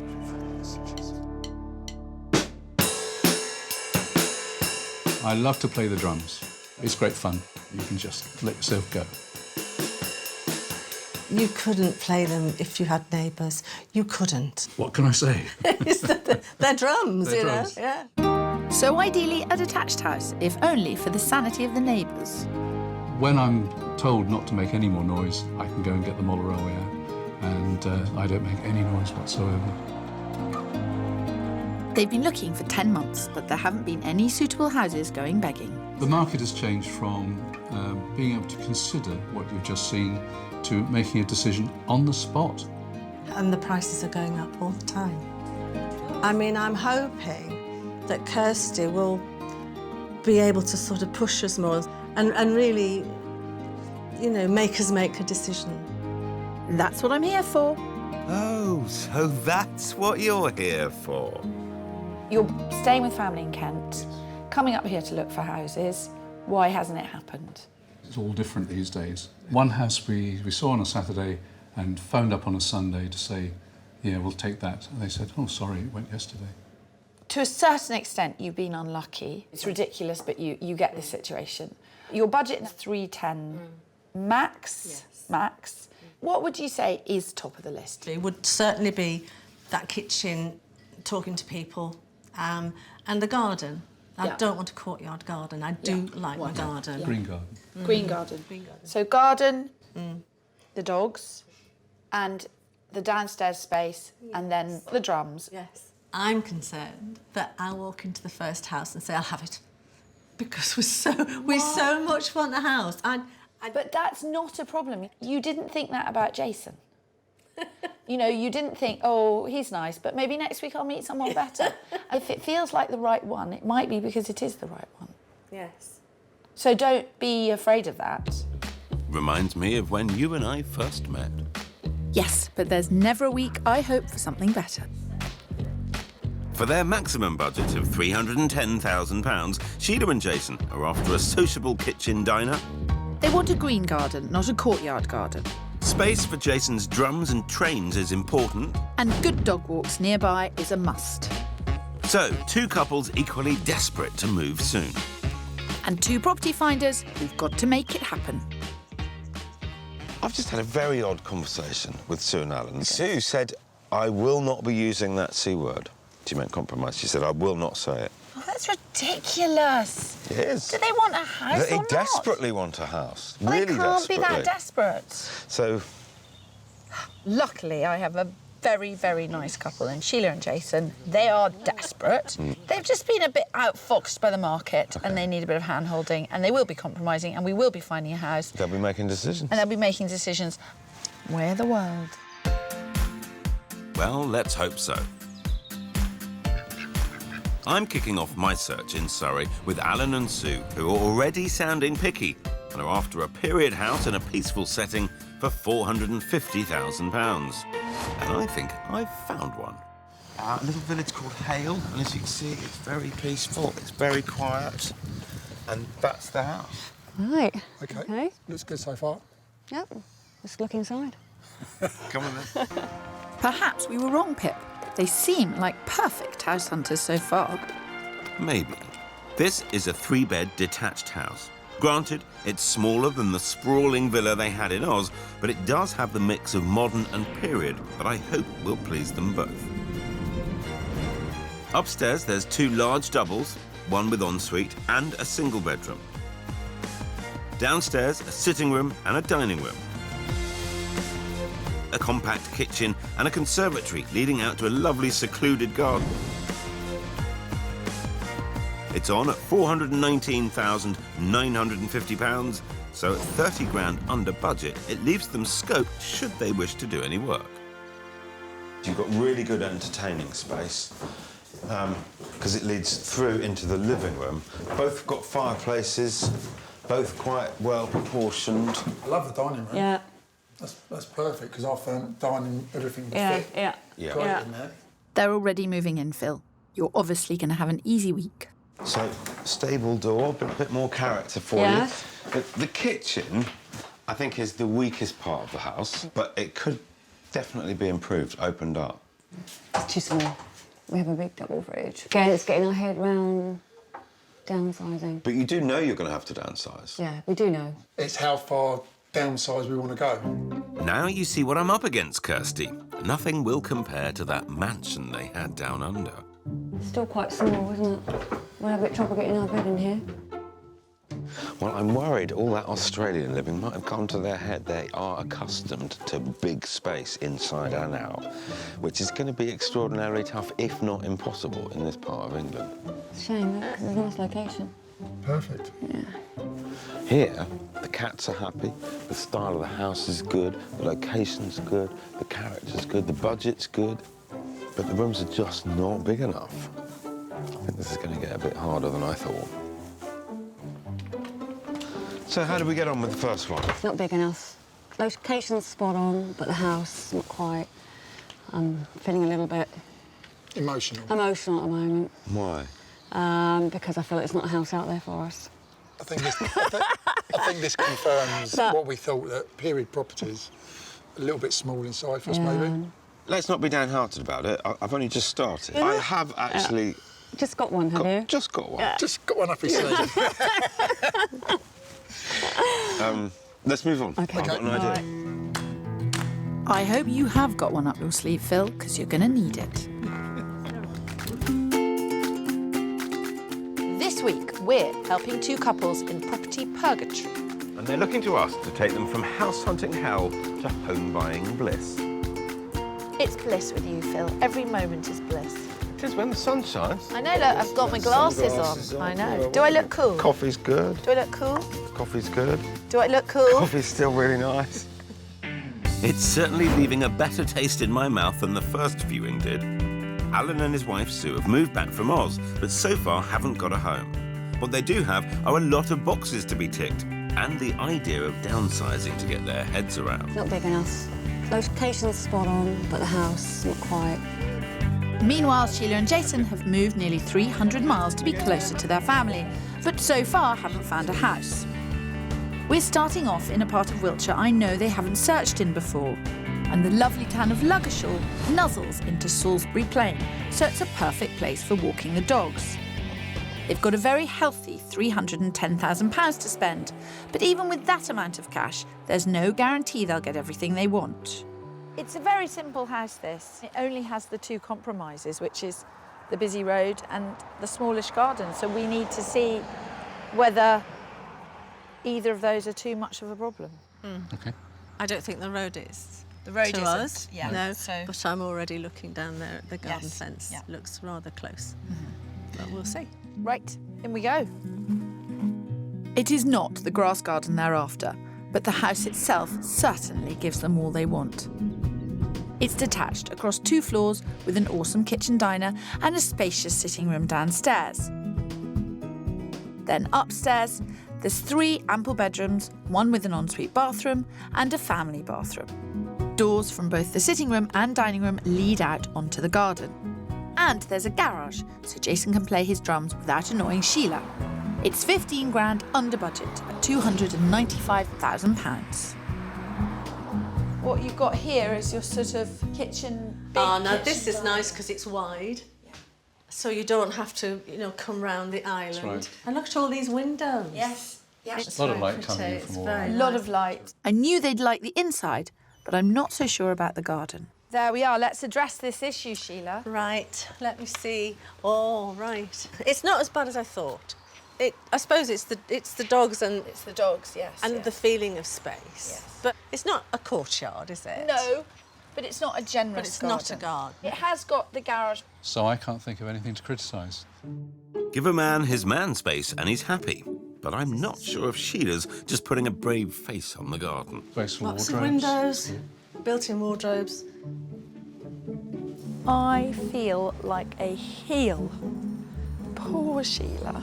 But, it's the right house in every respect except the garden. I'm happy. You happy? It's a garage and it's yours. Absolutely. I'm doubly happy now. Doubly happy is great. I just hope that's not because he's trying to be happy for both of them. I'm thinking I could get used to that garden, but I need to think about it. Obviously I need, you do. Yeah. Sheila, But we're at the not- moment, I'm thinking, oh, just go on, I'd be all right. But I have to think. What I think it's nice to have is something which is a good benchmark. I'll see if it is. Exactly. So a less than green garden, but plenty of food for thought.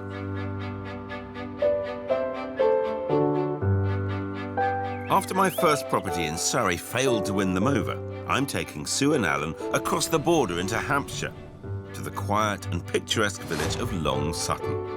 It's a fine example of quintessential English beauty. Speaking of which, Kirsty's come to make sure that I'm doing my job properly. I'm hoping you'll give glowing reports, but I'm not convinced, so I'm not going to ask. Phil says you're after birdsong and period charm. This is correct, yeah.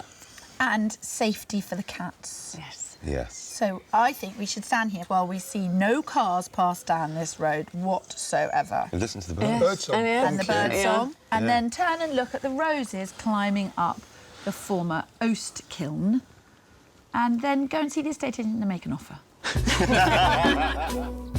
Oast houses were originally built to dry hops for brewing, and this conversion should intoxicate them. It's a 3-bedroom, set over 3 floors, with the cottagey feel for Sue and the clean, modern finish Alan likes. There's open-plan cooking, dining and living on the first floor. Downstairs to 2 beds and a bathroom, and a stunning master bedroom with vaulted ceiling on the top floor. It's a showstopper, and that's reflected in the price. It's right at the top of their budget at £450,000. So what are you feeling standing here? There's no back garden, it's just a front garden, isn't it? No, Looking this at is it. This is the garden. Yeah. This is small. It feels like it's a 1-bedroom property. You've got 1 door in, 1 door out. You're pretty sure now that that house isn't going to work for you? Pretty sure. Pretty sure. Yeah, we can tell. Yeah. There's no point in flogging a dead No. horse. No. We need to find you something where you have that reaction. I'll rephrase Yeah. that. I need to find you something where you have that reaction. Or at least something they're willing to go in and have a look at. I can't believe they're not even going in. Maybe I'll have to get my head round and getting out this period thing. Because I don't think... I think if you can do that, then Yeah. I think I've got something to work with. Okay. We have moved the search forward because we're going to turn to more modern homes Okay. and lose a bit of character and retain the sense of peacefulness, quiet, safety for the cats. Okay. Sounds good. Yeah? Great. Tomorrow's another Yeah, day. great. I can't believe the viewing's already over, Pip. Sad that you're leaving me so soon, Kirstles. At least now you see what I'm up against.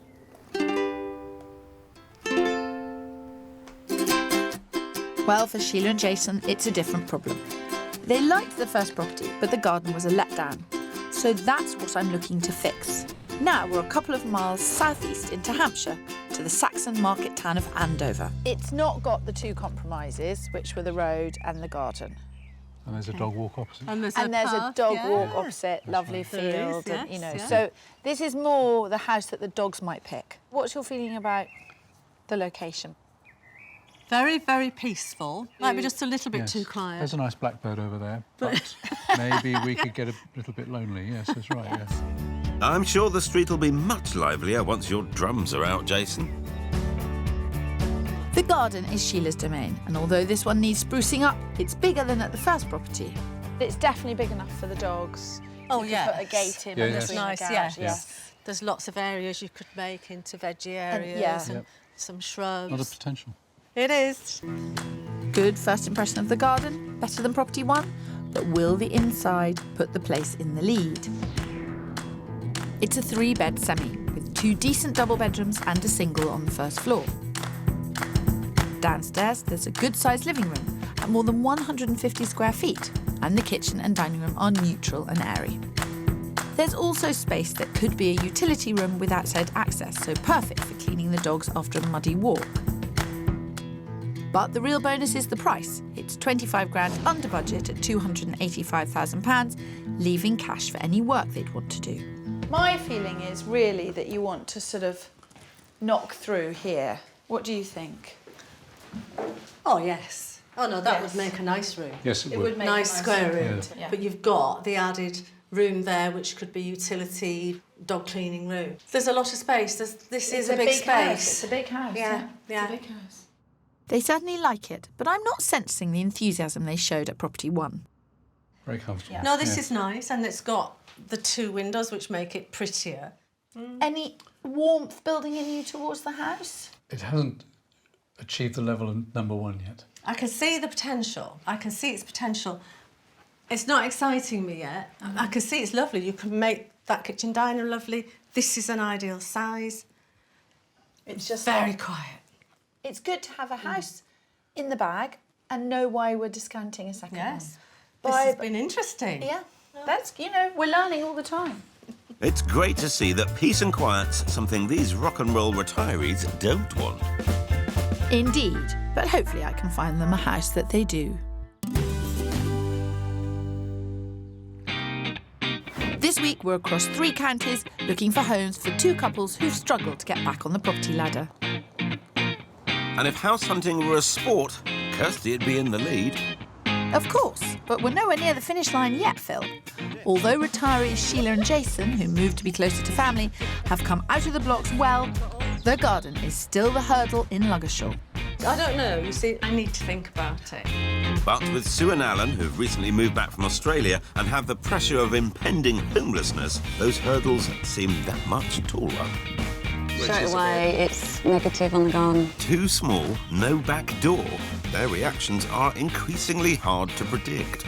They've now decided that newer builds might be an option. So I'm taking them to the Hampshire town of Tadley, the population of which boomed from the 1950s onwards due to industrial expansion. So there's lots of newer housing stock in the area. I've kind of worked on decisions at the end of yesterday when you said, OK, let's move on from period and consider something a bit more modern. Yep. This is built in the late 80s. OK. Cul-de-sac setting. Yep. So it's kind of quiet, it's peaceful. The road is there. Straight away. Talk to me. No. Cats. That's too busy. Too busy, too close. The real gem about this house is actually at the back. Yeah, but it's when they're at the front and they wander down there. Let's have a look anyway. Come and see the back. Let's go round the back to start with. All right. I knew the busy road would be a problem, but I think I've got it covered. It opens out onto a golf course. There's woodland. So I kind of hope that there'll be plenty to entertain the cats out the back. Plenty. Yeah, definitely. I can still hear the traffic though. Oh, that's harsh. I'm That's cutting me to the quick. Yeah, I don't want you thinking that you've done it. But we'll go in. Let's go and have a look. I'll go and have a look. Yeah. Phew. You can't have another viewing where they don't go in. And that garden could be kitty cat heaven if Sue can get over the busy road. She's certainly got the claws out early, but this place should give them pause for thought. It's a 4-bed detached house and is half as big again as the other two I've shown them, so their size concerns are addressed.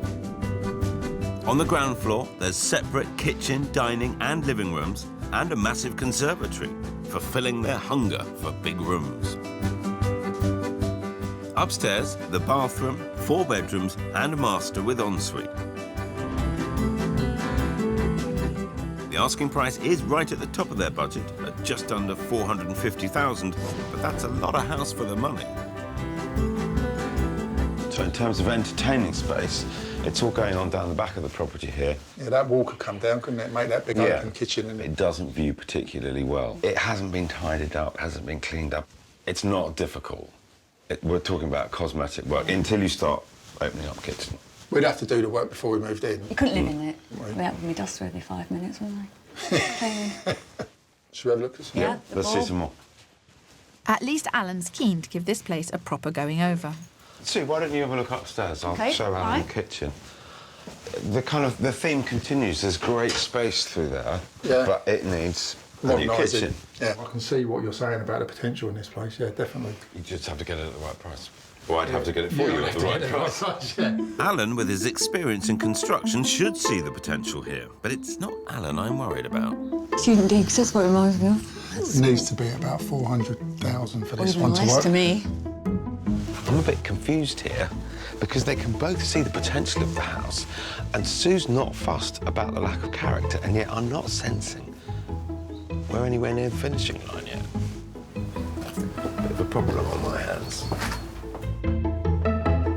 And not long to get it sorted. They need to realise that all your boxes can't be ticked. If it was done up, is it the kind of place that you could imagine yourselves living? Yeah, I'd say so. No, not for me. I think it's the look of it and when it was built. But yet we've got so many other things that are right. I know. See, that compromise word again, isn't it? Oh, she did say it. She did, didn't she? She did. OK. Choked myself. That's not going to get you a house. I know. I'm not saying this is the perfect house for Yeah. you, but something has to change. Something's got to give. It really does. You can't continue saying, I want, I need, I must. Yeah, but I don't know how to, because I can't untick any of the boxes. They can't seem to get what they want for £450,000, but we're searching in some of the most expensive parts in England. If they pushed further west and north into Herefordshire, they could double the square footage for their money. If they fancied living in the suburbs of Edinburgh, they could get 5 bedrooms and an extra 800 square feet or so.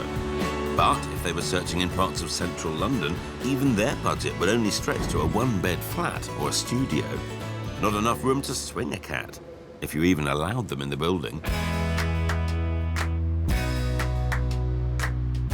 With Sheila and Jason, although it had its flaws, there's no doubt Property 1 is in the lead. It's just down to whether Sheila can deal with the garden.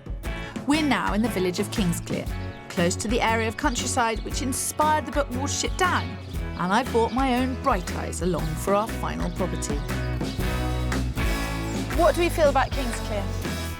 When we were looking originally in Basingstoke and thought it was a little bit too pricey, Kingsclear was our next choice. Jason, what do you make of the look of the house?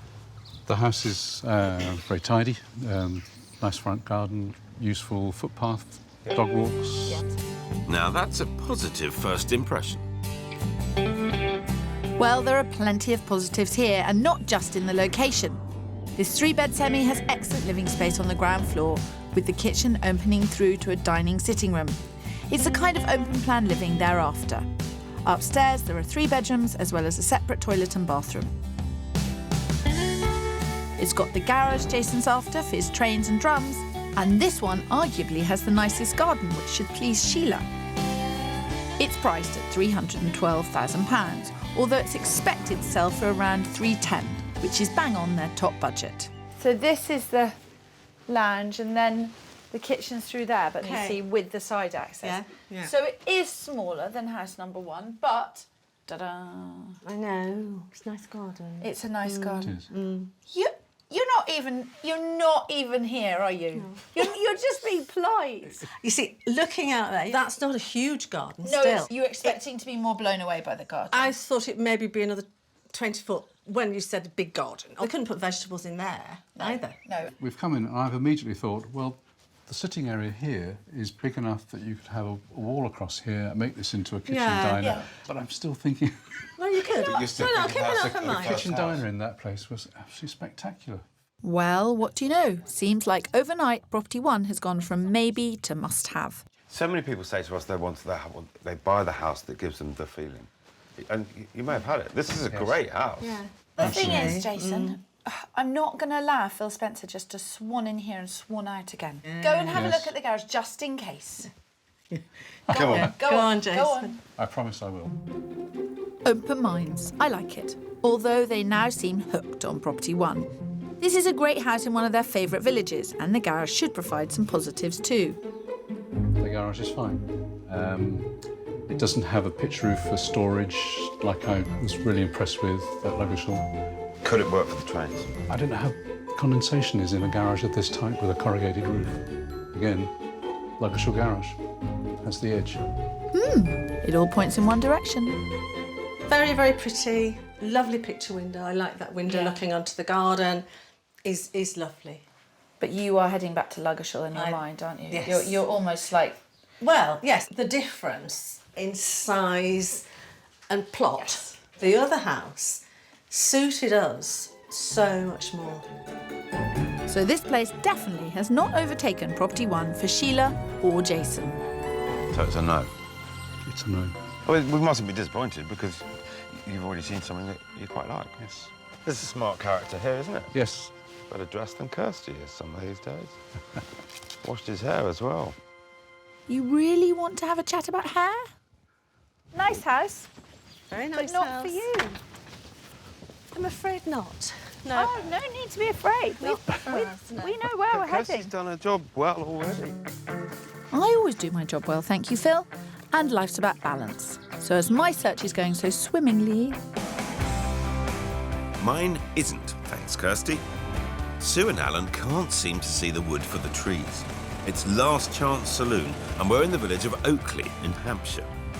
It's steeped in history, but working to our new plan, I'm showing them something of a slightly newer vintage. Well, this is my last throw of the dice. Am I feeling lucky or unlucky? I don't know. I'm a bit worried about it. I'm a bit worried about her, to be honest. Afternoon. Afternoon. How I feel? Issues of last house were a bit worried about the road and definitely worried about the level of work. So that's the reason I chose this. The quietest road in terms of traffic, and the house, you're not going to need to lift a finger. It's very high spec, very nicely done. Okay. I'm looking forward to showing you. Come on. This last property should tick as many of Sue and Alan's ever-changing boxes as I think is possible. It's a 3-bed bungalow. It's got 2 generous doubles, as well as a master with ensuite. The whole place is kitted out beautifully, so no need to spend money on updating. And there's a huge living room linking through to the kitchen diner, which flows out through the bifolds onto an immaculate south-facing garden. All this comes at a premium, though. It's right at the top of their budget of £450,000. It's been opened up quite successfully, I think. And when I came in here, I thought it's slightly Australian way of life. It's got that sort of feel to it, hasn't it? Top end of budget, but I think you can see what you're getting here. Yeah. Yeah, there's a big difference, isn't there? It's very similar to what we would have. Yeah, definitely. We would have. Good. Yeah, it's nice kitchen. It's a nice kitchen. I sense there's a bit of reservation, although you're being positive. Yeah. No. I think it's the location again. Most of my friends live over Ascot way and that, and I'm just thinking, if I want to just go over for a beer, it's going to take me nearly an hour maybe just to drive over. But you said it was all about the house. Yeah. And you were spreading your search across 4 counties. Yeah. This this counter's gone too far in. For We you. keep moving those boxes, don't we? I'm glad No, you this, said that. this is a great house. It's the best one we've seen. Obviously, we haven't seen upstairs yet. Upstairs, it's bungalow. I thought Easily done. No doubt they like this place. Their issue is prioritising their priorities. It's good, isn't it? Yeah. As a house, you seem quite happy with it. Yeah, it's a nice house, contemporary and clean, how we like it. Do you appreciate that if this was back in Berkshire, closer to all the amenities and Alan's friends and all the things you're trying to be close to, it would be out of budget? But maybe we have to, What, the size of the house? yeah, to be closer to... But then you're going to know, lose the room I know, dimensions I and you know. won't fit your furniture in. I know. It's one thing knowing, it's another thing to act on that knowledge. With no more houses to view and the one they're living in sold, you'd think Sue would be willing to compromise, just a wee bit. Nice. Really Nice liked house, bad location. But see, it was Friends. hard enough to start with. And now we've just added an extra box. it. Yeah. Being near friends. Did you not hear us say that one? I'm here to help, but I can only do so much. yeah. I just don't know how to cope with these boxes that I keep producing. Well, tell us when you worked it out. Yeah, OK, I'll give you a call. That's not actually. Don't do bother. that. Seems Phil's on the back foot in this boxing match. I might be down, but I'm not out yet. In Surrey, Hampshire and Wiltshire, Phil and I are having very different house hunts, trying to find perfect properties for two couples. Kirsty's couple seem to be in clover. The search is going really well, whereas mine, they're in cloud cuckoo land, and I don't really know what to do about it. I'm quickly running out of options and patience. Sue's sister's been sleeping in her shed so that they can have a place to live. But with her house now under offer, they need to hustle or be homeless. We're back in Surrey for a final property. Here in Ash, we're closer to Alan's social circle, so that box is being ticked, along with every other box that's sprung up along the search. Morning, you two. Morning. Today's the day for decisions. We've got to move things forward. You've got to move. Could this be the one? Could be the one. Let's see. Come on. It's last chance saloon for me. This period detached house has 4 double bedrooms, 3 on the first floor, along with a family bathroom.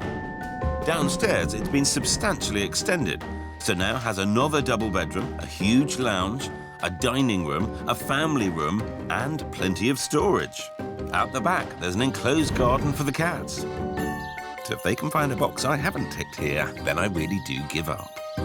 Fulfilling all their shifting criteria means it's once again at the top of their budget, 450 grand. It's quite a skinny living room to start with. It gets better and better further back you go. Kitchen, nice and tidy, clean, wouldn't need to spend any money. But this, I think, is where it gets really interesting out the back. So we're into an extension, and you've got another 2 reception rooms here. I think if you open that wall up, through into the skinny living room, To make it bigger, yeah. you've then got some really lovely space. Open. What's going through your mind? Definitely needs to open up because that room is That room is quite narrow, isn't it? Oh, we haven't seen it all. Mm-hmm. There's still another one through here. It's not a bad size, is it? No. It was the garage, or part of it was, and that leads back through to a bit more storage. Oh, OK. So you haven't... So you haven't got a garage, really? OK, No. that could be a problem. Could be a problem. Not having a garage. Storage for Just Alan's storage for- tools. OK. He's got a lot of tools from work. That's, yeah. Is this a new box? Yeah, No, you no, do it's that just... That's why we was ideally with a garage, Yeah. really, just for storage of everything. So it's quite pretty. It's not overlooked at all. No, not at all. Would the cats be happy? Yes, definitely. Yeah, it's nice and quiet. Would you be happy? A little bit small, maybe. Yeah, I thought it was that bit I thought, down yeah, there. I thought there was something that went behind. Yeah. I thought It was there was a a little secret secret gate. No. You two, no, sorry. Room for a shed. Yeah. For your tools. Yeah. Yeah, that's fine. It's not bad. It's not. Yeah, it's not small, but yeah, it's not... it's usable. We haven't finished. OK. Okay. Come on. I fear they might have Pip, and less upstairs brings some real positivity. Oh, it's a small staircase. Ooh, you wouldn't get much up here, would you? God, that's steep. I know. Okay. Well, that's not bad size. Well, Sue and Alan are upstairs, probably trying to think of new and inventive reasons not to buy it, or thinking up fresh boxes to tick or something like that. Yeah, it's a bit low, isn't it? I wouldn't be able to wash my hair, would I? This is a great house. It really is. It would suit them very, very well. But I don't think they're going to buy it. Come on, Phil, one last rally. Let's just concentrate our minds on the fact of where we are, close to your friends, good transport, it's quiet, it's peaceful, it's characterful, the cats will be safe, and we're in budget. Yeah. There's a lot to think about here. There is, but it still doesn't have that feeling. I don't walk in and think, oh, I'm at home. Oh, and there it is. We've found the only box that matters. The X Factor box that no one can predict. Let's go and have a drink and have a bit of a think about what we're going to do. Okay. I think we're a bit of a stalemate. Checkmate, more like, and you're being pulled around like a pawn. Thankfully, my king and queen are poised to go for their castle. I don't think anyone's in any doubt about which house we're here to talk about. It's Ludgershall all the way. It is. Yes. It's just lovely. It's just lovely, and you're not the only ones that think so. Ooh. There are currently 2 offers on the table, but right. you are the only person that might be interested in that property to be chain-free. So, are you happy with the asking price of $295 of that house? The short answer has to be yes. Listen, I'm a great one for putting in offers, but I just don't think there's any point. It's just not worth it. We don't want to chance losing it, do we? Nope. We've not seen a house that we like so much that feels so right for us. Right. Would you like me to go ahead and make an offer? Yes. Certainly would. Right, okie doke. Claire, it's Kirsty. I have got an offer from my client. We are making an offer at the full $295,000. Right. Oh, I don't know what she's saying. They would like as soon as possible. It's just that they are literally living out of boxes. So if your client's prepared to take it off the market for $295,000 and issue a contract as soon as possible, that would be wonderful news. Thank you. Okay, bye. She sounded very positive about that. I'm not going to jinx it. I'm not going to jinx it. The direct approach seems to work. You should try it with Alan and Sue. OK, I will. So, Alan, Sue, which one are you going to buy? We can joke, and we have had a nice time together this week, but it's vital that you move the search on. Yeah, well, we maybe can start looking at a new build, purely to get the open plan living that we're used to, isn't it? And the sparkliness. And the sparkliness. That I thought I didn't want, and obviously I do. So why didn't you find that out at the beginning of the week? We'd have been better off. Emotionally, mentally, I think you'll find it easier walking around somewhere that's brand new, sleek, clean lines. It's what we've lived in for the last so many years, and I think even... 30 years of our married life, really, we've been in new houses. So, have we had a wild goose chase? No. No. Because I think we've got a clearer idea now what we want, haven't we? Well, or you what know you what don't want. Or what we don't want, yeah. Or what Sue wants. Yeah, that's more like it. We've crossed off some of Sue's boxes she wants ticking, shall we say. Yeah. And I think we've moved it forward, so... Well, good luck. Thank you. I'm sorry I haven't been able to pull it off for you, but it's been great. Hopefully you're on the right track. Thanks for trying. All the best. Thank you. Well, they're a great couple, and I'm sure they'll find a unique house in their own unique way. With Sheila and Jason, Kirsty's waiting to hear if their asking price offer of $295,000's been accepted. And she's not letting bad mobile reception get in the way. Oh, there's a call coming in. Oh. I hope nobody actually wants to book a table. Hello. I am now running the pub and I am answering the phone in the pub. I talk about making yourself at home. You're quite right, Claire. I made myself at home. Yes, Kirsty, but it's not you who needs to be feeling at home. Wow. Wow, wow, wow. That is amazing. That's fantastic news, Claire. Thank you so much. Thank you. Bye. That's it. Got a house. Done. More than Is he happy taking to it off? accept your offer. Yes. Oh God. Yeah. It's off the absolutely. market. Yeah. Thank More than you happy. so Thank much. you. Cheers. Cheers. Congratulations. Good house, thank you. Here's to nice house hunters. Hi. 6 weeks on, Sheila and Jason are fast approaching move-in day. When we knew we'd got it, we were delighted. Well, I can't wait. I wake up and think, oh, I'm excited today. And they're already planning to rope their sons into lending a helping hand with the house's only sticking point. The first thing we will do is get a couple of sons down and sort out the garden so that we can just throw the doors open in from the kitchen down and the dogs can come in and out, you know, which will be super. With the dogs as happy as Larry and safe in the knowledge their family are close by, Sheila and Jason couldn't be happier. Well, I'm particularly looking forward to having big lunches and having them all get together, because not just for us, it's for them to be together, to have our extended family, to all be able to get together. And there are no regrets about going for the first house I showed them. I've always been determined never to fall for this 11-second rule, whatever they call it now, where you go in a house and think, that's it. But that was it.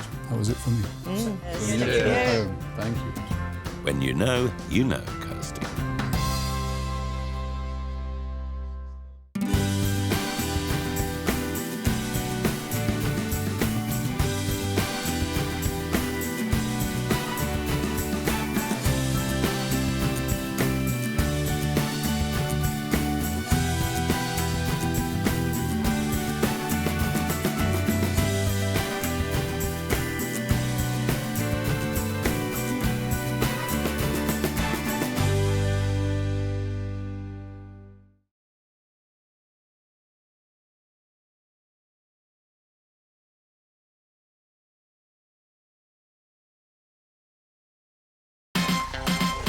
This week, frustration is flowing. You're going to kill me. I was wondering where the garden was. We're all starting to lose the plot. I'm not going to kill you because I'd have to race your wife to it. Yikes. And the cracks are starting to appear. Have you completely lost your marbles? Oh, my word. We might be struggling to keep it together. Oh, I'm breaking the bed. I understand this isn't going well. But it's when we're on the edge that we're at our best. Ta-da! Come on. And we'll pull out all the stops, even if it finally drives us mad. You really have lost the plot, haven't you? Properly.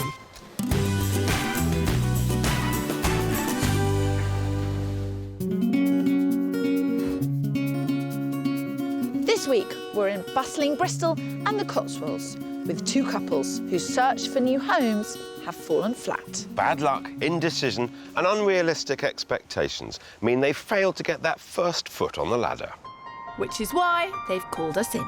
The historic seaport of Bristol has one of the most buoyant property markets in the whole country. Last year saw an 8% increase in price, meaning the average house here has been going up in value by a whopping £1,000 a month. Land Registry figures show Bristol is currently one of the hottest property spots in the UK. Demand is heavily outweighing supply, and many properties are going under offer on the very day they've come onto the market.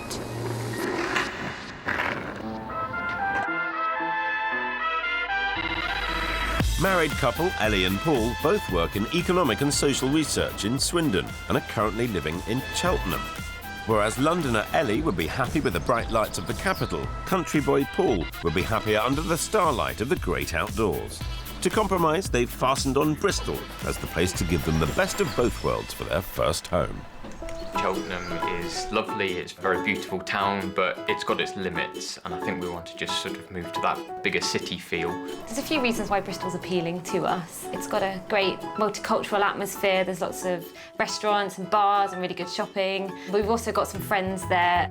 They really value their social circle, a large part of which revolves around their love of the outdoors. We're both keen on running and cycling and tennis and all those sorts of things, and there's opportunity to join all those clubs, build on the friends that we've already got in Bristol, so that's a big motivator as well.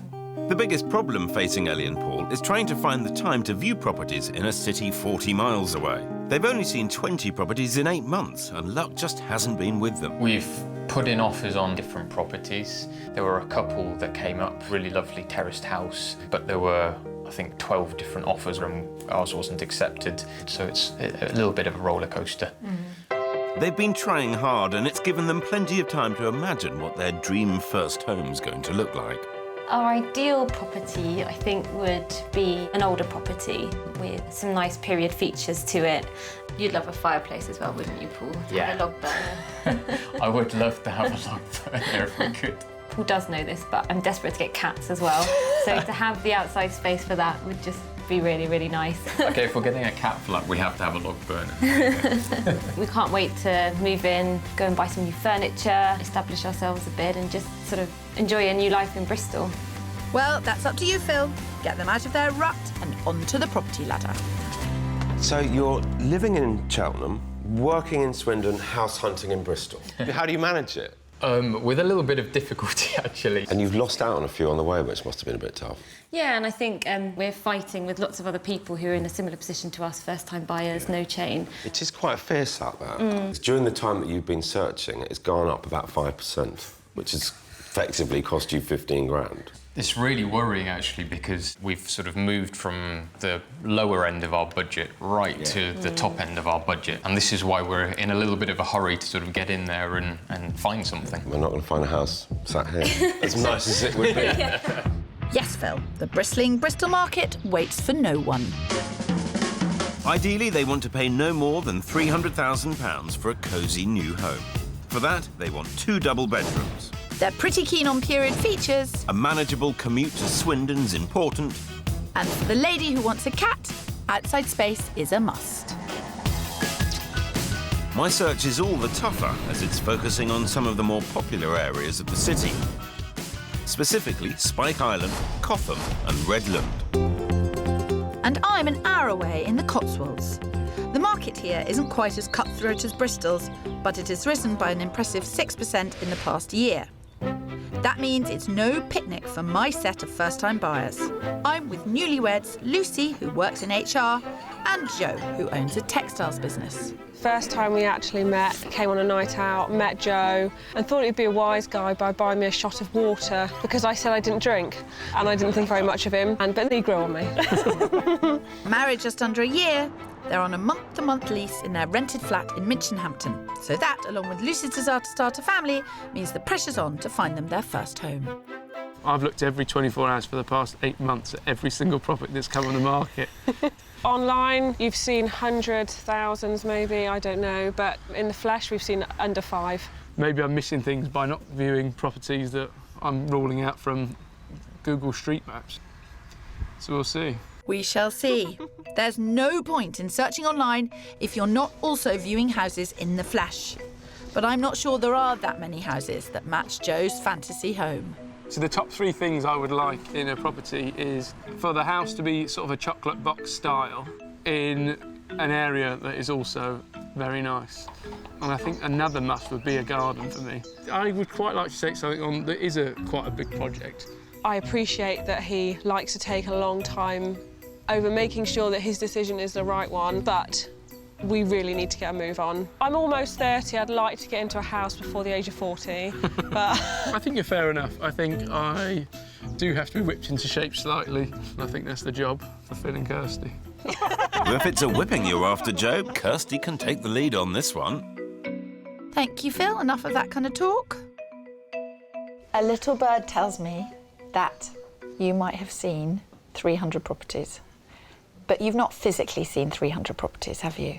No. I think it's about 4, maybe. The weirdest thing is that what you should do is not look for anything online until you've seen about 8 properties. You don't learn about the atmosphere a property can have, which is probably why I'm here. Right, probably. You're looking for something with character. Yeah. Of the 2 of you, who do you think is going to compromise soonest? I would say you. Me, yeah. As long as it wasn't totally ugly outside, I'd be happy. Whereas I think your compromise is, I just don't feel this house, which is why I think we have struggled. I can't make someone feel a house. So at the end of the day, if Joe feels it, I'm going to be putting pressure on you to compromise, unfair as that I'll compromise. That's fine. Let's get on with it. Easiest bit of pressure you've ever applied, Kirsty.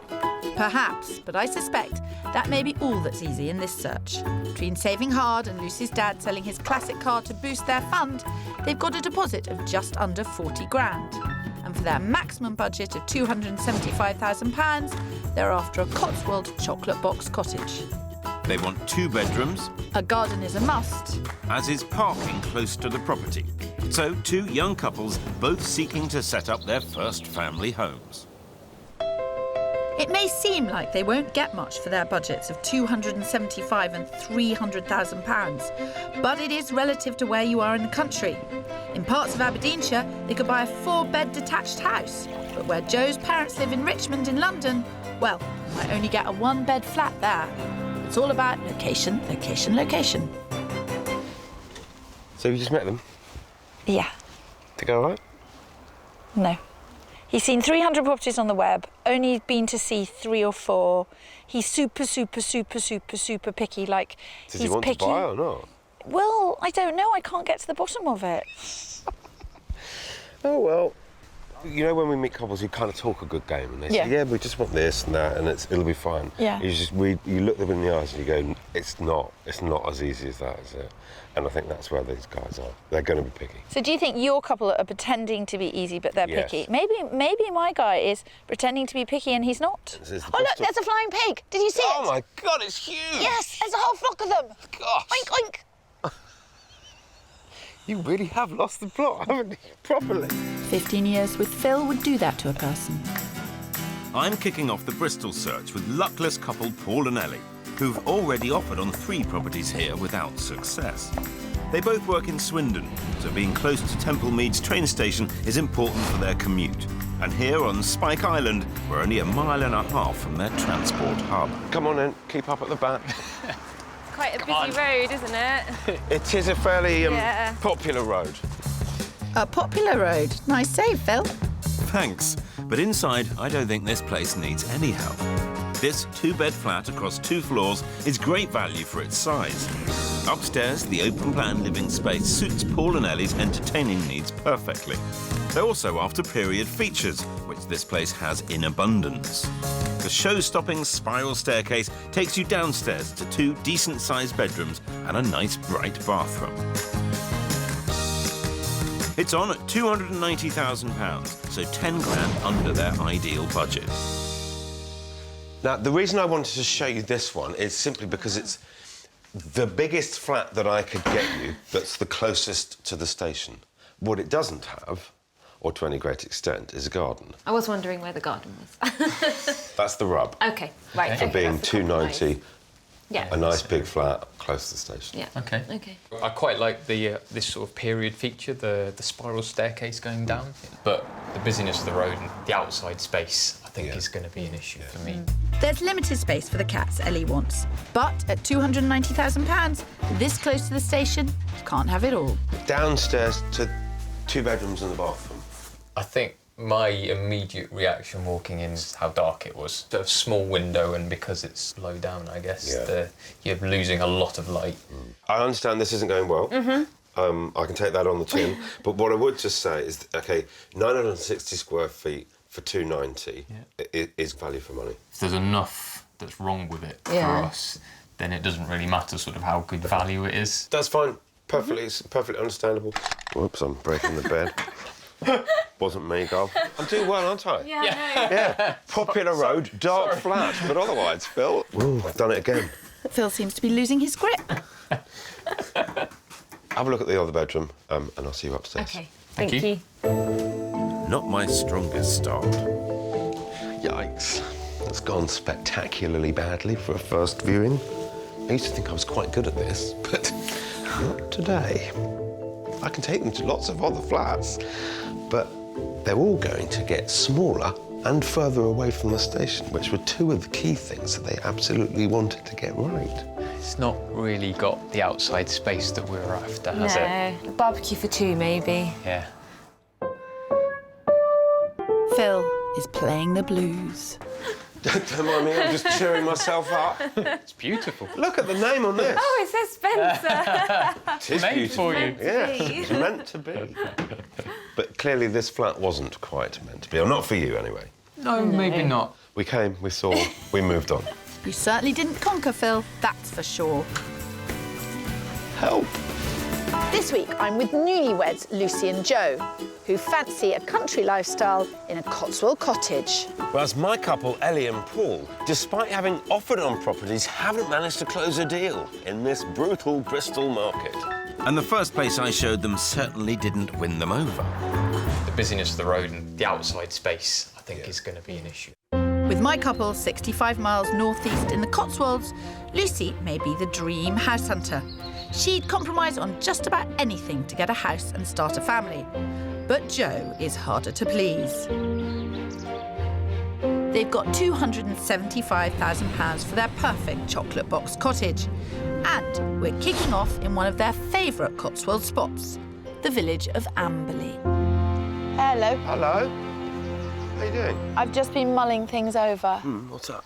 Well, next door, there's a lovely family. They lived there for over 20 years with 3 kids. That house has been made lovely. It's wider, it's lighter, but they've spent quite a bit of money on it. Yeah. This house, I sort of want to say to them, once you have children, all your priorities are going to change. They want the chocolate box. They want the chocolate box, but it's impractical. Well, let's get them in and kind of pose the question. Let's hope we like the answer. This is all about want versus need, and this cottage certainly meets many of their wants. It's got good outside space and lots of lovely original features. Separate kitchen, dining and living spaces, 2 big bedrooms and a nice airy bathroom. It needs updating, but that should fulfil Joe's desire for a project. At £232,000, they'll have enough money left from their budget of £275,000 to do it up. Come on up here and join us. It's the most beautiful view. Lovely. But remember what you said, you need to like the look of it. Do you like the look of it? I don't like the windows. I don't like the porch. Oh, God. But I think that's quite easily changeable as well. You must speak your mind and I must listen. OK, well, we're here now. Come on, let's give it our best shot. Yeah. Rightio. OK. See what I mean, Phil? Don't look at the porch. So, straight into the front room. I love the fireplace and I really like the stone walls. It's cosy, but it's not too small. I think it could be cosy with, a little less cluttered, maybe. Yeah. Just as we go around, because there's going to be lots of things, I suspect, that you're not entirely happy with. Sure. but as we go around, remember, it's 232. Yeah. I thought that was quite a good price, actually. Yeah. So 1 bedroom at the back. Oh, that's interesting. And this is the main bedroom. So from the bed, you get that view, which is absolutely stunning. That is gorgeous. Your search is going on and on and on. Yeah. And I know people are getting a bit frustrated. At some point, you've got to kind of step up. I do. And I think that's what I brought you guys in. Or Lucy's got you guys in. If he came skipping down those stairs with Phil Spencer and said, this is the one, Luce, what do you think? What would you say? I do like this house because I like the area. Although part of me says, if you want a baby, you should be looking at a more practical house. The other part of me says, well, what Joe wants is a character cottage. I think he's very driven by making some money. But it's a home. Yeah, exactly. I think I need your help to make him realise that. Well, you heard her, Phil. Have you made him realise that? I think you're going to have a tricky one here. I've just got one thing to say to you. I told you so. Yikes. Hopefully the warmth of this cottage might just be enough to melt Joe's hardened house hunter's heart. 2 good-sized double bedrooms. Quite happy with the level of work? Yeah, I am. Yeah? The work you're looking for, Joe, could be updating the upstairs bathroom. This is a big bathroom, actually. It would be handy maybe if this was a 3rd bedroom and a bathroom was downstairs. For Jo, it's a project. For Lucy, it's a compromise. But she said she'd make them. I hope she's not about to let me down. I love the living room, looking out over the views. I think it's a really, really quaint, cute little place. Jo? I think it has a lot of potential. I think there is quite a lot of work to be done on it, but that doesn't faze me. I think this is the first property we've seen, so I would like to see what else there is. You think Kirsty can do better? I think she can. Come on. I'm struggling to keep a civil tongue in my head. Why should today be any different, dearest? While Kirsty holds her tongue, I'm hoping to make up for a shaky start with Paul and Ellie. And that means back to Bristol, where the market isn't hanging about. Afternoon. Oh, excellent. How are you today? Very well indeed, thank you. Excellent, good. Looking for a house? Yes. Always house hunting. Good. Are you local? Just up the road. We've been here since 2009 and a lot's changed. It's a cracking place to live, and I think the demand for the young, up-and-coming, family-orientated people has really pushed the price up, so you've got a tough job. Cheers. You're telling me. Barely time for lunch. I'm taking Paul and Ellie to Redland, one of their top areas. It's affluent, but also has a strong student contingent. It's leafy, but still has the vibrant feel they're after. And minutes away from White Ladies Road, so... All the bars and restaurants. Yes. You're already doing better than at Property 1, Phil. So, from the flat that had such a small garden, I thought we'd just start with this. That is gorgeous. It's not overlooked at all, really, is it? And is it a private garden just for this flat? It is indeed. Excellent. Yeah, it is the garden flat. Excellent. I suppose I'm just waiting for the catch. There does have to be. It's only fair. It's not the biggest flat in the world. OK. A little oasis. Come on in. The garden and off-street parking are two big selling points here, as the flat itself is small but perfectly formed. It's got the 2 bedrooms they're after, a cosy living room with the fireplace they want. The downside is the dining kitchen doesn't lend itself to massive dinner parties. But then that's what the garden's for. It's on at just under £300,000, so pretty much bang on their budget. Now, it's a pretty narrow kitchen. OK. So there's not going to be any kind of evening soirees in here. I think it's workable. I think it depends what the rest of the house is like. Let's go and have a look. OK. Workable's an improvement, Phil. Off the corridor are the 2 bedrooms. Excellent. Nice bathroom, although internal. And what I thought was a really quite cute living room. Oh, this is lovely. Very homely.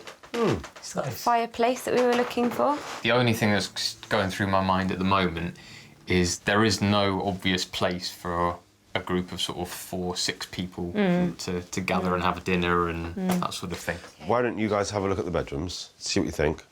That sounded quite close to a compromise. This is sweet, isn't it? Let's have a look. Yeah. Even though it's quite low, it feels quite light. It's got the original shutters as well, they're lovely. It's all going really well in there.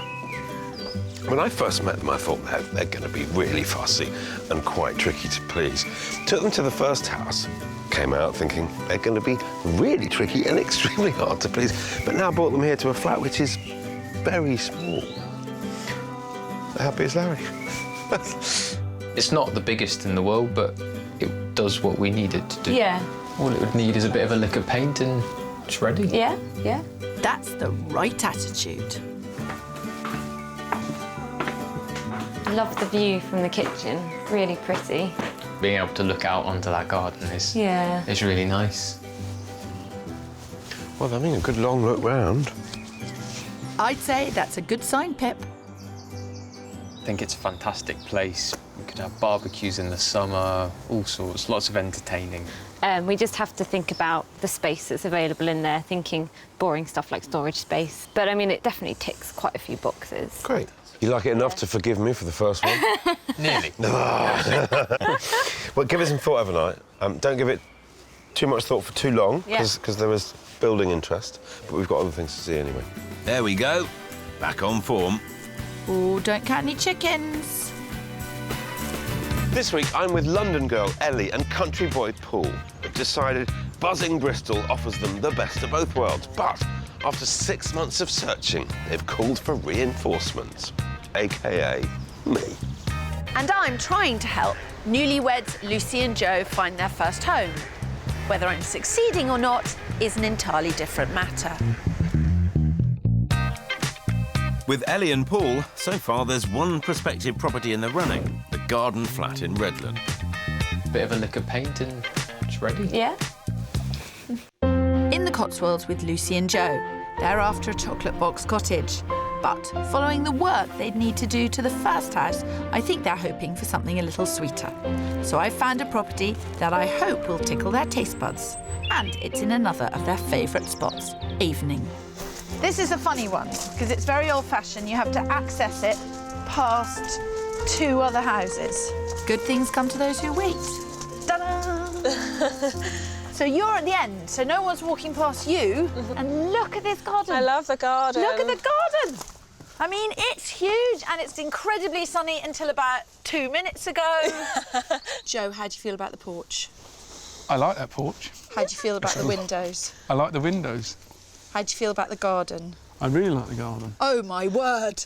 What is going on here?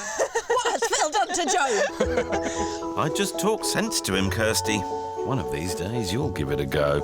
I'll let this house do the talking. Thank you, Phil. Joe wants a project so he can add value, but I think this place may be perfect as it is. Both bedrooms are a good size with plenty of storage. There's a big bathroom on the landing, and downstairs there's a massive kitchen diner leading through to a cosy sitting room with a log burner. It is 10 grand over budget at £285,000, but I think there's a deal to be done. It's really livable how it is now. We would want to change it, but it's modern enough for now. Yeah. And then in there, go on, you can go and look. Oh dear, Kirsty's getting excited. Very lovely cosy room with shutters, lovely wood-burning stove. Yeah, it's a nice room. It's a really nice room. Yeah. Joe, what is going through your head right now? You're going to kill me. I think this may be slightly too, as in, it's already, everything's done. I'm not going to kill you because I'd have to race your wife to it. I'm not commenting on that because I'd probably swear. OK, I'm going to have a really serious chat. I know that you want to find a house to which you can add value and then move on.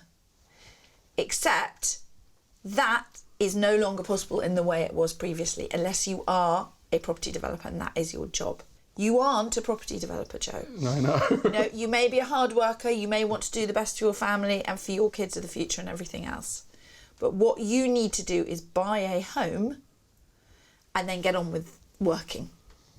Right. Not look to the home to make money for you. I'm moving aside. Thank you.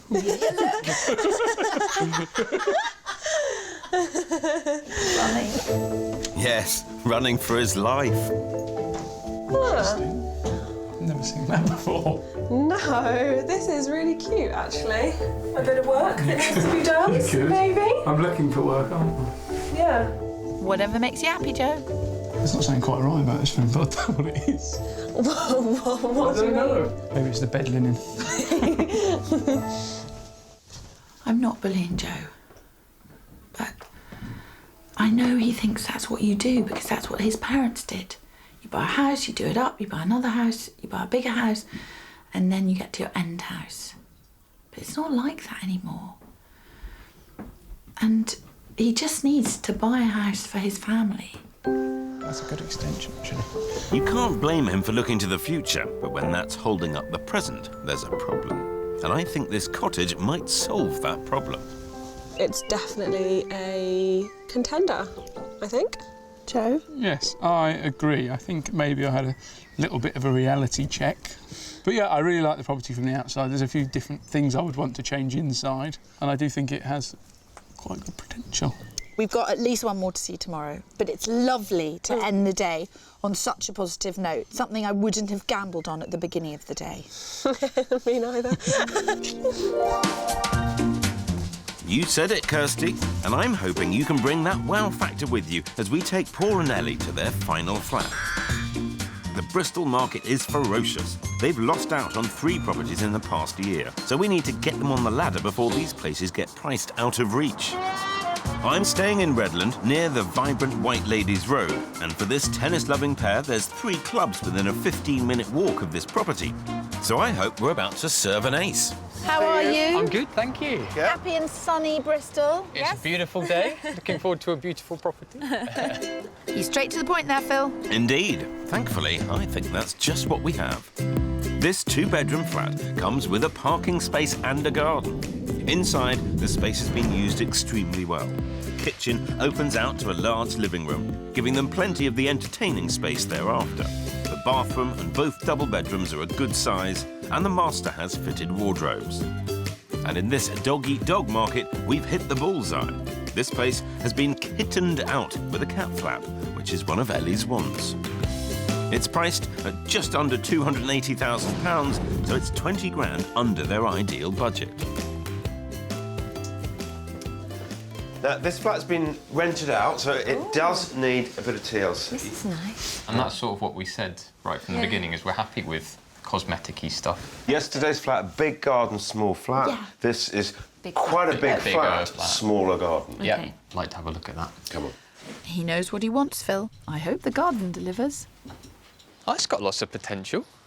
A nice space for us to sit in the summer, a barbecue with some friends. It does all of that. Good. Do you think Ellie will be liking this? She tends to wear her emotions on her sleeve, and from the instant reaction when she walked in, I think she quite likes this. So this would be Paul's domain. Yeah. Paul would be here, washing up, cooking, and you would be putting your feet up on the sofa. Yeah, with a glass of wine. And that lovely view. It's nice you can have a sociable kitchen, so you're not shut away cooking. No. And if friends come round, you can have a chat with them. Yeah, I think it's fantastic. Out of 10, this flat, I won't tell Phil what you think. 8 at the moment. Why don't you go and find what score Paul gives this flat? Will do. Thank you. Good score, but then nobody paints a picture like Ms. Allsop. You could have little theatre curtains, and then you could say, this is a kitchen production from Paul. Have you completely lost your marbles? Be fun, just a bit of fun. Well, at least some people are taking this seriously. That's big, isn't it? Yeah. Did Paul like the garden? Yes. Really? Yeah. Oh, well, I can leave you Yeah. now. That's it. Do you think it's done? Yeah, she said 8 out of 10, and Really? she hadn't even seen the bedrooms. The bedrooms are in a different league to yesterday's. Really nice and light. Put our own stamp on it, couldn't we? Quite like the idea of a little project. Getting excited. Great flat, great couple. Great, you, great, amazing you, great house hunter. Great house hunter. I'd forgot that bit. It's kind of you to remind me. Being kind to Phil is occasionally a good idea. So, Paul, I know what Ellie thinks. She said 8 out of 10. What do you reckon? Wow, 8 out of 10. I go 7. I like And it there's a a lot. cat flap as well, which is on my list. That's Perfect. That's why it's an Sold. 8. Smiles on all faces. Let's hope those smiles turn into definite decisions for Paul and Ellie. Back in the Cotswolds, and I'm not getting any further with Joe and Lucy and their impossible countryside dream. He's discounted hundreds of properties online, and that needs to change. We're now in Lucy's #1 spot of Minchinhampton. The town nuzzles into the 580 acres of Minchinhampton Common, a site of special scientific interest managed by the National Trust. And here they're in good company. Princess Anne lives on the edge of the town, although I suspect a royal seal of approval comes much easier than a Joe seal of approval. Now, you know they say that people know in the first 11 seconds whether a property is suitable for them. My advice to anybody would be do not paint your front door mauve. But what do we think of the location? I love Minchinhampton. Yeah. It's my favourite location. Here we go. This is a Cotswold stone 2-bedroomed house over 3 floors.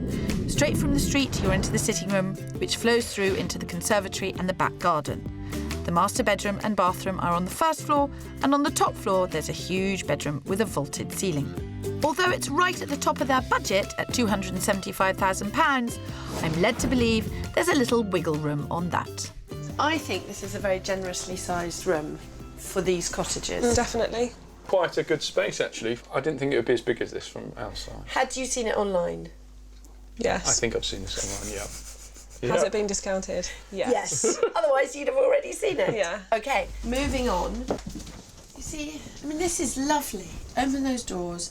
Even in the winter, get a bit of air through. What's going through your mind, Joe?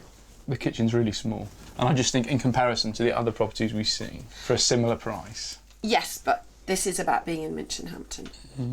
If you really think this house is just not half as good as the other two, what we should do is walk across the road. The house across the road's been on for 6 weeks and it's currently 25 grand over budget. But showing it to Lucy and Joe should help them see that their current budget limit just mightn't be enough for them to get everything they want. So go and have a look upstairs. OK. I'll make a couple of calls, see if I can get the key to that house. Thank you. Perfect. The upstairs has a lot of work to do to help win Joe over on this one. What do you think of this? Yeah, it's a really, really nice space, actually. It's a good sized room. It's nice and airy as well. I love the house as a whole, but I think the kitchen might be just too much of a push. Yeah, the kitchen is too small. I love this area, though. I suppose we might have to compromise if we want the said top it. area. Finally, compromise. Is that a glimmer of realisation shining through? It does look like it. Not enough to save this cottage, although they have been upstairs a long time. Oh, I was wondering what you two were doing up there. Shall we go across the road? Yes. Right. I think this cottage is a compromise too far. So will my final chocolate box be loaded with treats or leave a bitter taste in their mouths? In Bristol and the Cotswolds, we're using every trick and pulling every string to find homes for 2 sets of first-time buyers. Newlyweds Lucy and Joe can't seem to decide on a Cotswold cottage that ticks all their boxes. I suppose we might have to compromise if we want the top area. Whereas Paul and Ellie seem to have a couple of contenders in Bristol. Quite like the idea of a little project. Getting excited. Kirsty's got one final card to play for Lucy and Joe. We've secured a last-minute viewing of an over-budget property right across from the last cottage they viewed in Lucy's favourite village of Minchinhampton. Follow the leader. Keep up, Joe. This property has everything to suit Joe and Lucy's different wants. It's got 2 large bedrooms with plenty of storage, a cosy sitting room with period features, a kitchen diner which extends out into a fantastic sunroom, and a garden to die for. The decor needs modernising and there's plenty of scope to extend, so although it's perfectly livable, it should appeal to Joe's need for a project. It's more than 20% bigger than the place they just saw, and although it's on at just under £300,000, I think an offer of around £285,000 could secure it. That's still 10 grand over their top figure, but if nothing else is going to give, it's got to be the budget. This is the kind of thing that you could spend every weekend doing and still live reasonably comfortably. Yeah. This is where you live for 20 years and you do an extension and you do it over a space of time. If this is really what you want to do a project, I think you've got to get something bigger that you stay in. Right. Go and have a look upstairs and see what you think. I think you might have hooked them with this one, Kirsty, if their silence is more in awe than in disappointment. I hope so, Phil. But I think they'd need to stretch their budget by 10 grand to do it, so it's a big decision. Would you like to keep the carpet? I think I'd probably change the carpet. Well, sounds like Joe's moving in already. Nice sized bathroom. Yeah, this is quite a good sized bathroom. Redo it, obviously, but really good size. Yeah. I'm loving Lucy's positivity, and Joe seems to be fully on board too. This is quite a nice sized room. Yeah. I like this. I think it's got definite potential and it's bigger than the other one as well. Yeah. Keep those persuasive powers flowing, Lucy, and hopefully the view from the top bedroom can seal the deal. That's lovely. That's gorgeous. It's a difficult one. Because the house has got, a lot of scope for making it better. If we can't afford it, but if they drop to a price that we can afford, then I could see us. Yeah, definitely. And it would be a place that we could stay in for the long term rather than the short term. I could definitely see myself living here. It seems pretty obvious what Lucy wants to do. Joe is a good man who wants to do the right thing. But there is such an enormous conflict between his desire to be the big property developer and his desire to have a perfect house. Joe has got to focus on buying a home. Otherwise, he is never going to get what he wants. Let's hope you found them both what they want in this place. My thoughts are, this is my favourite house now. Yeah. I know, and I'm really sorry that it's a bit more expensive. I quite like it, actually. Quite like it? Oh, my God. But you want a project. I agree, I want a project, but I like to know the figures of how much it's going to cost to get to There a has stage. to be a gut feeling, Joe. Yeah, the gut feeling's pretty good, to be honest. If you don't look at that house now and think that if you can get it for 285 you want it, then it's not the house for you. I think let's sit down and have a chat. There's a lot to think about. Maybe, just maybe, we found a place in the flesh that Joe would consider buying. But it's on at almost £300,000, so it will take a good deal to get it. Back in Bristol, and Paul and Ellie have decided property 3, the garden flat in Redland, is worth another look. Second viewings are really about kind of practicalities, about what it would be like to live in here. Ellie, how does it feel to be back? Feels homely like it did last time. Yeah. Well, let's have a scoot round. Excellent. Great. Second viewings are also about getting into the detail you might miss first time round. It's pretty mouldy in this bedroom. If it's been empty for a period of time and there's no air circulating, all the doors and windows are shut. It's not gonna help. That's... So it sounds like it's fairly easy to deal with. It is. Good. Yeah, it needs living in. Yeah. You'll want to repaint bits, you'll want to put your own carpet and make your stamp on it. You will want to do it, even if it's in lovely condition. Let's get the parents nominated now to come down for the weekend. Can start allocating jobs. Yeah. Yeah. They're talking like they've already bought it. Not yet, Phil, but that's your job. First question is, do you feel that you've seen enough? We've seen a big variety in a lot of different places with a lot of different pros and cons. So yeah, I'd say so. If we keep waiting for the absolute perfect place, then we will be priced out completely of where we want to be. Yes. So we need to think about that as well. And was it useful going back to property 3 this morning? Definitely. Yeah, it was. And how do you both feel about the level of work, though? And there's enough scope to put your stamp on it, and I quite like the idea of putting my stamp on it, to be honest. Which leaves me asking the question, what would you like to do about it? I think that we're both convinced enough to put our offer in. Good. Put in as low as possible. Weirdly.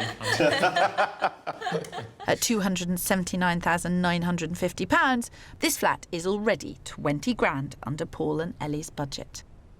Have you got an idea? I'm thinking 270. But even if you bought that flat at the full asking price of 9 on 280 and spent 10 on it, I think for every pound you put into it, you'd get 2 back. It's got to be worth 300, if not more, having had 10 grand spent on it. Should we have a go? Let's have a go.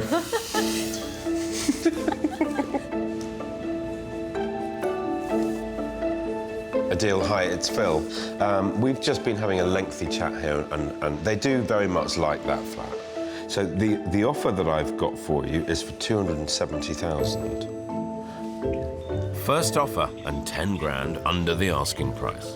They could complete that within a month of receipt of all your paperwork.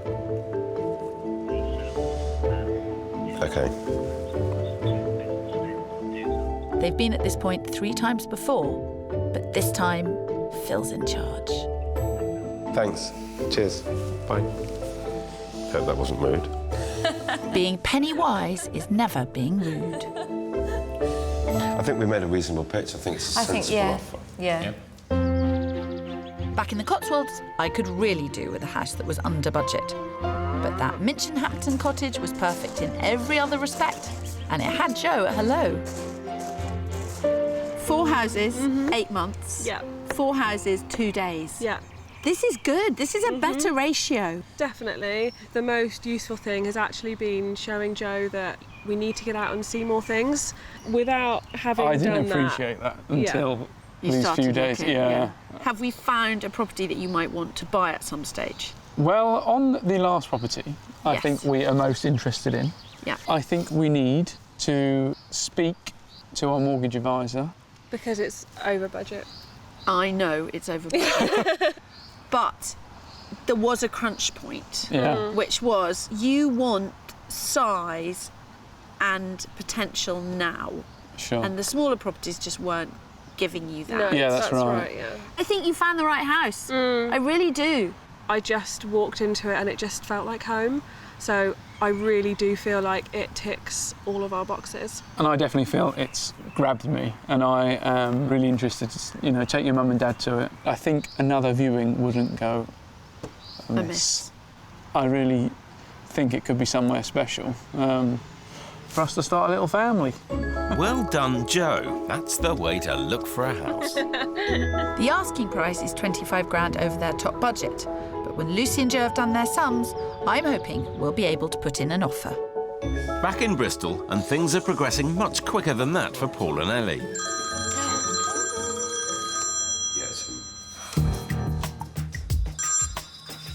Hi, Adil. Hi. Our offer on the table is 10 grand under the asking price at £270,000. OK. Paul and Ellie have been in this position before, more than once. Right, fair enough. I just hope this is the last time. We're in with a shout. The vendor's abroad, so it might just be a case of no news is good news. Oh, I mean, as soon as you hear, ring me. Cheers, Adil. Bye. The good news is he thinks the vendor is looking for something closer to the asking price, but he's there to do business, he wants to sell it, and you're in a great position. Given that the flat is empty, to offer to complete within a month is a really strong card. OK, that's interesting. But... Empty properties cost people money. Yeah. So I'm afraid, I think for now, we're going to have to leave that there. Fine. I will be on the phone to you as soon as I hear anything. I'm not sure I can handle it. Thank you. Cheers. Cheers. Thanks for all your help. Pleasure, great pleasure. Cheers. Back in the Cotswolds, Lucy and Joe talked to their mortgage advisor and were able to up their budget to put in an offer of £280,000. But they'd still have to find the money for the improvements they wanted to make.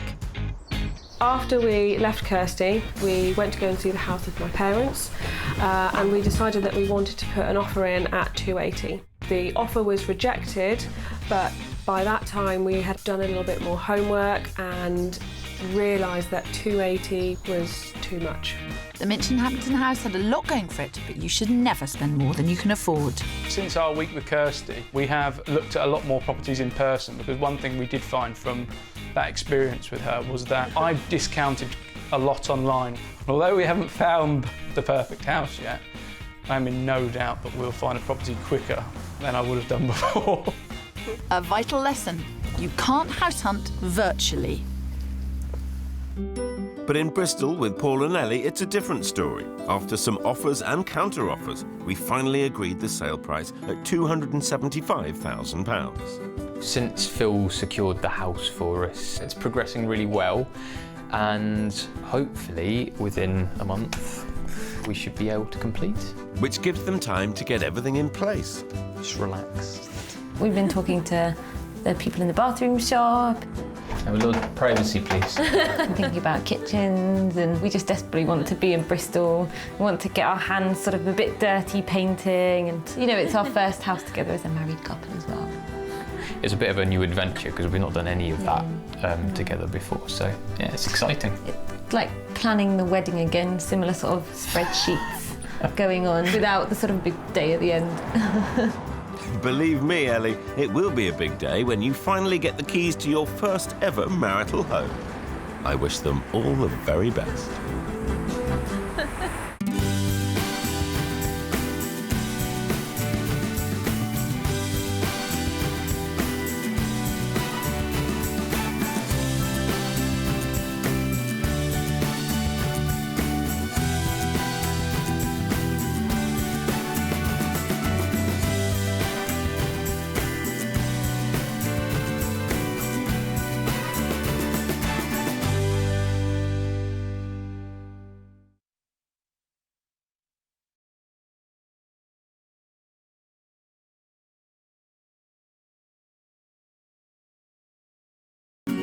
This week we're in Cardiff, where there's confusion... No.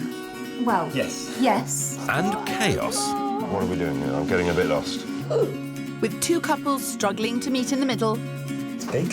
small. You've been in control. I'm trying to have a little piece of the control too. But with some clever mediation, I see through it with my laser vision. Completely ignore what they say, and there you go. We'll come up smelling of daffodils. I like solutions. That's exactly what I want from a house. This is going to be interesting, Yeah. isn't it?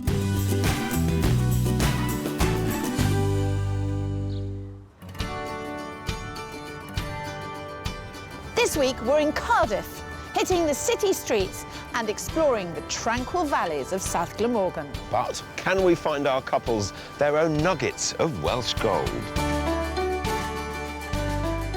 rich in ancient history, fairy tale castles, and surrounded by the rolling hills of the Vale of Glamorgan, the vibrant capital city of Cardiff has a strong property market and has been crowned one of the best places to live in the UK.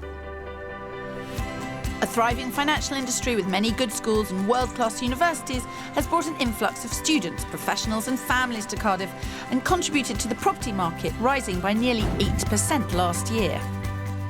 It's one of the most expensive places in Wales to buy a house. The average property here in Cardiff costs almost 29% more than the Welsh national average. Buying here is tougher than a game of rugby. But that's not our game this week, Phil. MD of a hockey team, Todd and his wife Shauna lived in Northern Ireland for 14 years after relocating to the UK from Canada for Todd's career. But just when Shauna had their dream home as she wanted, a new business venture meant a shock move to Cardiff for Todd, Shauna and son Matteo. I basically put the last lick of paint on the wall and Todd said, "Hey, yeah, don't get too comfortable. We might be moving to Cardiff." So, Yeah. sadly, we had to leave our house. But finding a new home hasn't been easy. Houses in Cardiff are more than 50% more expensive than in Belfast. And they've now been crammed in this tiny rented flat for 8 months. Plus you feel transient, like we haven't quite settled anywhere yet. There's just no real livable space, and when you have toys and toys coming through the door at all times. Our situation has become quite desperate. Huge weekend this weekend. We got And with Todd spending much of his time at work with his team, it leaves Shauna and Matteo in a new city struggling to settle in. We have a 2.5-year-old. We want him to feel part of a community, go to school, grow up with kids, have them be able to come and play at our house. Yeah. We're doing this really for him. Yeah. But it's not just about settling in. Their search for potential properties has a big problem. They've been limiting it to the desirable seaside town of Penarth, just outside Cardiff. Even on the playground, you hear that Penarth has the best schools. You can go and you can have a coffee, yet there's bars and restaurants on your front door too. We're new to Cardiff. It's hard to cover all the areas and know each one inside and out. So we'd be open to finding another town like Penarth somewhere, wouldn't we? We certainly would. Yeah. Would we be? I'm not convinced. Penarth is pricey, and even with a budget of £500,000, they may have to look elsewhere. Either way, it's time to get this search off ice. No slip-ups allowed for me then. You've been in Cardiff a little while now, and I understand business is quite exciting, but also family life has been quite tough. When you move to a new city, you want to kind of get integrated right away. We're in a 20-something flat, and we're probably the only ones with kids. It's a little isolating and we need to get it sorted quickly. Fine. Tell me about your search so far. I'm spending every night for the last year online, and I've only found 4 that I've walked through the door. Hang on a minute. Why?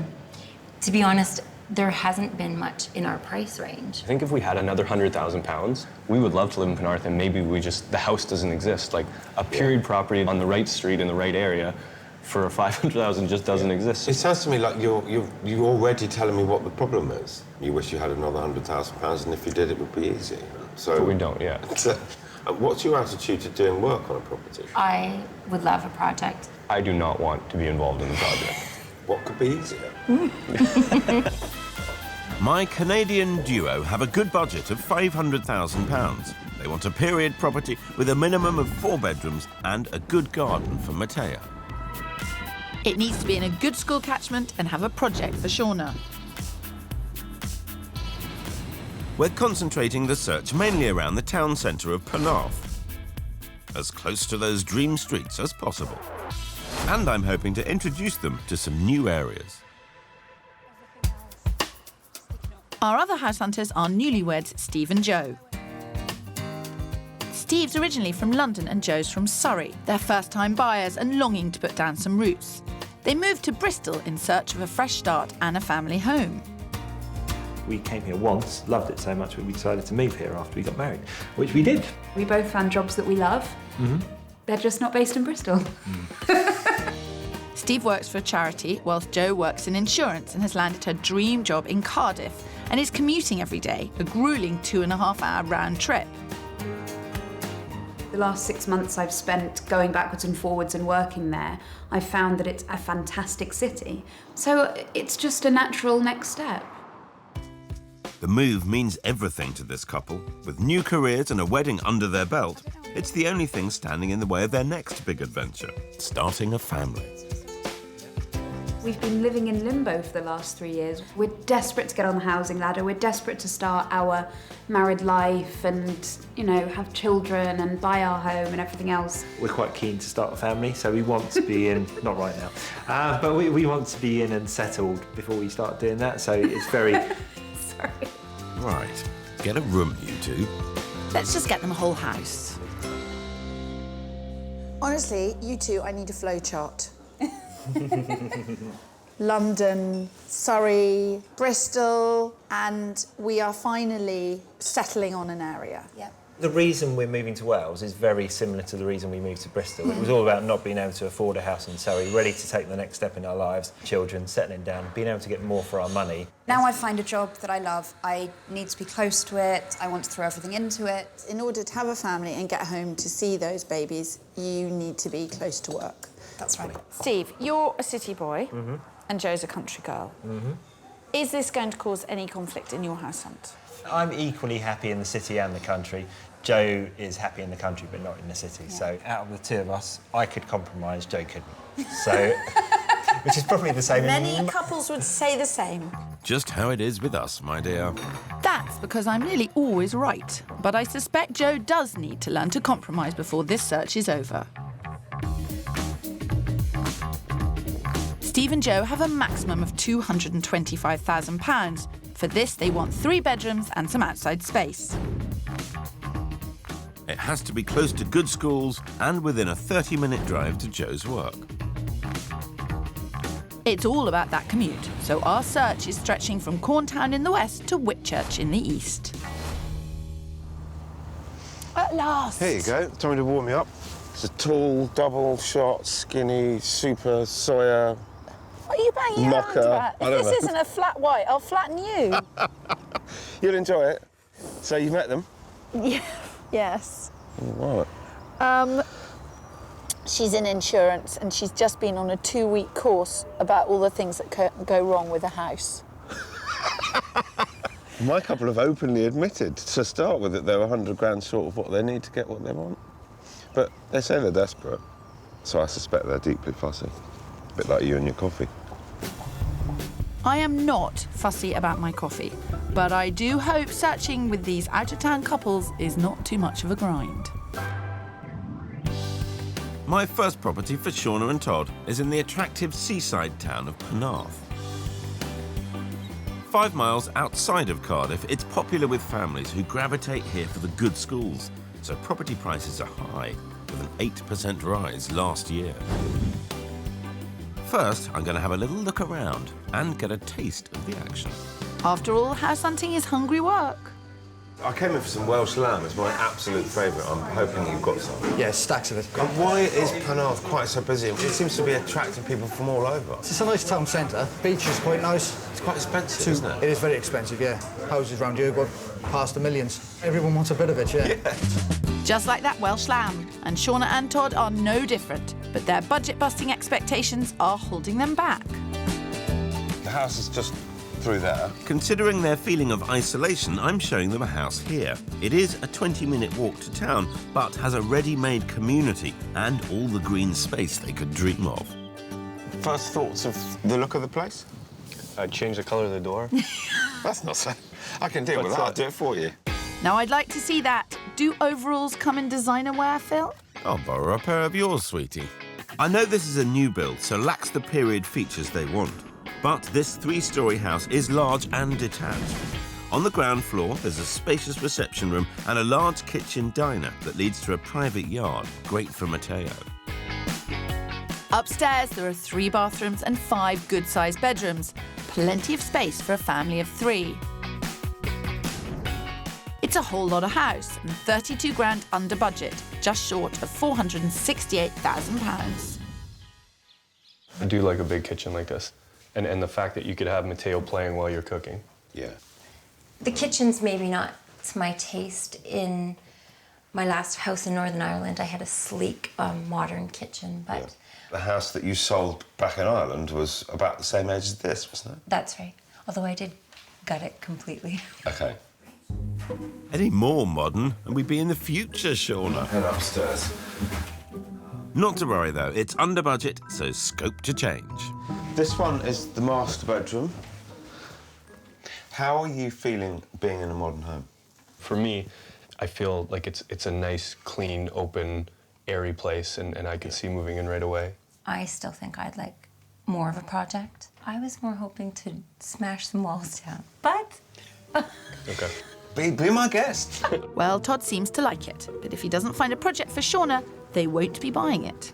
I think Shauna's being polite. Very polite. Nice. I should appreciate that. It doesn't always happen. But will she buy it? Don't think so. The houses all do look sort of the same. Yeah. It kind of lacks that, like the character property I was looking for. Yeah. So Do you see it's Matteo just- playing out there? Can you, like, picture it? You and the other moms, having coffee, sewing. Coffee. It's a long walk in for coffee. You see, Phil, I'm not the only one who cares about their coffee. How'd you get on upstairs? Good. For me, maybe there's a few too many compromises. If we're going to move into this area, I think it would have to be the perfect house. Valid points about the house. It's not jump up and down exciting, but I can absolutely show you older things with more character and with more opportunity for project. I think they'll have a different like to compromise see that. somewhere else. Yeah. It's a great house, Phil, but clearly Shauna wants to make her mark and do a bit of work. Best foot forward. Yes, and right now, that means a bit more work for me. We're in Cardiff, trying to find homes for 2 couples new to Wales. If only they could be like Welsh sheep and take the advice of their house-hunting shepherds. Ice hockey MD Todd and wife Shauna want a family home, but my first attempt has left me on thin ice. For me, maybe there's a few too many compromises. Meanwhile, my newlyweds, Steve and Joe, need to get their skates on if they're going to end Joe's exhausting commute from Bristol. After years of saving, they finally got a budget of £225,000 and can make a family home a reality. I'm starting the search in one of Cardiff's most desirable suburbs. The thriving village of Whitchurch is 15 minutes north of Cardiff, has a busy village centre for Steve, but quiet, leafy streets for country girl Joe. You are a 15-minute drive to work. Wow. Really? Yes. That's life-changing. That would be great. Yes, but will it still be great when you've told them about the compromise? I'm getting to it. It's 2 beds. Is it? It is 2 beds. The average house price around here is £30,000 above your top budget. Right. So that's why we're seeing a 2-bed property here with the potential to be a 3-bed property. I'm itching to see inside. Good, that's the attitude. Right, come on, let's go for it. This house is a beautifully renovated period bungalow. It's semi-detached, on a quiet street and has 2 good-sized bedrooms, with a fantastic attic space ready to be converted into that all-important 3rd bedroom. A rear extension has created a super family living area and opens out onto a good-sized private garden. It pushes their budget to the limit at just under £235,000, but is in walk-in condition and the vendors will consider an offer. A perfect first home, wouldn't you say? Wow, it's big. Yep, it's a nice size. It's really difficult to have a positive feeling when I'm grappling with the 2-bedroom thing. I wouldn't bother with the additional bedroom for the time being, unless you really felt you had to. I I think I'd rather put in a third bedroom before I am expecting. So I understand what you're saying, but at the same time, I kind of want to get all of my ducks in a row now. Area in terms of the community, the schools, and the location, and the commute is going to come higher than that third bedroom. Okay. Go and see the rest of the house. Okay. Okay. Jo certainly knows what she wants, Kirsty. And I know what they need, Phil. Trust me. Okay. It's nice. It's big. Small. Steve's being positive, but Jo's really struggling to get her head around it and quite fixed in what she wants. It's too small. Right, okay. The only compromise with this house is the third bedroom, and that has gone down like a bucket of cold you-know-what. I feel like we'll grow out of this house in a couple of years. I think that's the problem. And, you know, I really wanted a house that we could just breathe out. I just wanted to stop waiting. I just want to live. Yeah, that makes sense. Hey. Okay. Yeah? Yeah. Okay. Not a great start, Kirsty, and with so much of their future invested in this move, it's no wonder Jo's getting emotional. I love the location. I love the area. I love the house. There's just one thing. Yeah, there is the two bed. And it's not... And it is a difficult one. How do you feel about the living space? I really like it. I like the size, the doors, the floor. Yeah, no complaints about that. What are you feeling? That it's too much of a compromise? No, it's not a no. Okay. OK, so it's not a no. But it's not a yes, and I'm afraid that's what we need.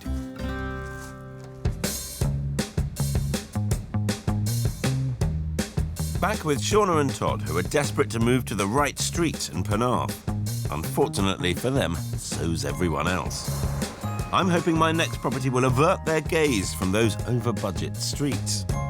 So we're still in Penarth, but we're closer to the high street, closer to the seafront as well. This is as close to town as we can get, but just 3 streets from one of their dream roads. They will have to compromise, though, as it's not detached. I actually really like it. From standing outside and looking at it, it looks nice. I like it, yeah. Good. Let's get in. Yeah. At last, now we're getting somewhere. This pretty mid-terrace is on the doorstep of their favourite school. And it's got the all-important project Shauna's looking for. With a bathroom, 4 bedrooms, and the option to create a 5th in the attic. Downstairs are 2 reception rooms and a fab kitchen, diner and sunroom that leads onto a garden, with plenty of room for a 2-year-old and his parents to run around. It's 50 grand under budget at £450,000, but other buyers are interested, so Todd and Shauna better get their skates on. This is more what you want, right? Like, just seeing the flooring, I know that you like that. Immediately, I have a better reaction when I come in this house. I really like this already. Charm, character. I like it. Yeah. They could be talking about you or the property, Phil. Thanks, Kirsty. I'm hoping she'll be charmed with the project upstairs. Knock through that wall there and make that bedroom into an ensuite plus dressing room for this bedroom. Yeah. Then convert the attic and get another bedroom and bathroom up there. I'm excited about that. Have a look round. Those bedrooms over there are huge. Well done, Phil. Seems you're right on the money with this property. Oh, this is a big room, This too. is a huge room. A room like this, you could see Matteo being able to bring kids over after school. It makes you feel like you just want to get settled, don't you? And then As soon as you come in here, it feels like a family home, and you could see yourselves. I could see myself in this house. I think I just saw the first sign of a buying signal, and I love them. And I love a Spencer on a roll. Let's hope this house does get the green light. I love the idea of going upstairs. I can make it my own. It's not quite the project I was after, but actually I can see that we can move in, get settled, get our things back. Something's got to give, so I'm gonna have to work on that. Yeah. But yeah, no, I like the house. I really like it. I really like this house. It's a good compromise for the both of us. Yeah. Yeah. It's hard for you because you did the house up thinking it was the dream home forever, and it turned out not to be the case. Yeah. Exactly. You've been in control. I'm trying to have a little piece of the control too, but I'm sort of, it's my fault that we're here. It's down to her falling in love with it more than me. I just want her to be happy and comfortable in it, so. Terrific. Thanks. He's a nice sort, isn't he? Where did you find him? Come on. Well, Todd's moving in again, and Shauna's talking about compromise. Seems this one might be a contender. Shauna and Todd are looking for a 4-bed family house near Cardiff. And even with a healthy budget of £500,000, it's a struggle. But what would this get them in other parts of the UK? In the village of St John's near Tunbridge Wells, you could have your pick of one of these 3-bed terraced houses. In Birmingham, you could just afford a swanky 2-bed city pad. And north of the border, you could get a beautiful 7-bed detached house on the banks of Loch Fyne. Let's hope we don't need to go that far for Todd and Shauna. Back in South Glamorgan, Phil is joining me at Steve and Joe's next property. Having listened to Joe in property 1, I want to show them something bigger, but that means we need to travel out of the city. We've come 13 miles north of Cardiff to the pretty hilltop village of Land Rover. So what are we, 30 minutes out of town, I think? Yeah, in not so good traffic. The big compromise here is the distance to Joe's work. But with great transport links, incredible views and a good school, it certainly meets the requirements. Do you want to see inside it? Oh, yes. Definitely. Definitely. You're enthusiastic enough about the area? Yes. I mean, I think the key thing is, having travelled out, you get twice the size of the house. Yes. I know the commute will be playing on Joe's mind, but I'm hoping this sprawling family home will help them decide what's important. Its size versus commute. This 1970s semi is set across 3 stories and is huge. On the top floor are the 3 bedrooms they want. There are front and rear gardens, perfect for a growing family, and scope to create a large kitchen diner. And it's a bargain at £195,000. It's 30 grand under budget. But it is a project. At the back here, so obviously you knock this through. Yeah. It's one of those houses where there's lots that you could do, and there's lots that you'd want to do, but there's nothing that you have to do on day one. It's about the potential. Yeah. There's a lot of space in this house. There's a lot of space. Lots of yeses, and for this price, I don't think it gets much better. But it is quite rural for city boy Steve. How's Jo feeling? Because she's got quite a long list of requirements, hasn't she? She does. Do you think there'll be compromises in that? Wherever we live is going to be a slight compromise, but I can compromise and live in the country, and I don't think Jo can compromise and live in the city. Right. So early on in marriage, I realised that actually if I compromise, things are a lot better, so we'll do that. What's the saying? A happy wife, happy life. Yes, yep, definitely. Less strife. 2 very wise men. And here's the star. Ta-da! Wow. That view, it's incredible. This is giving me the feels more than the other one. Right. But head is with the other one because the commute is so fantastic. Yes. Heart is with this one because of the view, and they're competing in different parts of my brain. Big house, needs work. Yeah. You could not conceivably outgrow it. It's beautiful. Suddenly it seems I have 2 houses in the frame.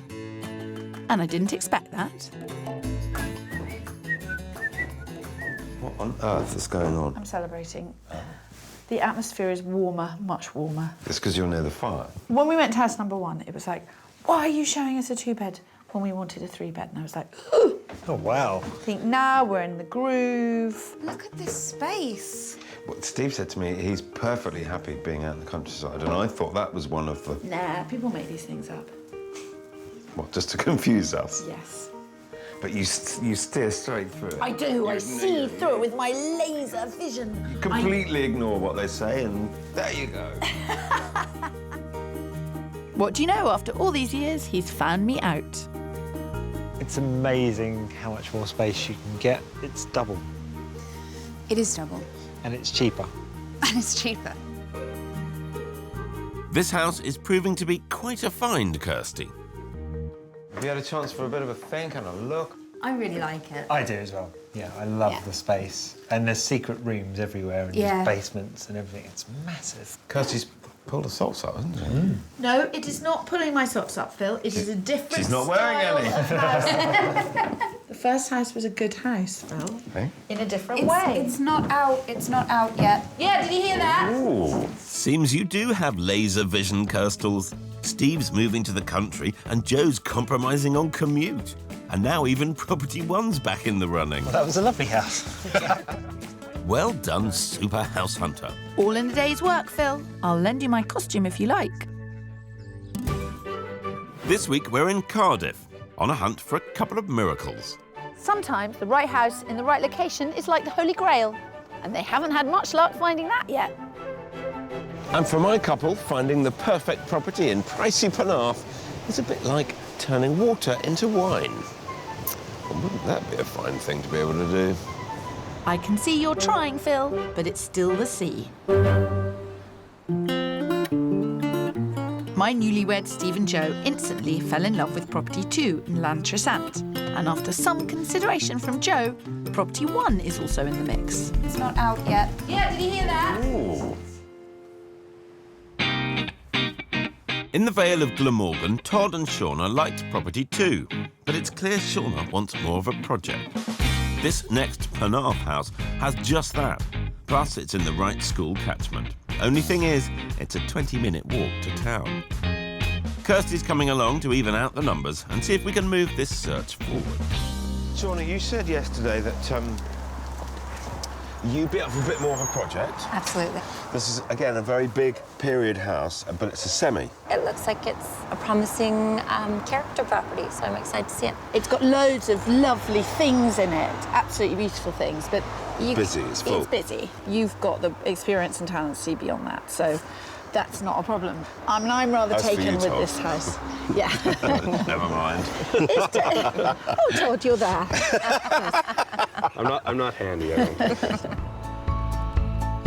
This semi-detached house is 955 square feet, so there's a lot of space. With 6 bedrooms to choose from, it's difficult to outgrow it, and it's got plenty of scope for changes. And that means Shauna can make it her own. In fact, there's so much space, this family could be in danger of losing one another. The 3 reception rooms on the ground floor are packed with period features, and the conservatory opens up to a huge enclosed garden. It's 30 grand under budget at £470,000. What's not to love? Come and see one of the sitting rooms. I think you've got quite This big is proportions. A nice big space, isn't it? It's busy. nice You to said it live. was busy. I like this room. Yeah, This is what I think of when I think of a nice period property. And I love the big windows. Come and see it, Shauna. Okay. Todd, why don't you come with me? This house is scoring points, but will it be enough? Time to find out, man to man and woman to woman. I do like this house better than the last house. You get focused on one street or a couple streets waiting for houses there. And the truth is, this is a much better house than a lot of the houses I viewed, and I would have never looked at it. That's great, Phil, so long as Shauna feels the same. You came over from Canada. Got used to the size of the houses. Got used to the size of the houses. Now, your house is half the size and double the money. I can see that it is a bit of a shock. I'm definitely in a state of shock. I thought I'd have to maybe compromise on maybe the size of the house or the area in which that house was. Yes. And I'm finding I'm having to compromise on it Both all. of those things. So location is right up there. Right. And amount of home, it's fallen by the wayside. Oh dear, appears not. Shauna will not compromise on location. Wow. This is a week. What with my Joe and Shauna, the ladies are wearing the trousers in Cardiff. Time to point our man in the right direction. Well, that was a deep sigh. What's up? Well, your problem is location. It's all Shauna cares about. She's in deep shock. She'd take a much smaller house if it was in the right location. It is such a shock. Don't make me sad. I thought I was getting there. I'm not trying to make you sad, Phil. You've been doing this for a long time. Surely after all these years you can deal with this. I think I'm moving forward. I think you're not. As ever, Kirsty, you're my little ray of sunshine. I love the idea that there's a project there. But the location is the most important part of this search. that's a bit of a change from where I had thought the search was going. I told Phil that's what you'd say, that it was size that you could compromise on. I am very quietly going to leave you with Phil. Okay. Good luck. Thank you very much. Good luck yourself. Now, hang on, China. What are we doing here? I'm getting a bit lost. You have a smaller place in the right catchment that is a project? Is that a possibility? It's not at the moment, I'm afraid. Right. Just architecturally, I don't believe that the houses get smaller. You can't buy a two-bedroom house. Todd and Shauna don't know these areas and are fixated on Penarth. My plan now is to show them a new area that they could like just as much. I mean, you may not want to see it now, but the next house that I'd got lined up to show you was in Pennyland, and it is in the catchment area for the right school. So why don't we go to the high street and see what you think? Excellent. For Shauna, it's all about the location, and you're taking her to one she doesn't know. I'm sure you have a very good reason for that. Well, I'm glad to be back in the peaceful Vale of Glamorgan to take my lovebirds to their final property. I know both houses are in the running so far, but I want to get them as close as possible to their favourite village of Cowbridge to really test them out. The sun is out, the Welsh sun, the fluffy clouds. The quiet village of Corntown is 10 minutes from Cowbridge, near good schools, surrounded by beautiful countryside and close to an amazing beach. But it is a longer commute, Joe. We are 35 to 45 minutes to work. Yes. So I know you're painfully aware of that. Yeah. I love Cowbridge and I love this area. I love the schools. I'm Right. very keen on Cowbridge, but then I don't have to do the commute. So what you're telling me, Steve, is that this house has you at hello. I've never done this before. I'm going to stay here, Steve's going to stay here, and you're going to go in the house. Joe, it's all yours. Great. This is the first. What are you doing? There's method in the madness, Phil. I just want Joe to weigh this house up against that tough commute without worrying about what Steve or I are thinking. Inside this house, the proportions are good. Upstairs, it has the 3 bedrooms they want, while downstairs, there's a good-sized lounge and a stunning kitchen diner that should make Steve smile. The perfect hub for a future family. This house is positioned in a beautiful plot with the rural views that Joe wants. There is also an extensive private garden to the rear that features a lovely summer house, fully wired to the mains. It's slightly over budget at just under £230,000, but we think there's a deal to be done.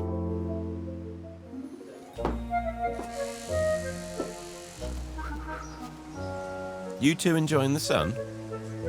I think this is good. If she was going to come out going under no circumstances, she'd have done it by now.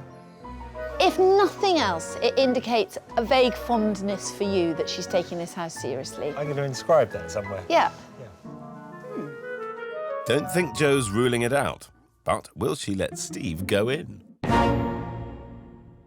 were in there quite a while. We took that as a good sign. Well, I think you should see it. Let's do it. OK? It's a whole new way of house hunting. A whole new way. Don't get used to it all, Sop. Now that, it's more like it. I've got to say, we've come a hell of a long way in 24 hours. OK, let's go to the next one. I'm going to go into that kitchen now and see what they're thinking. The house is nice. It's House is lovely. amazing. The house is beautiful.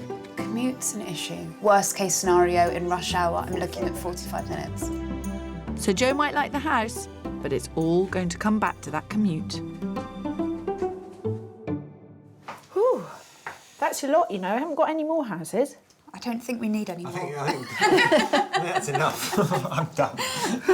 Right. There's the perfect amount of space. Yep, there is. The compromise is realistically a 45-minute journey. Do you know what you want to do next? No. Well, Yes. Yes. We know we want to go and see Whitchurch again, which I know is bizarre because No. I hated it yesterday. No. Nothing surprises me now. OK, good. We think that Llantrissant, as sprawling as it was, it's for 4 or 5 years' time. Yes. Whitchurch is for, like you said, basically. You do this for a reason, clearly. Well, hold me down. You're going to have to squeeze me through that door. Well played, Kirsty. You better get you and your big head back over to Property 1 pronto. Over with Shauna and Todd, and I know the town of Pennyland is a huge compromise for Shauna and a risk for me. But it is just 2 miles from Cardiff and one of its most affluent districts. Enough cafes for us? Restaurants? It's in the right school catchment, 10 minutes walk to the busy town and 15 minutes to Todd's work. But will it be enough? Are you anxious that we're not in Penarth? Or are you dealing with it? No, I'm dealing with it. I don't think we expected green space and a cool high street and all that kind of stuff. Well, the house I want to show you is just there. Yes, that looks exciting. I don't know whether you want this to work or not. I know. I'm looking across at the house and thinking, that's exactly what I want from a house. And now I'm trying to marry everything up with that. This is going to be interesting, isn't it? You said it, Phil. And this Victorian semi packs a whole lot of punch. The layout makes it feel very spacious with 5 ample bedrooms to choose from and an upstairs that's in need of some of Shauna's design magic. On the ground floor, there's a large living room which overlooks the local park and a huge bespoke kitchen and family room that leads out to a south-facing garden. Enough space for the whole team, Todd. Never mind a family of 3. On at £550,000, it's 50 grand over, but we know there's room to negotiate. Now, kitchen, very highly spec'd. It's been extended. That reminds me of our kitchen back home. I like it. Yeah. Back home in Northern Ireland. Yeah. Yeah. All right. Intriguing, yes.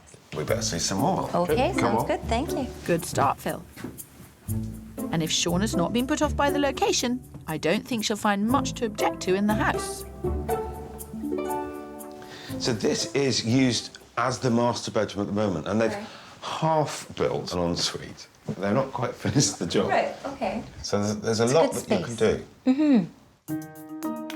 You know, I think Shauna's always secretly known that they can't afford the best roads in Penarth, but she's just kind of blindly carried on hoping.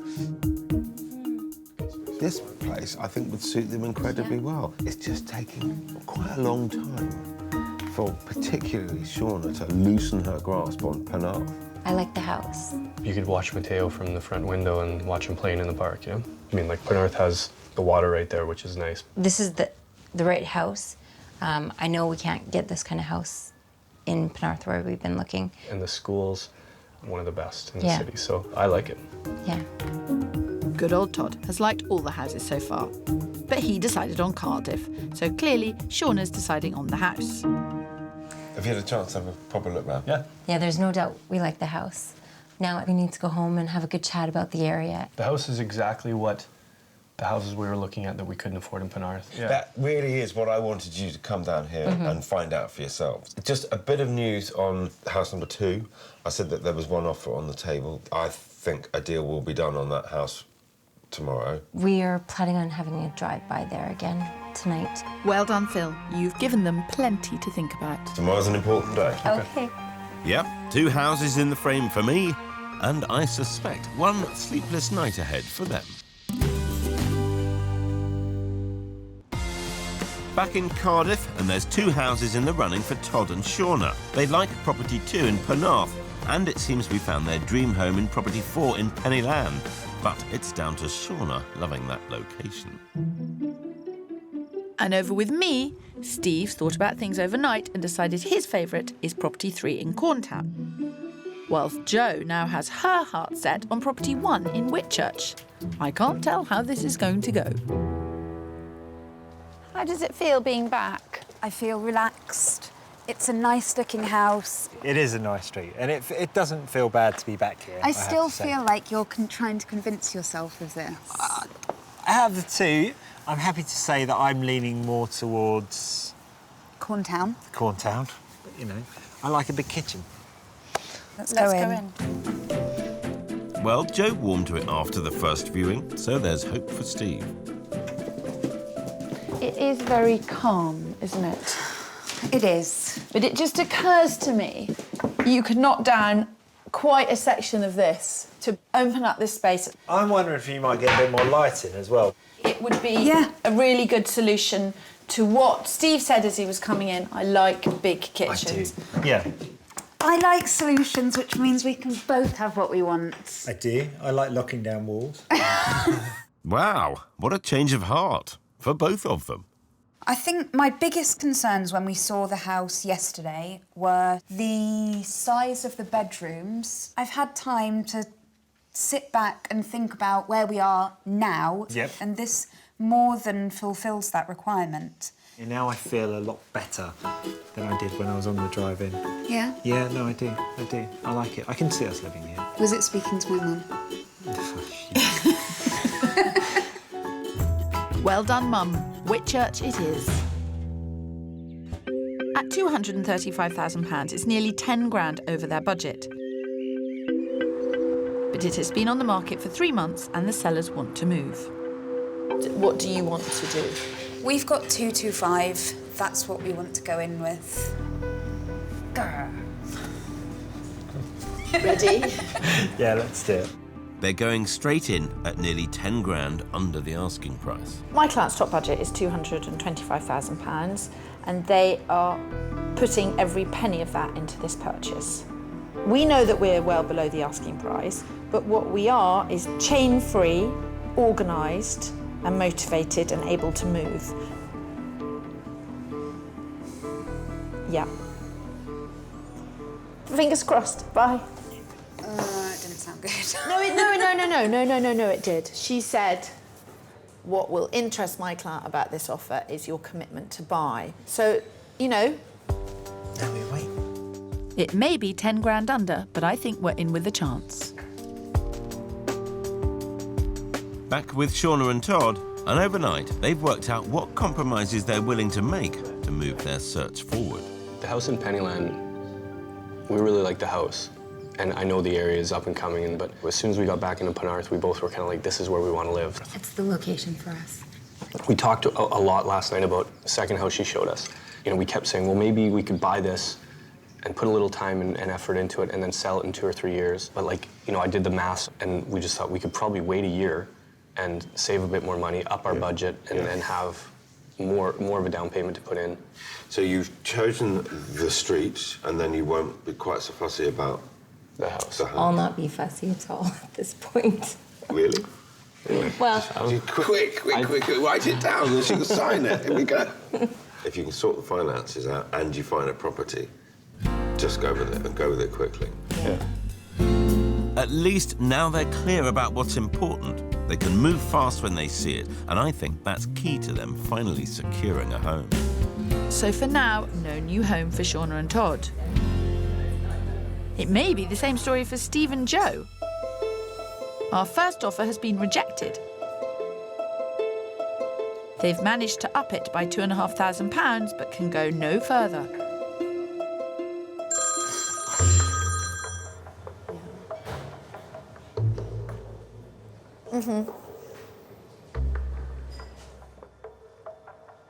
Right, okay. That is very good news indeed. Okay, bye. Here's to Whitchurch. Well done. Yeah, Thank you. thank That you is so much. fantastic. Yeah, that is really good. What a wonderful result. And at £7,500 under the asking price.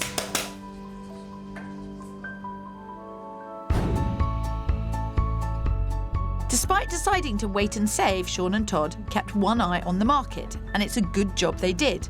A few weeks later, they had an offer of $485,000 accepted on a 4-bed house in their beloved Penarth.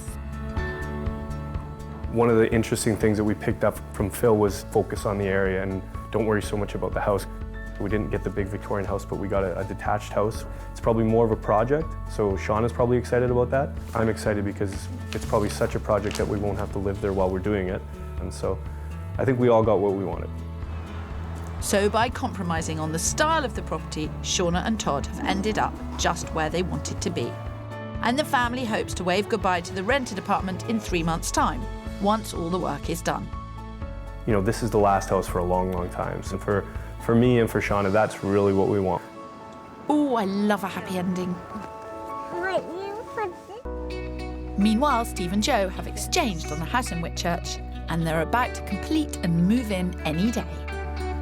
We can't wait to get all of our new furniture in, start decorating the house the way we want it to look, and it's our home and we can do what we want with it. I will be able to get out of bed at 7:30 rather than 5:30. It will change Steve's life because I'll be happy. It will. And it's not just Joe's shorter commute the couple are looking forward to. And I can't wait to get to know And the we area. get to explore a whole new area and a whole new country and put roots down. I guess the other exciting thing is starting a family. Everything is ready for us now to get going and, crack on, as it were. Oh, you old romantic Steve. We never would have even looked at that property without Kirsty's input. But I'm so glad we did. Happy to help, as always.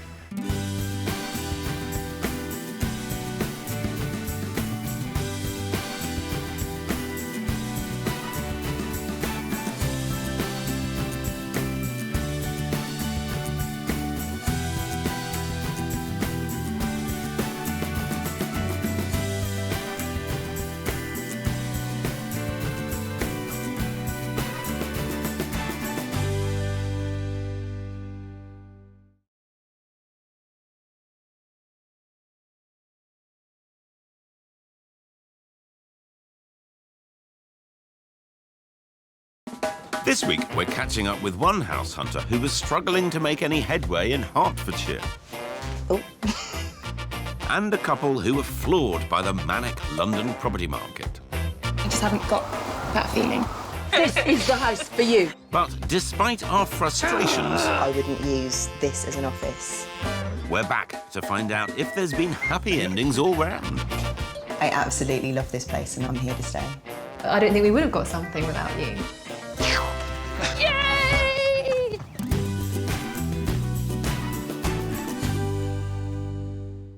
This week, we're catching up with a couple who were switching life in Wales for one in the big smoke, where properties were selling faster than they could view. Our other house hunter had almost given up on her search after losing out on her dream home. So it was up to Kirsty and I to try and sort things out. Professional rugby player Alex and his teacher wife Sarah were leaving Wales for West London, while sales account manager Naomi was looking for her dream home in Hemel Hempstead. Self-employed 35-year-old Naomi moved here 7 years ago with her beloved cat Leah. And for the past 3, she's been running her own sales business from her 2-bedroom flat. I've completely outgrown the flat. I can't spend 20 hours in one room every day. It's driving me nuts. I just need a proper home office. She's determined to stay in the area, having now forged strong ties. And friendships are not her only forte. In a few months, she'll be competing for the title of England's strongest woman. And that involves things like Atlas stones, truck pulling, car deadlift, log press, and all those kind of things that you see the guys do on telly at Christmas. But the might of the Hertfordshire property market has thus far defeated our strong woman. 5 months ago, she had an offer accepted on her ideal home, but the vendors changed their minds about selling. Prices have risen here by 15% in the last year, but Naomi still hankers after the dream. It was so cute and cottagey from the outside, and the inside, the whole thing was modern front to back. It had room for my pole. It was literally everything that I ever wanted. Did she just say pole? Yes, she did. Slightly unusually, I really need space for a pole because I do pole sports in the evening, which is something that I really enjoy. I'm not that great, so I really want to be able to practice the moves. It needs to be in a normal living space, so not tucked away in a bedroom and then you don't use it. That's certainly a new one for us. Nice to know that even we haven't seen it all yet. But to be able to pole vault Naomi into a future home, I need to be sure she's aware of the present market. You're now in a situation where your ideal house is at about 400,000, 410. And your budget is 350 and just a tiny bit above 350, sort of 360 maybe. Yeah. The house that you loved and lost, how much damage do you think this has done. I know you're not meant to move in, but mentally I had moved in and I'd picked out wallpaper and furniture and there was no indication it was going wrong. And then, just like that, it was gone. Literally, if anything is going to make me turn into the Incredible Hulk, it's people who decide they're not selling. Should I be scared?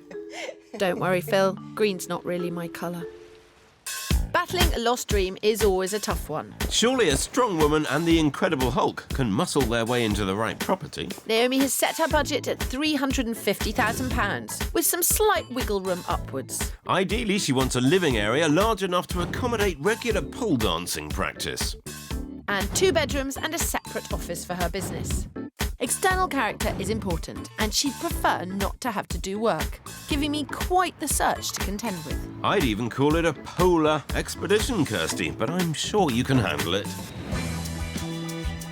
Our other search was in the cutthroat, fast-moving market of London for 20-something newlyweds, Alex and Sarah. It was love at first sight, yeah. The rest is history. For the past 2 years, they've been happily living in the seaside idyll of Penarth, in Alex's homeland of Wales. It was ideal because it was very close to the high street. We had a really nice community and we just want to try and replicate that as much as possible. But when professional rugby player Alex was signed by a London club and Londoner Sarah was offered her first teaching job back in the big smoke, they jumped at the chance to move. I'm really excited to come back to London. I have really missed my family, especially with all my new nieces and nephews now. It'd be lovely to spend more time with them. So the couple left their Welsh home, and for the last few weeks, they've had to shack up with Sarah's parents. Leaving Wales is a little bit sad. Obviously, all my family are there. But having sold their 3-bed home in Wales, there's no going back. To afford London prices, the pair have had to more than double their mortgage. It's a whole different game in this city. The market just moves so quickly that if we leave it another month, our budget is getting smaller and smaller, essentially. There is a sense of rush, isn't there? Yeah, a bit of urgency. And as if the market's not enough to tackle, with so much change happening so quickly, they haven't had the chance to view any London properties in person. Roll up your sleeves, Phil. This one is going to keep you busy. I mean, life, by all accounts, sounded pretty dreamy back in Wales. It was, wasn't it? Yeah, we enjoyed it there. It's a really nice little town we lived in. So, yeah, hopefully find something quite similar. Find something quite similar? Are you serious? House prices are per square foot 3 times more expensive here than where you've come from. So that is a difficult thing to adjust to. You're going to pay a lot more for a lot less. Well, let's talk about what you'd like to find and where it'll be. A period property is definitely our preference, isn't it? 2+ bedrooms. And we like to entertain guests as well, so a space for that as well would be lovely. So you do some work, you up for that? Yeah, if it's a small kitchen, for instance, and there's a wall needs knocking down, quite happy to do that. We've got a budget of 410,000. But yeah, we realise that that's not going to go too far here in London. Things that you see over the next couple of days just won't be available next week. OK. If you see something that you like, we're going to have to jump in with both feet. That's OK. We're ready to do that. Yeah, absolutely. Definitely. Let's do it. They're keen, but to get on the ladder in this cutthroat market, they will need to deliver on decisiveness. For their £410,000, Sarah and Alex would prefer a 2-bedroom house with as much character as possible. They want a good-sized living space, but aren't afraid of doing work to get the layout they'd like. And Alex would love a garden with a shed. He's a man after my own heart. For a couple in their 20s, they have an impressive amount of money. But as well as a long wish list, their hearts are set on the popular but pricey Ruislip. It's a convenient spot between both Alex and Sarah's work. And to get them what they want, I'll also be testing them with areas a little further afield. However, I plan to ease them in gently by kicking off their search in their #1 area. Ruislip Manor is an affluent part of Ruislip, just a stone's throw from the bustling high street. Being just 15 miles from the city makes the spacious character property they ideally want expensive. But I've managed to find this 1930s mid-terrace. First thoughts of the outside and where we are? Yeah, lovely quiet street. Yeah, I like it. Yeah, Yes, really nice, like it. yeah. Yeah. Good. Sunny responses from them both. And it gets even brighter inside. Modernised throughout, the house has the minimum 2 bedrooms they need and entertaining space. But the kitchen certainly couldn't accommodate Annex's whole rugby team. The back garden, on the other hand, could probably hold a scrum. And a comfortable 30 grand under budget. There's scope here to make it what they want inside. Right, so your first London viewing. I particularly liked it because of the layout. Yeah. That's the living room, dining room here leads to the kitchen. It really kind of Loved it. it works. Yeah, that's nice. I think ideally we'd be after something with a little bit more character, but it's definitely not the end of the world. No. It's a bit of a blank canvas. Yeah, it is. Which is isn't good it? sometimes, yeah. For their first ever viewing, these two seem very realistic about what they can afford. So this is the master bedroom. Yeah, lovely. Really, really nice size. Good size, isn't yeah. it? Surprised. I am very mindful of what you've sold in Wales Yeah. and what you're getting in London. Yeah, this is about the same size bedroom as we had in Wales. I mean, Yeah. that is Ooh, brilliant. great. Excellent. Yeah, it's Excellent. brilliant. Yeah. Have a look at the other rooms. Oh, this is a good size. The second bedroom shouldn't be a letdown either. Perfect for one family stay. Yeah. Yeah, it's good. A nice sized garden. And that is a good outhouse. An actual shed. Yeah, man cave. I'm delighted with how they're reacting to this house. It's actually going much better than I dared hope for. However, it is their first viewing, and of course, they're excited. And it's a question of whether they're still excited once they've seen it all. It's not a bad garden, is it? It's huge. Yeah, very nice. Yeah. And how'd you get on with the rest of the house? The kitchen really isn't as big as we'd like it to be. In terms of extending, I mean, there's a big extension there that you can see. Yeah. And it's very natural to imagine where it would go. Yeah, absolutely.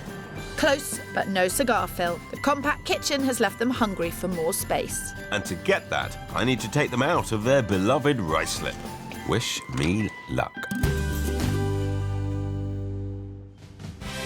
This week, we're catching up on the stories of 2 very different property searches. Alex and his wife Sarah were relocating to West London for new jobs and were keen to find the perfect home. And in Hemel Hempstead in Hertfordshire, self-employed sales account manager Naomi was looking for a house for herself, her business, her cat and her pole.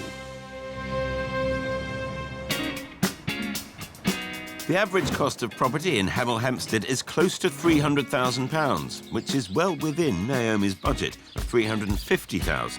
But it's hard to put a price on her very unique requirements. Slightly unusually, I really need space for a pole. Yikes. Plus, we're dealing with a lost dream. A 4-bed cottage she'd mentally moved into. Heart, soul and pole dancing pole. Then vendors changed their minds about selling. It was in her #1 location of Boxmoor, where we are beginning our search. And a rise in prices around here means she'd now struggle to find both the space and character she wants. So I'm hoping the charm of our first property will mean size doesn't matter. It's gorgeous. It is gorgeous, It's isn't it? stunning. And that's the point. It's That really is gorgeous. entirely the point. It is a very pretty little house. She loves the look, however, little is the operative word for this Regency-style terrace. But it's big on charm, and there are certainly enough separate spaces to meet Naomi's specifics. 2 bedrooms upstairs and 2 living areas downstairs equals a room enough for dance practice. There's also a storage cellar, and at the end of the garden, what I think to be a clever solution to the home office conundrum. Well under budget at £275,000, I think this could totally fit the bill. Trust me. Okay. Just, you're looking really nervous. It feels quite dark Mhm. in this room, and I prefer kind of like a bit more modern Open and plan, light yes, and yeah. open plan. So, I mean, it's beautiful. It's really beautiful. It's just whether or not it works for me. Do you want to cry? No, not yet. Let's see the working space, and then we'll work out if we want to cry after that. I guess that's a positive. I don't think tissues will be required once I've led Naomi up the garden path. Getting up every morning and walking to work. Okay. The summer house already has electricity and a proper floor, so it could be the perfect home office. It's really cool and really lovely, but I wouldn't use this as an office. because it's Definitely leaving the not. house. Goodness, I've only asked her to walk up the garden, not scale Everest every morning. Turns out Naomi's worried about her shy cat, who doesn't like to venture out. She's one of those cats that just chooses one owner. She's a house cat. So Naomi feels she needs to be in the house too. Shame, as this was a good one. Cat amongst the pigeons comes to mind. The cellar does have office potential, but only for hobbits, currently. Oh. It could be dug out, but Naomi's not up for any major work. I think Naomi's problem is that she's failed to recognise that it's very difficult to get character and light space and open plan living. She may have found it once, but the market may now have got ahead of her. And it's hard enough to compete with the ghost of perfection without an ever-growing list of requirements. So, you have seen the depths? Yes. Would that be a suitable place for you to have an office? No. No, I didn't think I'm so. only 5'4" and I can't stand up in it. No, for me, this house doesn't work for you if a garden office isn't an option. No, I agree with you. I think if it was just me on my own and I wasn't working and I didn't need a pole, then this is perfect. But I need all of those things. I think that might be a pole-light refusal, Kirsty. Well, she might want character, but I say move over Victorian. It's a Naomian-style house we need to find. Back in London with professional rugby player Alex and teacher wife Sarah. And after popping their London property viewing cherry, things were going well. Really, really nice size. Good size, isn't yeah, it? surprised. But it was smaller than they wanted downstairs. So to get them more space, I'm taking a bit of a risk and moving my search from their favourite but costly spot of Ruislip to Hillingdon, just a few miles down the road. 3-bed houses here are close to 100 grand less than in Ruislip. And with plenty of shops to satisfy our youngsters' needs, Hillingdon could suit them to a T. Their commute would remain under half an hour, and the property I've found them is much bigger than the previous one. Fantastic. Room for me too, then. As you can see, it's a nice residential family area. It's a busy road, but it's a 20-mile-an-hour zone. And this is rush hour now, basically. Yes, it is, yeah. It's as busy as it's going to get. Yeah. I sound like a salesperson. I have no reason to want you to buy this house above any other. I'm just pointing out the bleeding obvious. Yeah. Yep. Thanks for your input, Kirsty. Always happy to help, Pip. This house is a gem. Not only offering fabulous entertaining space and open-plan kitchen, which is bigger than the last property, it also has a 3rd bedroom. And I would imagine the garden ought to score points with Alex. This place needs no work. It may be marketed at 5 grand over budget, but the vendors have offered on somewhere else and are looking for a quick sale. First impressions out of 10? Yeah, about an 8. You sound right, yeah. Yeah, it's nice. It's very nice. Nice size. See if we can get a little higher. Okay. That's not legal, Phil, or advisable. And then through to the kitchen and a massive space. Okay. Gosh, that's brilliant. Yeah. That is the entertaining space we were after, isn't it? Yeah. It's a really sociable space. It's also a very nice family space. If there was any small people, and I'm not bullying you, you could see them. And then there's an added bonus in the garden, isn't there, Phil? There is a couple of outhouses that I think Alex will appreciate. Have a look in there. I like that. It's always handy to have a bit of outdoor space for your tools. I'm the same. Love a shed. Yeah, I like it. Obviously, there's a lot more space. But it's whether the space warrants moving out of Ruislip. I'll get back to you on that one. Okay, right. I don't think it's Alex who'll be making that call, Phil. I haven't seen the other house Phil showed you. No. How do you feel it compared? I think the compromise will come with the area, but the house itself is beautiful. The house is a hit, but it is called location, location, location for a reason. Got me a little pew. What? Your collar's turned up. Oh, is it? There we are. So, what was it like in the garden? He's been very positive. What did Sarah say upstairs? She is slightly less keen on the area than on Ruislip. Do you get a lot more for your money here than in Ruislip? Yeah, you do. Any kind of buying signals? Any lights being turned on? Any Phil, excitement? it's day one. She's seen 2 houses. They've come a long way. Yes, but this market waits for no man or woman. Well, it's a bonus, isn't it? 3rd bedroom. Yeah, this works perfectly as an office. So. Yeah, space for me to do my work. rugby your game, Phil? Yeah, used to be. Slow and steadier pace is what you need these days, isn't it? You couldn't really... Where are you going with that? And I can't bust it with the big guys on the rugby pitch. I'll have you know, in my day. I dread to think, but this is today, and I want to know what these two think of this house. It is really nice. Yeah. It's really, really nice. I can hear a but. Yes, it is a but. The feeling we got from the other house, with it being close to the high street, we sort of preferred that more central feel. Even though this house is much bigger and essentially much nicer than the other one, I just haven't got that feeling. That's fine. It's okay. You've seen... It's so okay. We're not here to go, no, this is the house for you. Phil's job is, in your case... She's about to tell me what my job is. What Phil's job is to show you the best of what's available. Yeah. In different prices, different areas, different sizes. Okay. But if it doesn't make your heart flutter, it doesn't make your heart flutter. Quite right, Kirsty, but I'm afraid hearing a no in this market's enough to give this property finder palpitations. Back in Hemel Hempstead with cat-loving, pole-dancing, strong woman competitor Naomi, we're in her current neighbourhood of Apsley, where you get a little more for your money than in Boxmoor. This search is very much about the right layout, so I'm hoping my second property is sufficiently more Naomi-shaped. What would you need to find inside this house to make it one that you think you would want to live in?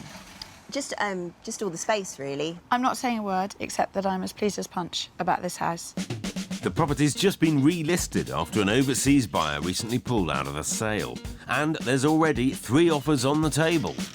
But I know the vendor wants a quick sale to a chain-free buyer like Naomi, so we've scored a viewing. With 3 bedrooms over the top 2 floors, I really think I've got the home office option nailed here. On the ground level, there's even 2 pole position options. The dining area or the front room. So the right size, no work, a big garden and some character, all for £325,000. 25 grand under budget. What's not to love? OK, so thumbs up, I mean, yeah. Big thumb, but... Yeah, it's nice, I think, because I've only really looked at places that have been perfect inside and out. Right, there is that okay. element of, oh my God, it's my responsibility to try and make it look nice. I hope that's just a minor concern, because it's just cosmetic stuff. Although she could be brave and open things up. So this is the wall that would come down. So this would be all one fantastic light space. Yeah. Off the kitchen's a great patio area for summer dining, and there's also an impressive back garden with no chance of being banished to the bottom of it. There is a hut at the bottom, but it's not one I'm going to put you in. OK, that makes me feel happier. I'm hoping for even higher levels of happiness once Naomi sees exactly which room she could designate as her home office. So, welcome to the top of the world. Oh, cool.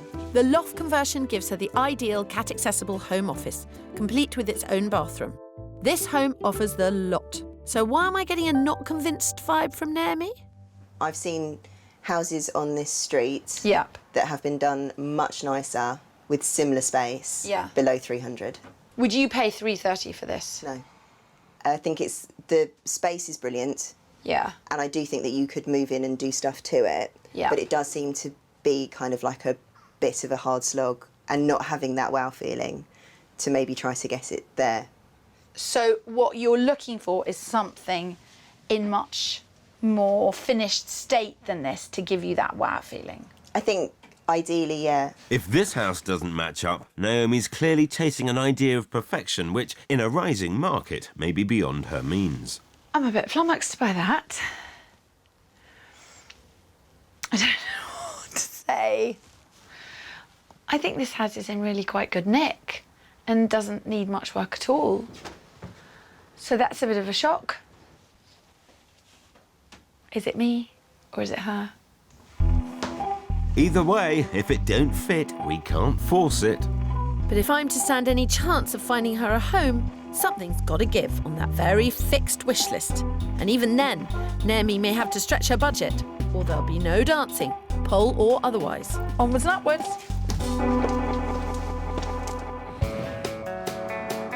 It's a new day with Sarah and Alex, and for their 3rd ever London viewing, I'm keen to show these new kids on the block another spot they don't know. 17 miles northwest of the centre of London is Bushey, just 8 miles from the pair's favourite postcode.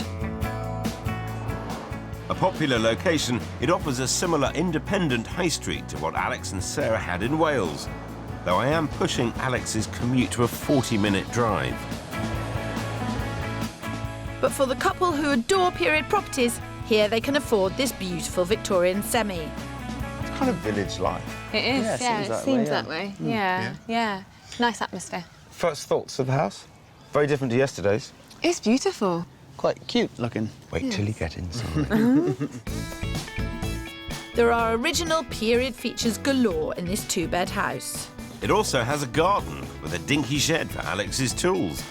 And they don't have to pay top dollar to be in this villagey spot. It's 25 grand under budget. Come on in. Oh, lovely. Really like the character. Yeah, I love the flooring. Yeah. Noticed those fireplaces lovely as well. Yeah, beautiful. It's smaller than where we were in Hillingdon. Really, yes, okay, yeah. So it depends how much value you put on character. He's got it. Periods pleasing them. I hope the rest matches up. Oh, wow.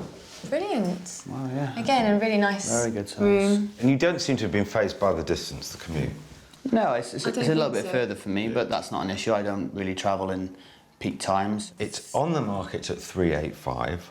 Okay. But I'm afraid there was an offer on it yesterday. Okay. If you don't want it, it'll go tomorrow. Sure, okay. Big decisions tonight, then. I'm afraid so. With a great layout and fresh decor, this house really is an easy option for these two. Good size. It is a good size, yeah. Good space for Ooh. clothes, though. That'll be yours then.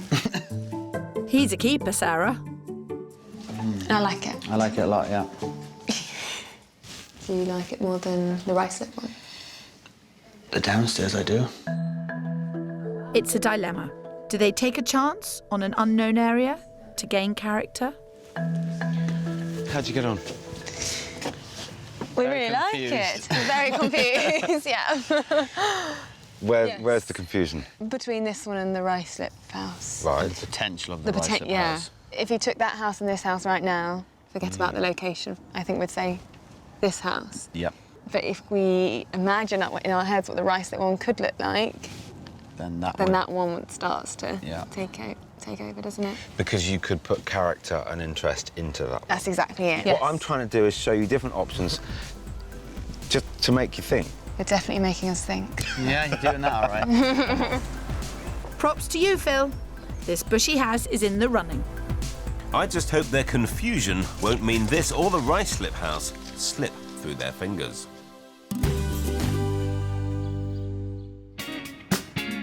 This week we're catching up with two southern searches. Alex and Sarah were relocating from the Welsh coast to West London and were struggling to decide between a pristine house in a location they didn't know and a house with bags of potential in their ideal area of Ruislip. And in Hemel Hempstead, Kirsty's hunt for strong woman Naomi's character house with a fine finish and space for a pole dancing pole was proving taxing. I wouldn't use this as an office. I'm at my wit's end. Never fear, Phil's wits are here. The sun's gone in. Yes. And I think this is a sign. Let's not get too dramatic just yet. Hello. Good morning. Good morning. Well, our options are thin on the ground. And although she didn't love it, the second property I showed Naomi has just gone under offer. So I'm going off-piste for this one. I know it's not her preferred style. I thought going through this process would probably open my eyes a little bit to other opportunities. Well, it's going to open your eyes this morning with this house. Okay. What this modern three-storey townhouse may lack in character, it makes up for in square feet. Almost 1,200 of them. There are 2 bedrooms on the top level, a sitting room and 3rd bedroom on the middle level, and a great dining kitchen on the ground floor. As it's only 3 years old, there's no upgrading required, and it even comes with a garage. However, to have all this, she would have to dip into her reserves. The asking price is just under £390,000, although I think a deal could be struck for less. And we're talking a lot of bang for buck. It's big. It is It's really big. Given that this isn't even the living room, it is just a kitchen diner.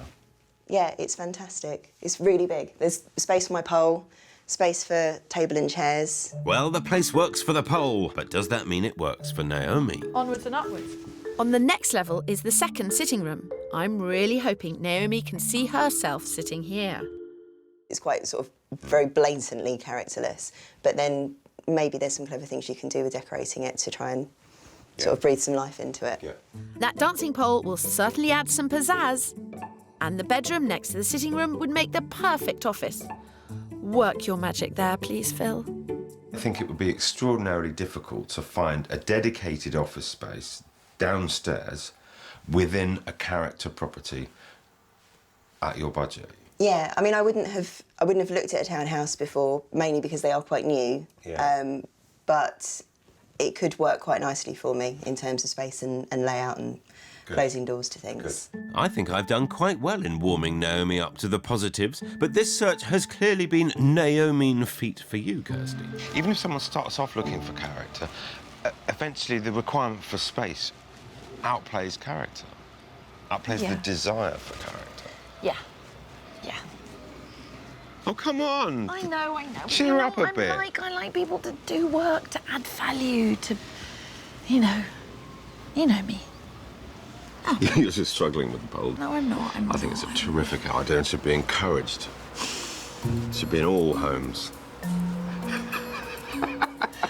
I should have banned you from this search. I should have headed this off at the pass. Just as well you didn't. I've now got a great idea for your next Christmas present. And I've helped Naomi see the advantages of this kind of property. It's really nice. It's really spacious. Garage is fantastic. You can put strongman equipment in there, which is brilliant. The space is fantastic. Really fantastic. So, yeah. It sounds like there's a contender here. Yeah, definitely. Definitely. It'd be nice to have, like, another quick swizz round and Go and have a swizz round. start re-looking at things. Go in. It's all yours. Go and have a swizz round. I'm going. You've got as much time as you want. Brave girl, because she's completely accepted it. There are a lot of Wish people you'd accept things as fast. I'll ignore that. Back in West London, Alex and Sarah have decided to take another look at property number 1 in their favourite area, Ruislip. They both love the house, but are keen to see if it could be made bigger and better downstairs. And to help them decide, I've invited Bill the Builder round, who's recently extended a kitchen at a property round the corner. Well, I think just to fill in this corner here, you would be looking at somewhere around 15,000, but then you would still be left with substantial works to do to the existing extension to bring it up to current regulations. I think if you just demolish the whole thing, start again, you'd be looking at somewhere around 25 to 28,000. That's sort of the budget that we were thinking of. It would be big space. I mean, all of these options. Yeah. When can you start? As far as Sarah's concerned, you can get the sledgehammer out right now, Phil. So where would you put the bed? It'd have to go there, wouldn't it? Oh, she's lying down. Property viewing is tiring. Indeed, but despite everything measuring up nicely, I don't think our day's work's over yet. Do you love it? We would love it if the extension was done. They've made their decision. Now it's down to their money and your metal. Over in Hemel Hempstead, I've just got one contender too. But my new build was a wild card for Naomi, so she wants to be sure we haven't overlooked a better character property. That is quite a few properties. This is quite a few properties. I think she'll find we've been rigorous in our search and selected the best options from all the properties currently available to view. Nope. Well, it's good when your nose and our nose match up. I thought it might have been an easier search. I didn't think I'd be a difficult one. You're not difficult. Naomi, no one has said that you're difficult, although that sodding pole, but... I thought my parameters were quite flexible, you know, just space for a pole and an office. Yeah. And character and no work required. Tell me what you're feeling about the third property now. There's a gaping hole in my heart that says there's no character, but there were so many other better things. So do you just take the plunge and just go for it, or are you going to be really upset if something else comes up next week and you've already made that decision? If the pros of the townhouse can't swing a decision, what will? If I was going to give you any piece of advice for this search for you to succeed, try and ignore the look of the house. Okay. With all her requirements, Naomi can't worry about character too, or she could be searching forever. So, while Naomi continues the search, I'm hoping for a better result for Alex and Sarah in West London. After a second visit to the 1930s two-bed in Ruislip, the couple were really excited by its potential. But are they ready to take the plunge? So what do you want to do about it? Well, I'm going to make an offer. Yes, please. At asking price. Yeah. Fine. Yeah. I think that's sensible. You told them at the start not to delay, and they certainly haven't. Fingers crossed. OK, let's try and tidy this up. Okay. Woohoo! I have to get this place for 380 grand, or they simply can't afford to do the eventual building work. Hi, Josh, it's Phil. I'm going to make this really easy for you. Alex and Sarah would be happy to pay the asking price of 380,000. There's been another asking price offer, but the vendor hasn't accepted it. So, with the house still on the market, my job isn't about buying a house, it's about selling Alex and Sarah as committed buyers. They have a deposit of about 130,000. Thanks, Josh. Bye. It's owned by an investor. He's going to try and get hold of them right away. Thank you. Breathe. Now, it's just a waiting game. Suspense is killing me.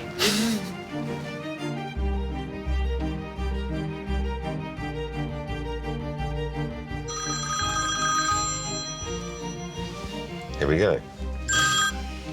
Josh, hi there. Mm-hmm. Yep. Excellent. Excellent news. So 380, all agreed. That's fantastic news. Very, very happy at this end. Thanks so much for your help. Cheers. Bye. Everyone's a winner. Well done. Well done indeed. Thank you very much. 380 off Thank the market. you. Doesn't really feel real. No, you've just spent 300. Yeah, yeah, so it is real. Oh, God. In the end, there was no confusion from this pair. Sometimes property can be simple, and the right house at the right price makes a very happy ending. We'll raise a cup of tea. Yeah. Cheers. Thank you. 3 months later, and Alex and Sarah are still pretty chuffed, having just picked up the keys for their Ruislip home. It's taken quite a while, probably about 8 weeks. We finally got the house and it's ours now. But it hasn't all been straightforward. Someone that offered another £10,000. Yeah, so it came back for us and asked us for more money. More money. So within a couple of days of expecting to get the keys, we had to go up another £5,000. This determined pair negotiated hard and agreed on a final price of £385,000. They fought for their new home, and now they can focus on making it their own. We had an architect come round to make some drawings up for the extension that we want to go ahead with. The actual extension work is going to take 8 to 10 weeks.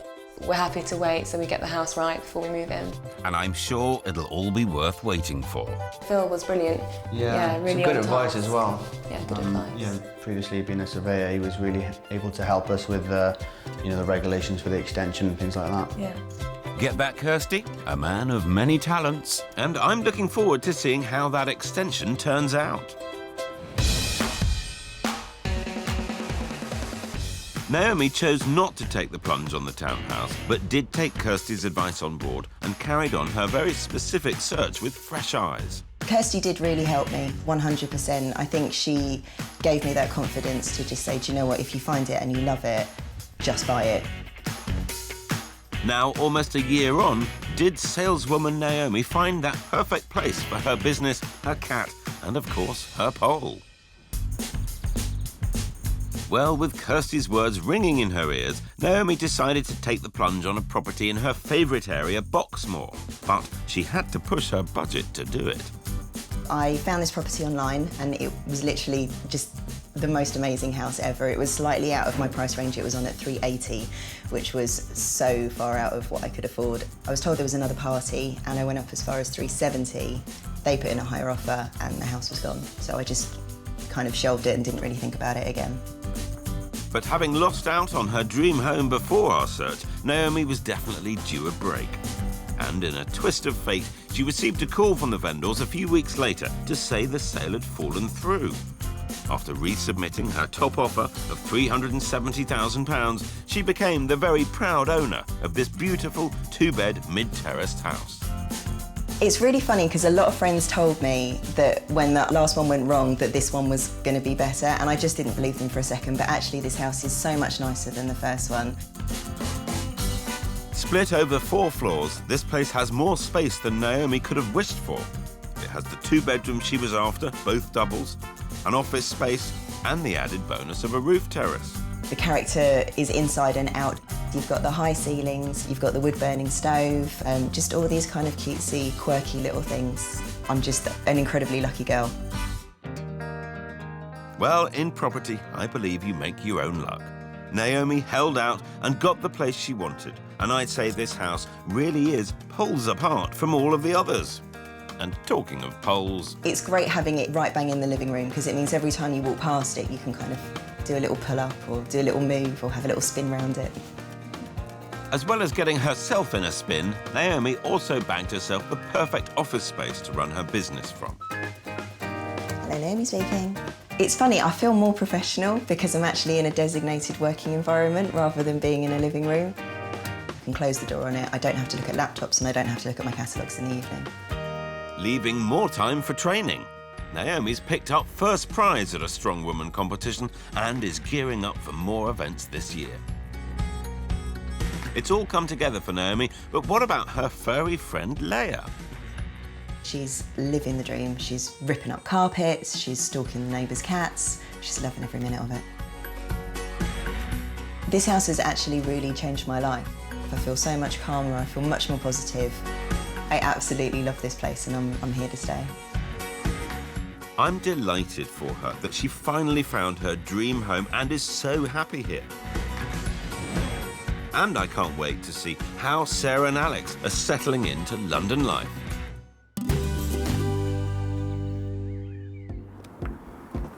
It was just over a year ago that I helped a young couple, Alex and Sarah, up sticks and move from Wales to London. I struck it lucky with the very first house that I showed them. But I hear they'll be making some changes, so I'll come back to take a look. Sarah and Alex bought this 1930s 2-bed mid-terrace. With 2 reception rooms and a small kitchen downstairs, they were keen to create the space they craved and make it their own. Hello. Hello. Nice to see you. Very nice to see you. Hi, how you doing? Do you want to come and see what we've done? Can't wait to see what we've done. The couple have really gone to town decorating the interior, completely transforming everything from the downstairs living space to the bedrooms upstairs. And, as planned, they extended at the back, replacing the original box kitchen with this spectacular kitchen diner. Oh my goodness me! Wow! Jeez! What a change. Like it? I knew you were going to extend there, or try and extend, but that is absolutely spectacular. Thank you. Thanks, we like it. Yeah, we're really pleased. It's light, it's bright. We've had 10 months at my mum and dad's and we just let the builders get on with it. It made it a bit easier for them, really. They didn't have to put the water back on or things like that. The couple really haven't been shy in putting their own stamp on the place. Love the ladder bookshelf. And there's clearly a lot of thought gone into the detail and extra touches. And there's even some hidden gems. Cushion. Oh, very fancy. Yes. Utility. Utility. Love the lights. Yeah, I was really pleased with those. Originally, I thought they were going to be sort of this level, but then when they put them in, they obviously just add so much height to it, which is nice. I am quite blown away. Good. Please. The high-spec finish has cost them. All in, the couple spent £50,000, more than a little over their original 30 grand budget. Unfortunately, I think being our first build, we just weren't aware of all the hidden costs. Certain things you want and certain things you can't not have, so we wanted a nice house and you've got to pay for that, I suppose. Yeah. Alex, I remember you saying you wanted to get your hands dirty and get stuck in. Yeah. Did you get involved? I did a bit, yeah. I did. More than a bit. Okay. Yeah, there's obviously certain things I could do, like sort of manual labour, digging up the patio. Unfortunately for Alex and Sarah, their back garden took a bit of a beating with the renovations, and unlike the rest of the house, it's not quite finished. So, smart new patio, slightly destroyed garden, and a new-looking shed. Yes, well, the garden's a lot better than it was last week. A man after my own heart, Alex was keen on an outside space to keep his tools, but it seems he's taken it one step further and is turning it into his very own man cave. All my bits and pieces in. I've got a nice armchair as well, in case I need to escape. I won't say anything. No, don't. Steady on, Alex, you've only just moved in. These guys certainly haven't held back in creating the perfect space for their new start in London. All very smart in here, but I don't remember the fireplace. No, the fireplace is new. We had it opened up. So what was there before? Nothing? In the fireplace, it was just straight down. That was one of the first things I did. I got a hammer and chisel and just knocked it away. so wanted to see what was inside. Yeah. And they, lovely, they really reported nice. it, yeah. Did you enjoy the process? Looking back. Yeah, looking back, there were days where I thought, this is getting a bit tedious now, doing sort of all the grafting bits and pieces, then training, and then coming the next day and painting for 9-10 hours and then going training. But it's all worth it now, definitely. It has been worth it. Every time you come in that door and you walk through here, you're going, yeah, I did this. And it's ours. So, yeah. Yeah, that's a nice thought to remember. These guys were very lucky to fall in love with the first house they viewed and to snap it up, especially in London. To think that this was the very first house that we looked at together. In fact, it was you hadn't seen any, had you? No. It was the first out of all of them. In that climate at the time, you know, prices were moving every week, and I was worried if we didn't get something, it was going to get away from you. I think you definitely got that point across to us, so that's why we were so keen just to follow your advice and go for it, really.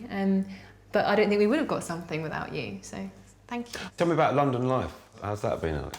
Yeah, it's good. I'm enjoying it. It's obviously all Sarah's family here. I've got friends here as well, so it's nice to catch up with them.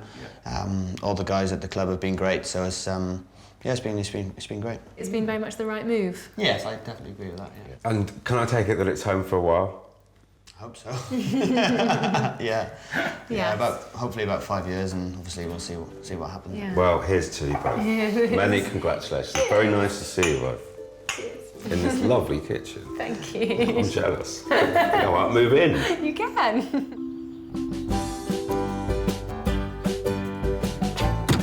Well, it's great to see Alex and Sarah finally moved in and really getting to enjoy what they've turned into a fantastic home. Naomi fell head over heels with her place, and it did eventually tick every single one of her boxes. So I guess sometimes it's love at first sight, and sometimes you just got to carry on looking.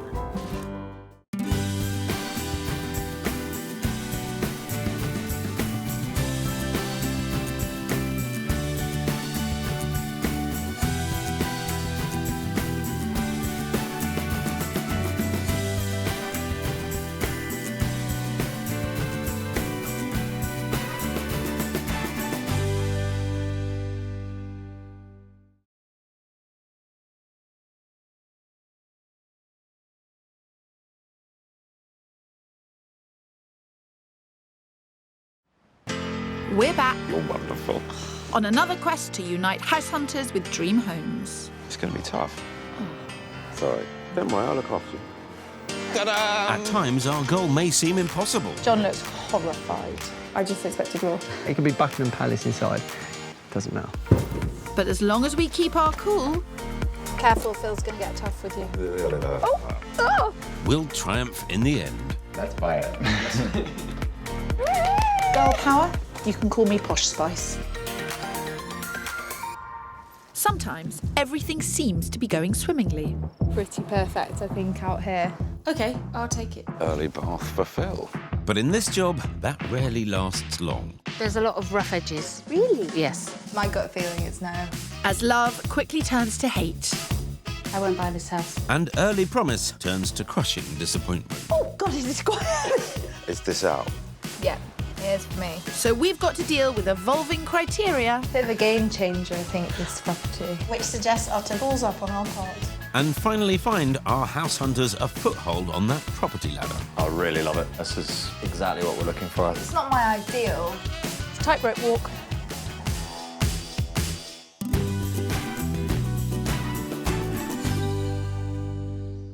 This week we're counting our blessings in God's own country, Yorkshire.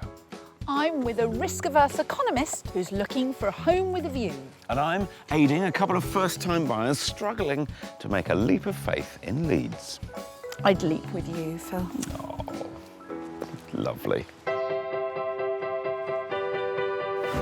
This time we're going to be searching in the trendy quarters of Leeds and also the towns and villages around Harrogate. Due to Yorkshire's resurgence in demand and prices, both these markets are buoyant. Average house prices in Leeds have increased by almost £5,000 in the past year, and Harrogate's good schools and leafy surroundings have helped see an increase there of over £16,000. The type of properties we're looking for are high in demand but low in stock. So if they're priced right, they can go under offer within a week of reaching the market. It's sink or swim round here. Which makes it easy to see why some first-time buyers are afraid to take the plunge. That's been the case in Leeds for environmental consultant Charlie and his girlfriend of 5 years, Hayley, who works in advertising. They just don't know which way to go. We noticed each other on the train every morning for about 3 months or something, was it? Kept waiting for him to say something, but he never did, so I think I just said, yeah. Dress down Friday, is it? And you were like, yep. That was it. And then we hit the big topics like weather and, you know. The chat might have been questionable, but how they felt about each other wasn't. And they started renting this modern flat near the city centre. We've been living in our flat for just over 2 years. We have outgrown it there. Haven't we? Yeah. It's just not big enough. We still want to move into a very lively area. My top thing is probably location, just because I've ended up focusing on Chapel Allerton, Roundhay.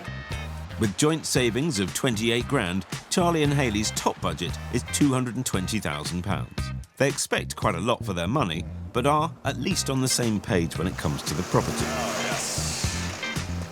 I think we're pretty together on our vision, aren't we? Yeah, we sort of have different priorities, but I think our end game is similar. We want somewhere that's like 2 or 3 bedrooms, a really nice open kitchen diner with like wood floorboards and a really nice Victorian fireplace. We've been looking for about 9 months. The market in Leeds is it's horrendous. It's cutthroat, isn't it? Yeah, it's frustrating now.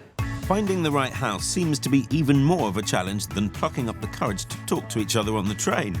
And this inability to leap seems to be what's holding them back. We're not very decisive at all. I think it's just worrying about making the wrong decision rather than just making a decision. We just need an adult to like step in and just make the decision, and we'll just go along with it. Know anybody who fits that bill, Phil? Seems that every time Kirsty and I come to Leeds to help young professional couples, they all want to live in Chapel Allerton. There's a good reason for that. Tell me why. I think because a lot of people move out of the city, and Chapel Allerton's a great sort of in-between area because there's so many bars and restaurants, and it doesn't feel like you're too far away. It's only a couple of miles. Would you consider other areas? Yeah, we would consider other places as well, certainly. We have looked at other places, haven't we? You say garden's very important. Just tell me more about that. Well, we both really want a dog, so... Okay. And then, you know, we're quite sociable people, having barbecues and stuff. You've seen 30 properties? Mm-hmm. What's been going wrong? You don't know what you're doing when you're a first-time buyer. You just... It's scary. It out. Yeah, it's really scary. Yeah, it's a big decision. Yeah. And it's one that you can't possibly afford to get wrong. No. But at the same time, it doesn't actually get any easier, whether you're first-time buyer or fifth-time buyer. But at some point, you've got to step across the line and take that call. Yeah. Sort of nerves are running a bit higher, I understand. Nerves, excitement, a touch of desperation. I think that's what we need. We just need the final push. You wanted Kirsty, not me. I'm only going to lead you there. She'll edge you across. A gentle nudge, perhaps, Phil, never a push. For their £220,000, Charlie and Hayley are after 2 or 3 bedrooms. Prime location is important, close to bars and the buzz. For entertaining friends, they want a large kitchen diner. And outside space is essential, preferably a big garden. Which will be tough to find in their #1 spot of Chapel Allerton. So I'm extending the search into their other favourite areas of Roundhay and Horsforth. And I'm centering my search further north, around Harrogate, where I'm trying to find Kate a place to help her move out of her suitcase. I work in international development, Africa and the Middle East. It means that I don't have roots. So what I want to do now with my life is have a base so that I've got somewhere that feels like my home.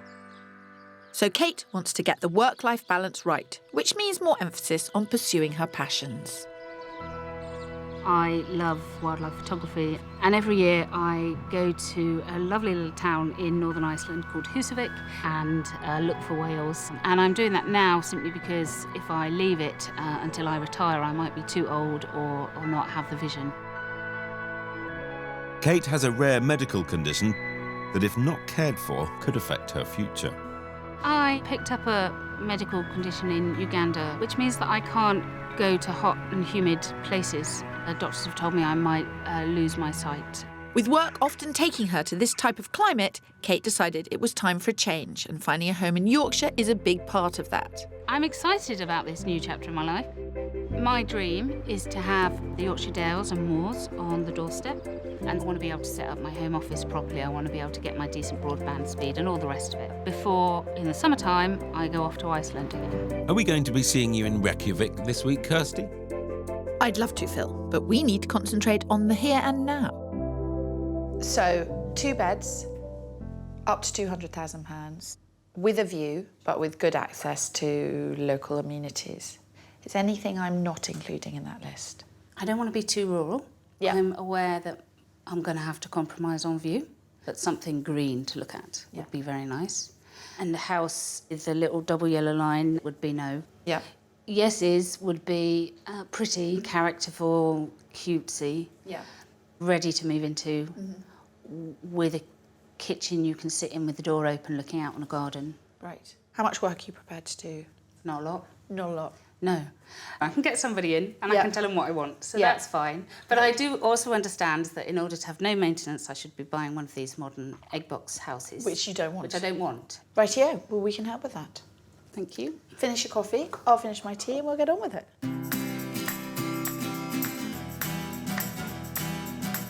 For Kate's budget of £200,000, we need to find a 2 or 3 bedroomed house. With good views. It's got to have character without needing too much work.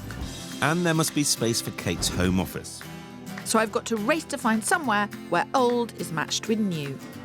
And I've got to egg on a couple who are having trouble crossing the finishing line. Well, we didn't sign up for the easy life, Pip, did we now? How you doing? You know that thing when you're worried about something, but actually I'm probably totally worrying unduly. Wouldn't be your style, would it? To worry, no. But I think she wants a sort of old house that feels like a new house, and that's the bit that's worrying me. I wish I'd never asked. I know, sorry. I think I've got a very normal, nervous couple of first-time buyers. They've described going house hunting as a bit like a game of chicken, and they keep chickening out. They get to the last bit and they go, ooh, no, and back down again. So I just got a bit of encouragement. Yeah, you're a more sympathetic person than I am. That's right. You're just trying. I'm not even going to rise to that. Come on.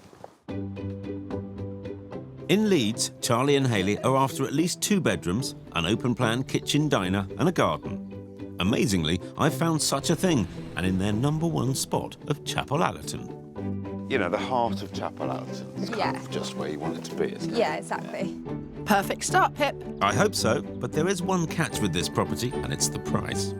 This is a 2-bedroom terraced house with a nice big bathroom with separate shower and bath. The ground floor's exactly as they requested, a cosy living room, an open-plan kitchen diner, then out to the all-important garden for their future pooch. It's quiet, but still in the thick of the Chapel Allerton action. It's almost £5,000 over their budget maximum at £224,995. It'd be a stretch to be in with a chance of securing it, so they'll really have to love it. But I think they just might. Very nice. Yeah. Lovely floorboards. Yeah. Through to the kitchen, which I think is quite a generous one. Oh, it's really nice. Yeah. Yeah. Perfect, actually. Absolutely All the boxes, ideal. the kitchen, Yeah. Diner. Yeah. The kitchen scored points, and if they're hungry to see more, this garden won't disappoint. Out here is almost the best bit of the house. because it's a very special thing that not that many houses can offer access to the park. Yeah, that's amazing. Incredible, yeah. In terms of getting the dog, what could be better? It's not too big and kind of wild, but it's definitely big enough. That's really nice. Let's head upstairs, after you. Early bath for Phil. Catch up Kirsty. I'll let that go, Phil, only because you're doing so well. Now, this is the master bedroom. Plenty of room in here, even for all your clothes, I think. And I think because the location's so good as well. Why don't you have a bit of time to yourselves? Yeah. And I'll catch up with you downstairs. Okay, Will do. cool, thank you. Not one negative, Pip. You're making this look like child's play. A little bit smaller, isn't it? Yeah, it's pretty pokey actually, this one. Yeah. But there is a double bed in there, so that's kind of what we were after for a second room. Yeah, I think this would be a compromise. There is actually a lot more space in this house than they think. I'm not finished yet. One last thing to show you, actually. Have a look in the pantry. Okay.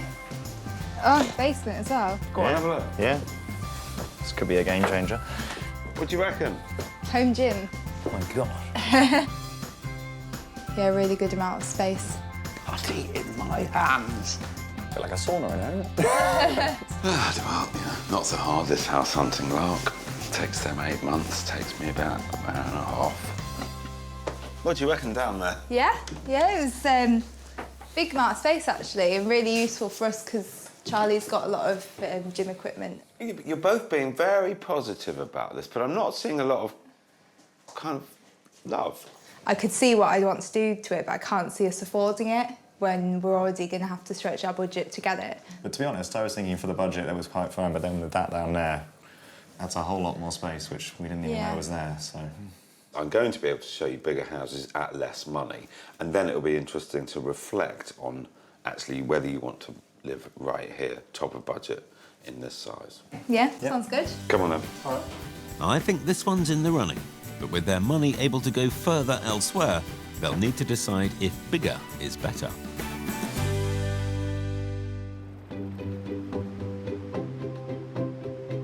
We're in Yorkshire, England's largest county. I'm egging on Hayley and Charlie, who have been a bit chicken when it comes to getting on the property ladder. And I'm helping Kate, who has her life on hold until I find her the perfect property. Which I may have already found with Charlie and Hayley. It's ticking Absolutely ideal, yeah.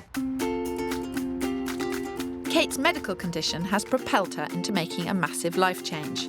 Her plan is to spend half the year whale watching in Iceland, but she wants to call Yorkshire home. We're starting north of Harrogate, on the outskirts of England's fourth smallest city, Ripon.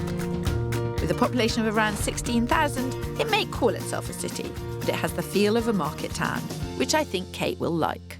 If ever there was a house which you should not judge by its cover, it is this one. Right. First impressions?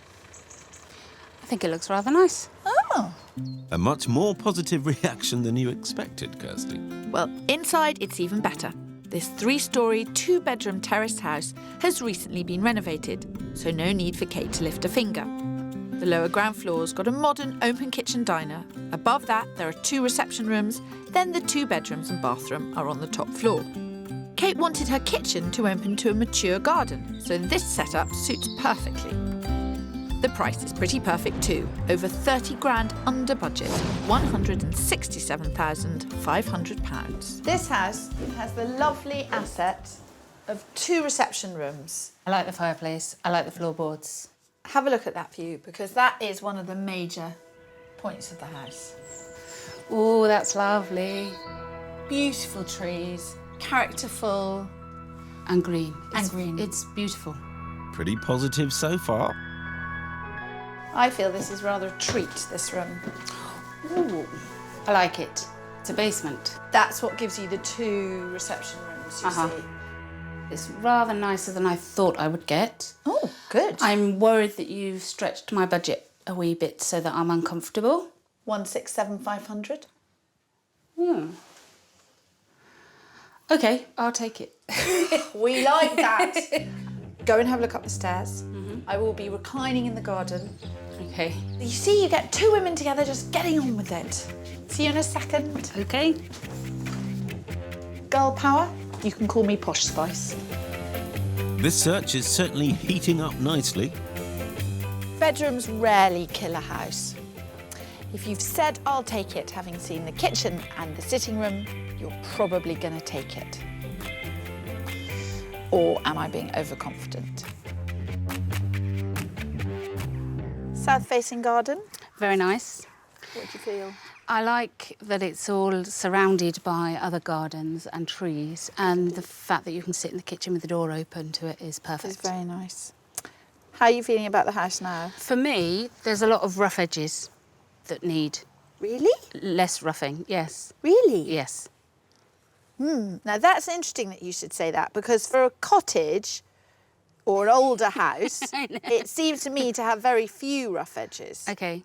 Structurally, I don't think there's rough edges, but just where the decorations have been done, yes, edges have not been finished, basically. Yeah. A few. A few rough edges. Unlike a certain smooth so-and-so I know.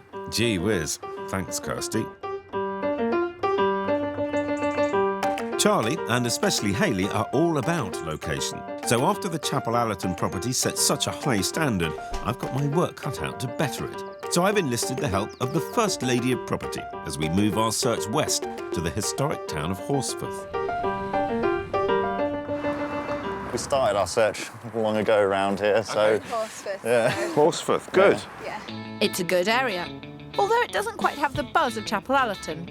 But here, their money can go quite a bit further. This stone terrace has 4 double bedrooms, a large family bathroom, and the living room has a log burner, which they'll love. The kitchen diner, as with the rest of the house, is done up to an immaculate standard, with plenty of room to entertain. From the kitchen, we then open out to the compromise, a decking area rather than the lush garden they saw before. But that's reflected in the price. It's 25 grand cheaper than the first property and 20 grand under their maximum budget at £199,950. It is so different Yeah. to where we've come from. And it's cheaper. Yeah. That's really nice fireplace. I knew you'd say that straight off. And the windows aren't double glazed. And Okay. it still isn't that noisy from the road. Not that bad, is it? No. Yeah. It's 4 bedrooms Okay. plus the cellar. Yeah. Right, okay. So it's definitely not as great a location, but you get a lot more inside. Hayley, should we have a look upstairs and you guys look downstairs? Because it's even better downstairs. Yeah. Okay. Cool. That depends on what you're looking for, Phil. And I'm starting to suspect that these two have their eyes fixed in the direction of Chapel Allerton. Main bedroom, loads of Okay. storage. It'll certainly do for a while. I think it'd be useful just to move in and be able to like kind of put all our stuff somewhere. And... There are another 2 bedrooms upstairs. Okay. And they're equally well presented. You've got lots of thinking to do. You haven't seen it all yet. There's a lot to take in here, twice as many bedrooms as Property 1. And it also has space for a fitness suite. I don't think the gym buddy's included, though. And then you lean back. Yeah. Oh, ow. On your head. And then you lift it up like that. Like so. Oh, I can hold it. I can definitely hold it. Yeah. Oh, God, it is quiet. Careful. Time for pressing issues rather than bench pressing weights. Allegedly, you are both nervous purchasers. Would you describe yourself as a nervous purchaser? You know, it's a lot of money just for a house. Probably being too picky, but we just want to get it right. Oh, here we are, skulking outside. Skulking? I was going to pick your flower. They belong to someone else. So, is this the one? I don't know, and I don't think they do. I'm actually going to force the issue with this. That'll be a first, Phil. Force them to make You have spent years lecturing me on how it's not my decision, you shouldn't push people. Oh, no, I'm not going to make the decision for them. What are you going to do? I'm going to ask them to rule it in or rule it out, because that's what they need to do. It's a nice room. Yeah. Happily put a guest in here, certainly. Yeah, definitely. What do you think overall, then? It's huge, and yet it doesn't seem to have a big garden at all. I'm not sold on the area either. It's their decision, it's not mine. I'm just going to get them to the point. Careful, Phil's going to get tough with you. How'd you get on? Yeah, I think our main sticking point is where we are now. Our criteria was somewhere you could relax, and I think it's just too overlooked. Yeah. Doesn't sound like at all a suitable house, Phil.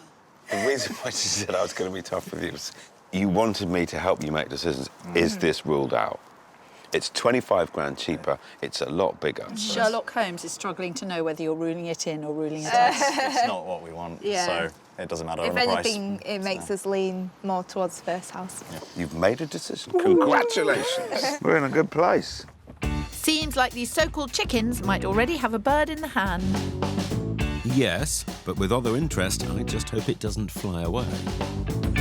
It may seem like our house hunters aren't getting much for their 200 grand budgets, but price and size are all relative to location. Here in Leeds, the average value of a 2-bedroom flat is just over 150 grand, with a price per square foot of £232. 200 miles south in Bristol, that value goes up to £334 per square foot.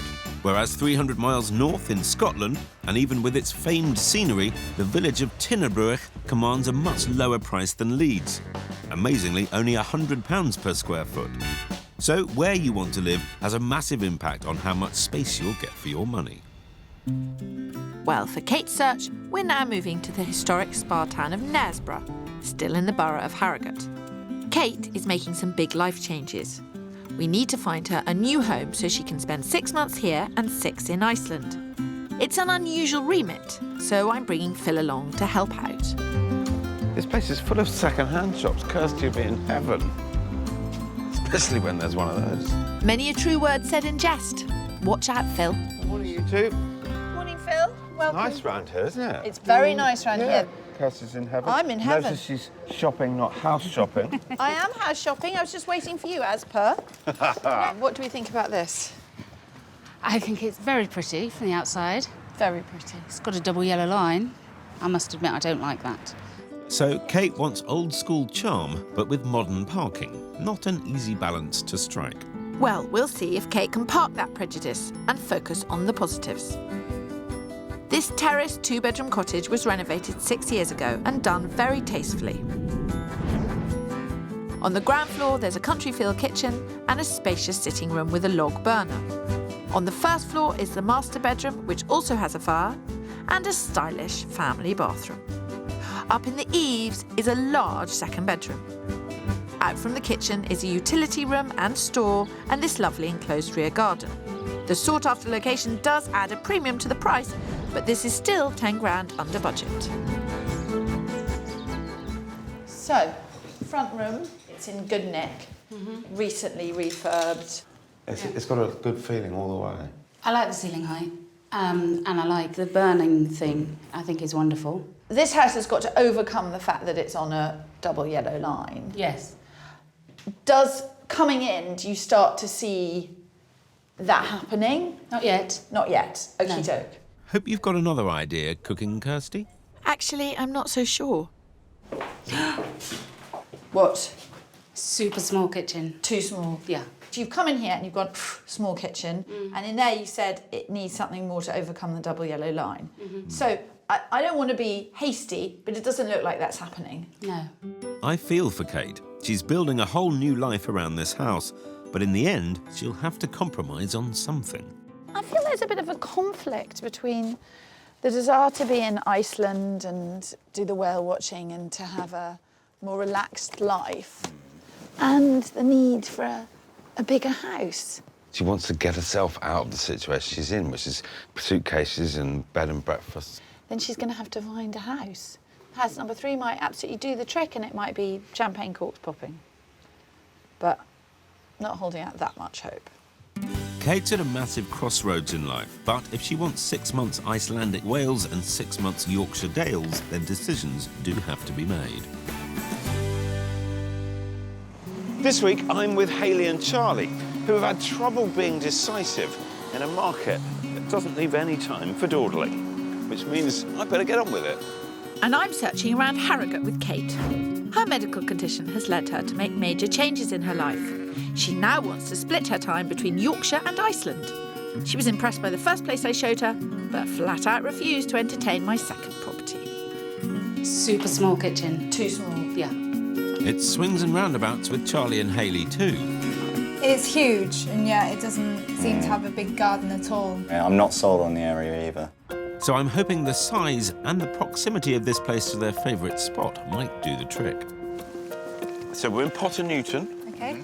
decent suburb. So we're about 10 minutes walk to Chapelay.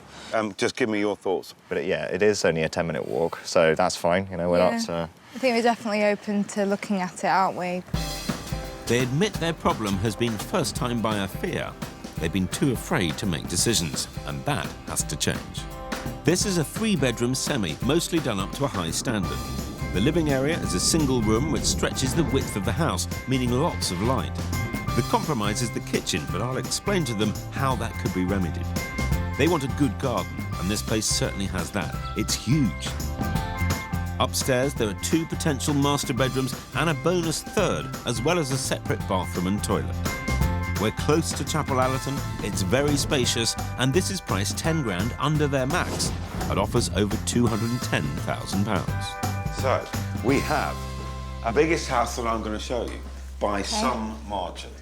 It's pretty big. Okay, yep, it's quite big. Yeah. Because you've got lots of space here, you haven't got much in the kitchen, which is through that wall. Okay. It'd cost about £1,200 to knock the wall through. Right, okay. And then you have your dining kitchen Yeah. and your snug TV room.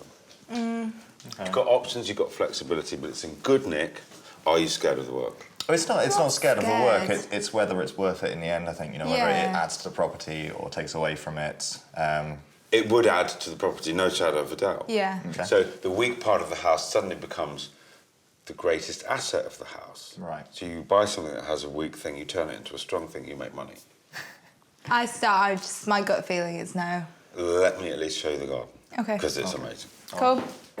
Hayley's certainly taken on your tips about decisiveness. But if anything can swing this place into the yes pile, it's this garden. Wow. You know, you wanted a dog, you wanted a bigger garden. There it is. It's quite something, yeah. It's pretty sizable. Yeah. It's nice and enclosed though as well, isn't it? It is, It it's doesn't very feel private. Yeah. Does this give a different feeling to the house? I just think it's a lot more space and there's a massive garden, but we don't need that. Is this out? Yeah, it is for me. Well, I'm not moving if you're not happy here, so... First house over this one. Definitely. Well, the first house is still available at the moment, so let's move on from here. I've got one other place to show you, and after that, you're on your own. Come on. Cool. Not the result you were after, Phil, but at least a clear front runner is emerging. It's all leading back to the centre of Chapel Allerton for this pair. Agreed, but I'm quietly confident my final property will give them pause for thought. Kate's looking for somewhere in Yorkshire to spend her winters as she summers in Iceland. At my last property, she was unimpressed with the double yellows, so I don't want to hang around too long outside this one. We got across the road safely. Just make sure this one isn't a hit-and-run house tour. Not this time, Pip.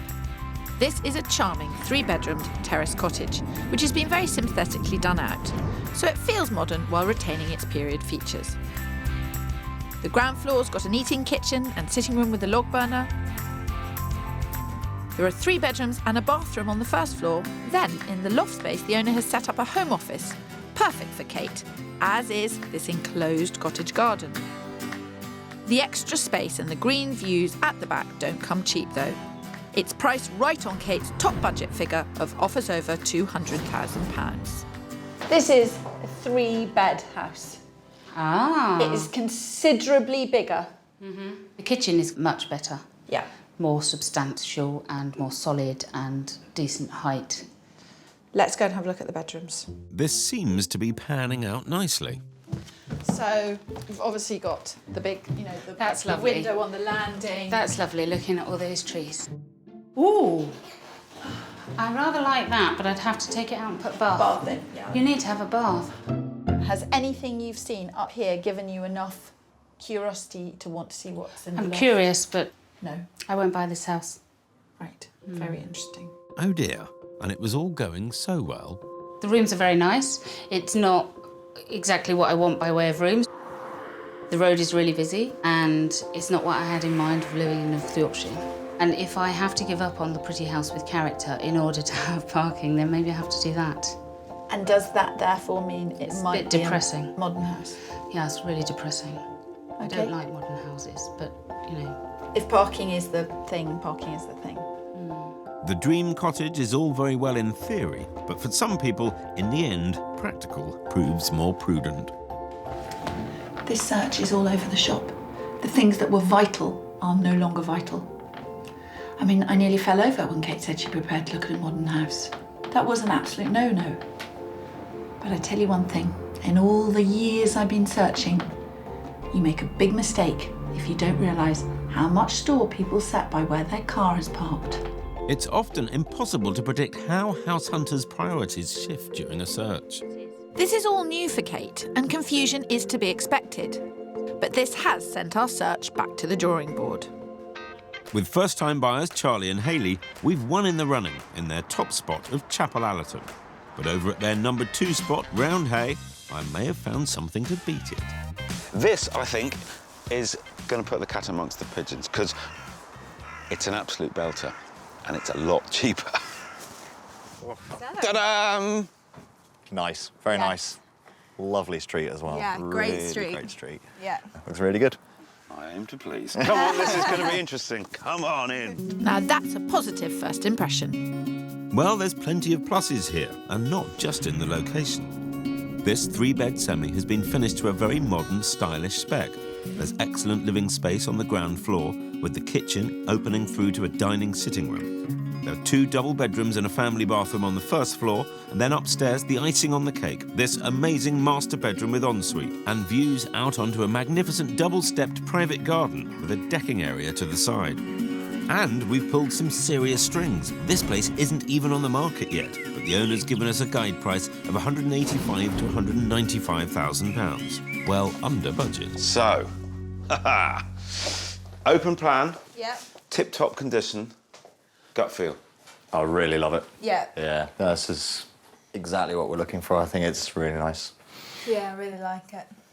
I wasn't entirely sure how you'd react to it being one space. So this is the living, dining, cooking space. I actually really like it all being open, because we spend so much time in the kitchen. It works for me perfectly. Okay.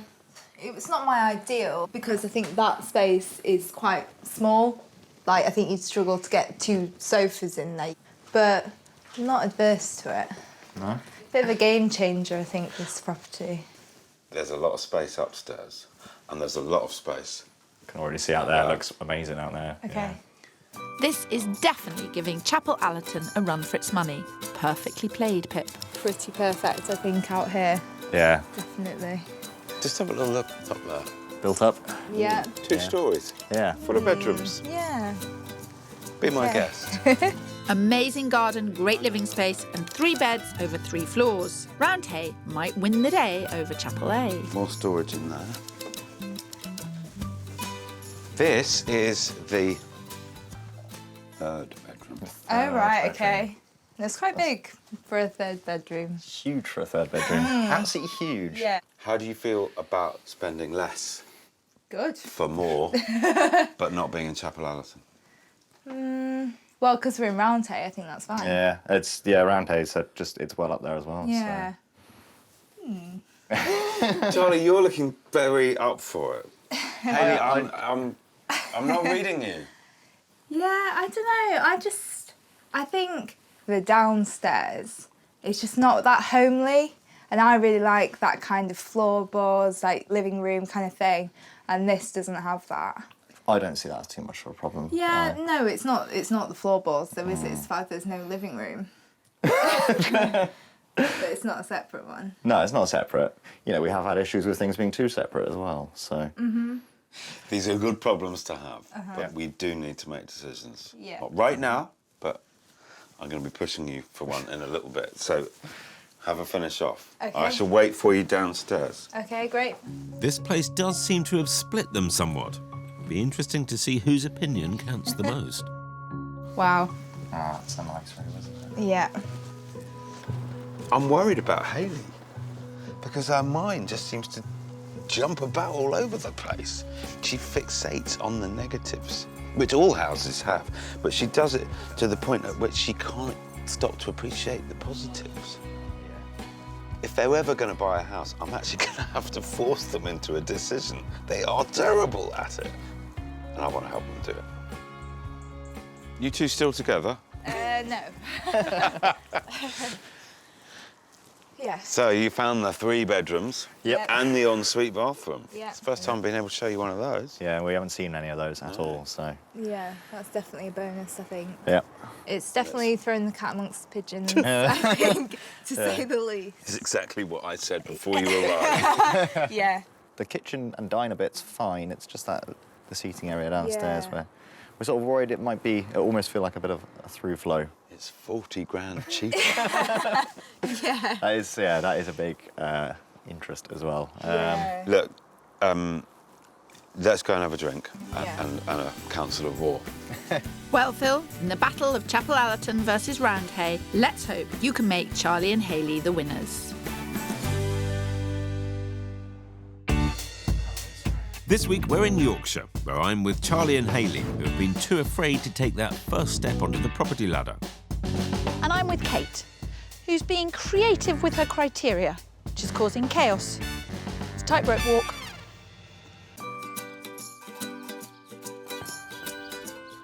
Kate thought she wanted chocolate box charm, but practicalities like parking have taken over, meaning a rethink of the whole search. At the 11th hour, I've conjured up one final property in the market town of Bedale, close to the famous 11th century St Gregory's Church.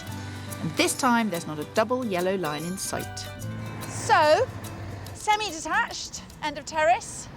I think it's very pretty. I like the porch. It's not entirely finished. Okay. But it's got the off-street parking, and when we were talking this afternoon, it was about altering the priority list. Yeah. But standing here, do you feel you want to go in? Yes, I do. I'd like to have a look at it. Well, that's the parking sorted. I think the inside will really suit too.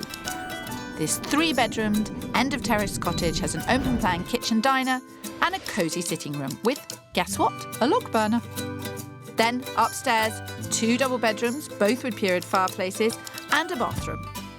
Then up in the eaves is the 3rd bedroom, which Kate could use as a home office. There's gardens to the front and back, with the rear enclosed garden being a real selling point for this place. As the vendor hasn't fully finished the renovations, the price is a real winner too. It's 25 grand under budget at £174,950.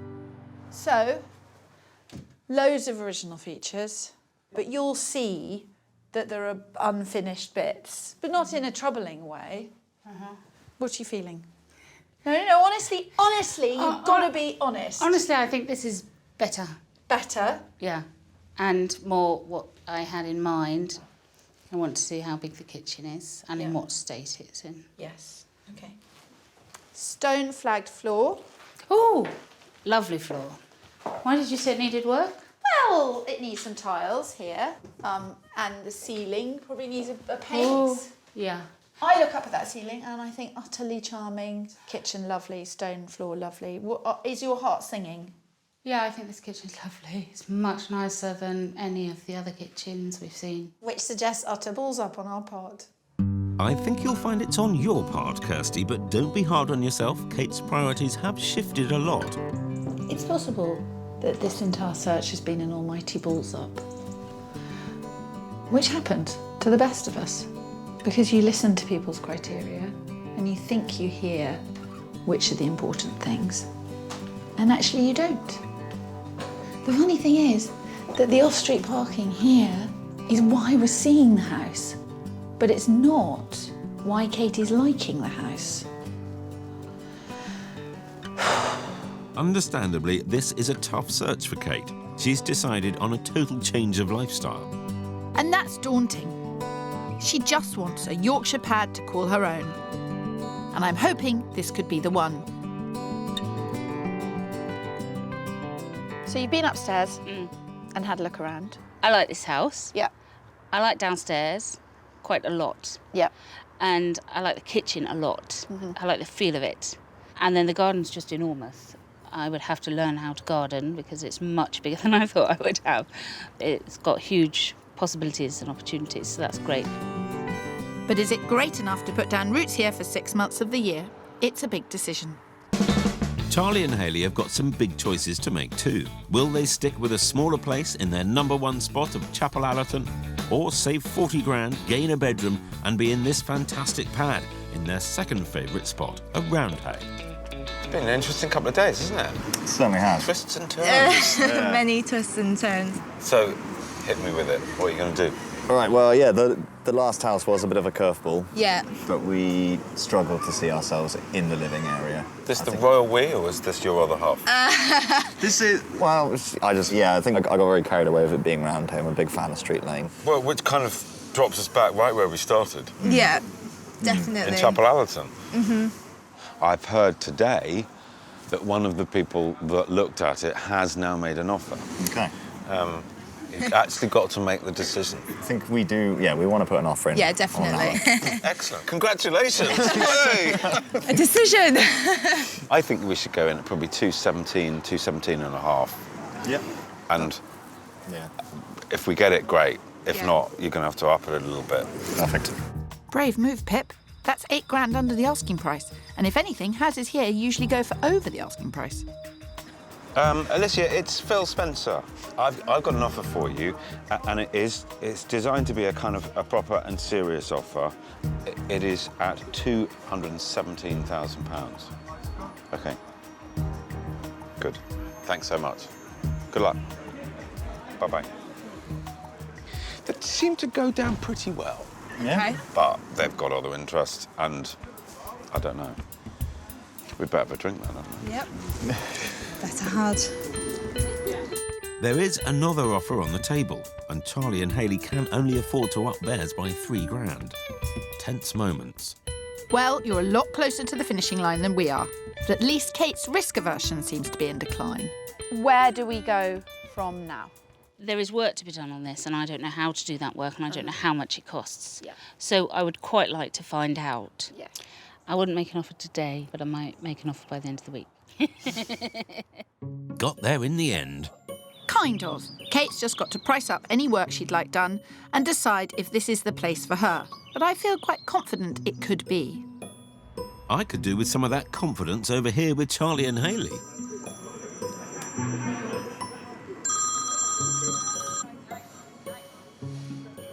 Rather nervous at this end, Alicia. What news? Yes. Yeah. Right. Okay. Appreciate that. Thank you very much indeed. Okay. Cheers. Bye. It's not a no, but it's not a yes. Okay.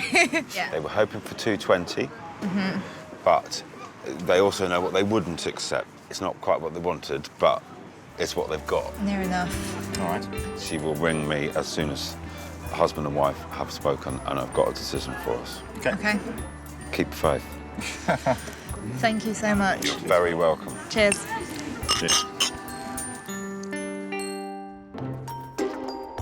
A few days after Kirsty left, Kate decided to put in an offer on the house in Bedale. But the vendor wanted more than she was willing to pay, and reluctantly, Kate walked away. Wasting no time, she was straight back on the hunt. And to get her period property with parking, she's decided to accept a different compromise and is heading into the countryside. Not in a market town, but in a village without even a shop. I walked in and I said, yeah, I'll take this house. Yesterday I got a notification from the agent that my offer's been accepted, which is fantastic. And I'm hoping that in 4 to 6 weeks I shall be moving in. Kate's priorities for her perfect property changed a few times during the search, but each twist and turn has led her to the right place and to what will hopefully very soon be her new home. In Leeds, Hayley and Charlie didn't have to wait long for a decision on their property. So the following day, we hadn't had the original offer accepted, and Phil put an increased offer of $220,000 on the table with the provision that it was taken off the market completely then. And we found out that that was accepted by the vendors. So. It's amazing. I aim to please. Charlie and Hayley are hoping to get the keys in the next few weeks and are looking forward to putting their stamp on their new home. We just can't wait to move into a house. Having lived in rentals for years and years and have been able to do what I want with the place. So looking at sofas and paints and all that kind of thing, it's like the best thing ever. Really looking forward to having a garden, you know, somewhere which we can really sort of call our own. When we finally get to the point where we can, you know, put our key in the door and move in, it'll be a real achievement, I think, and we'll be really, really happy. I'm so pleased I could give Hayley and Charlie the confidence to secure their very own first home together.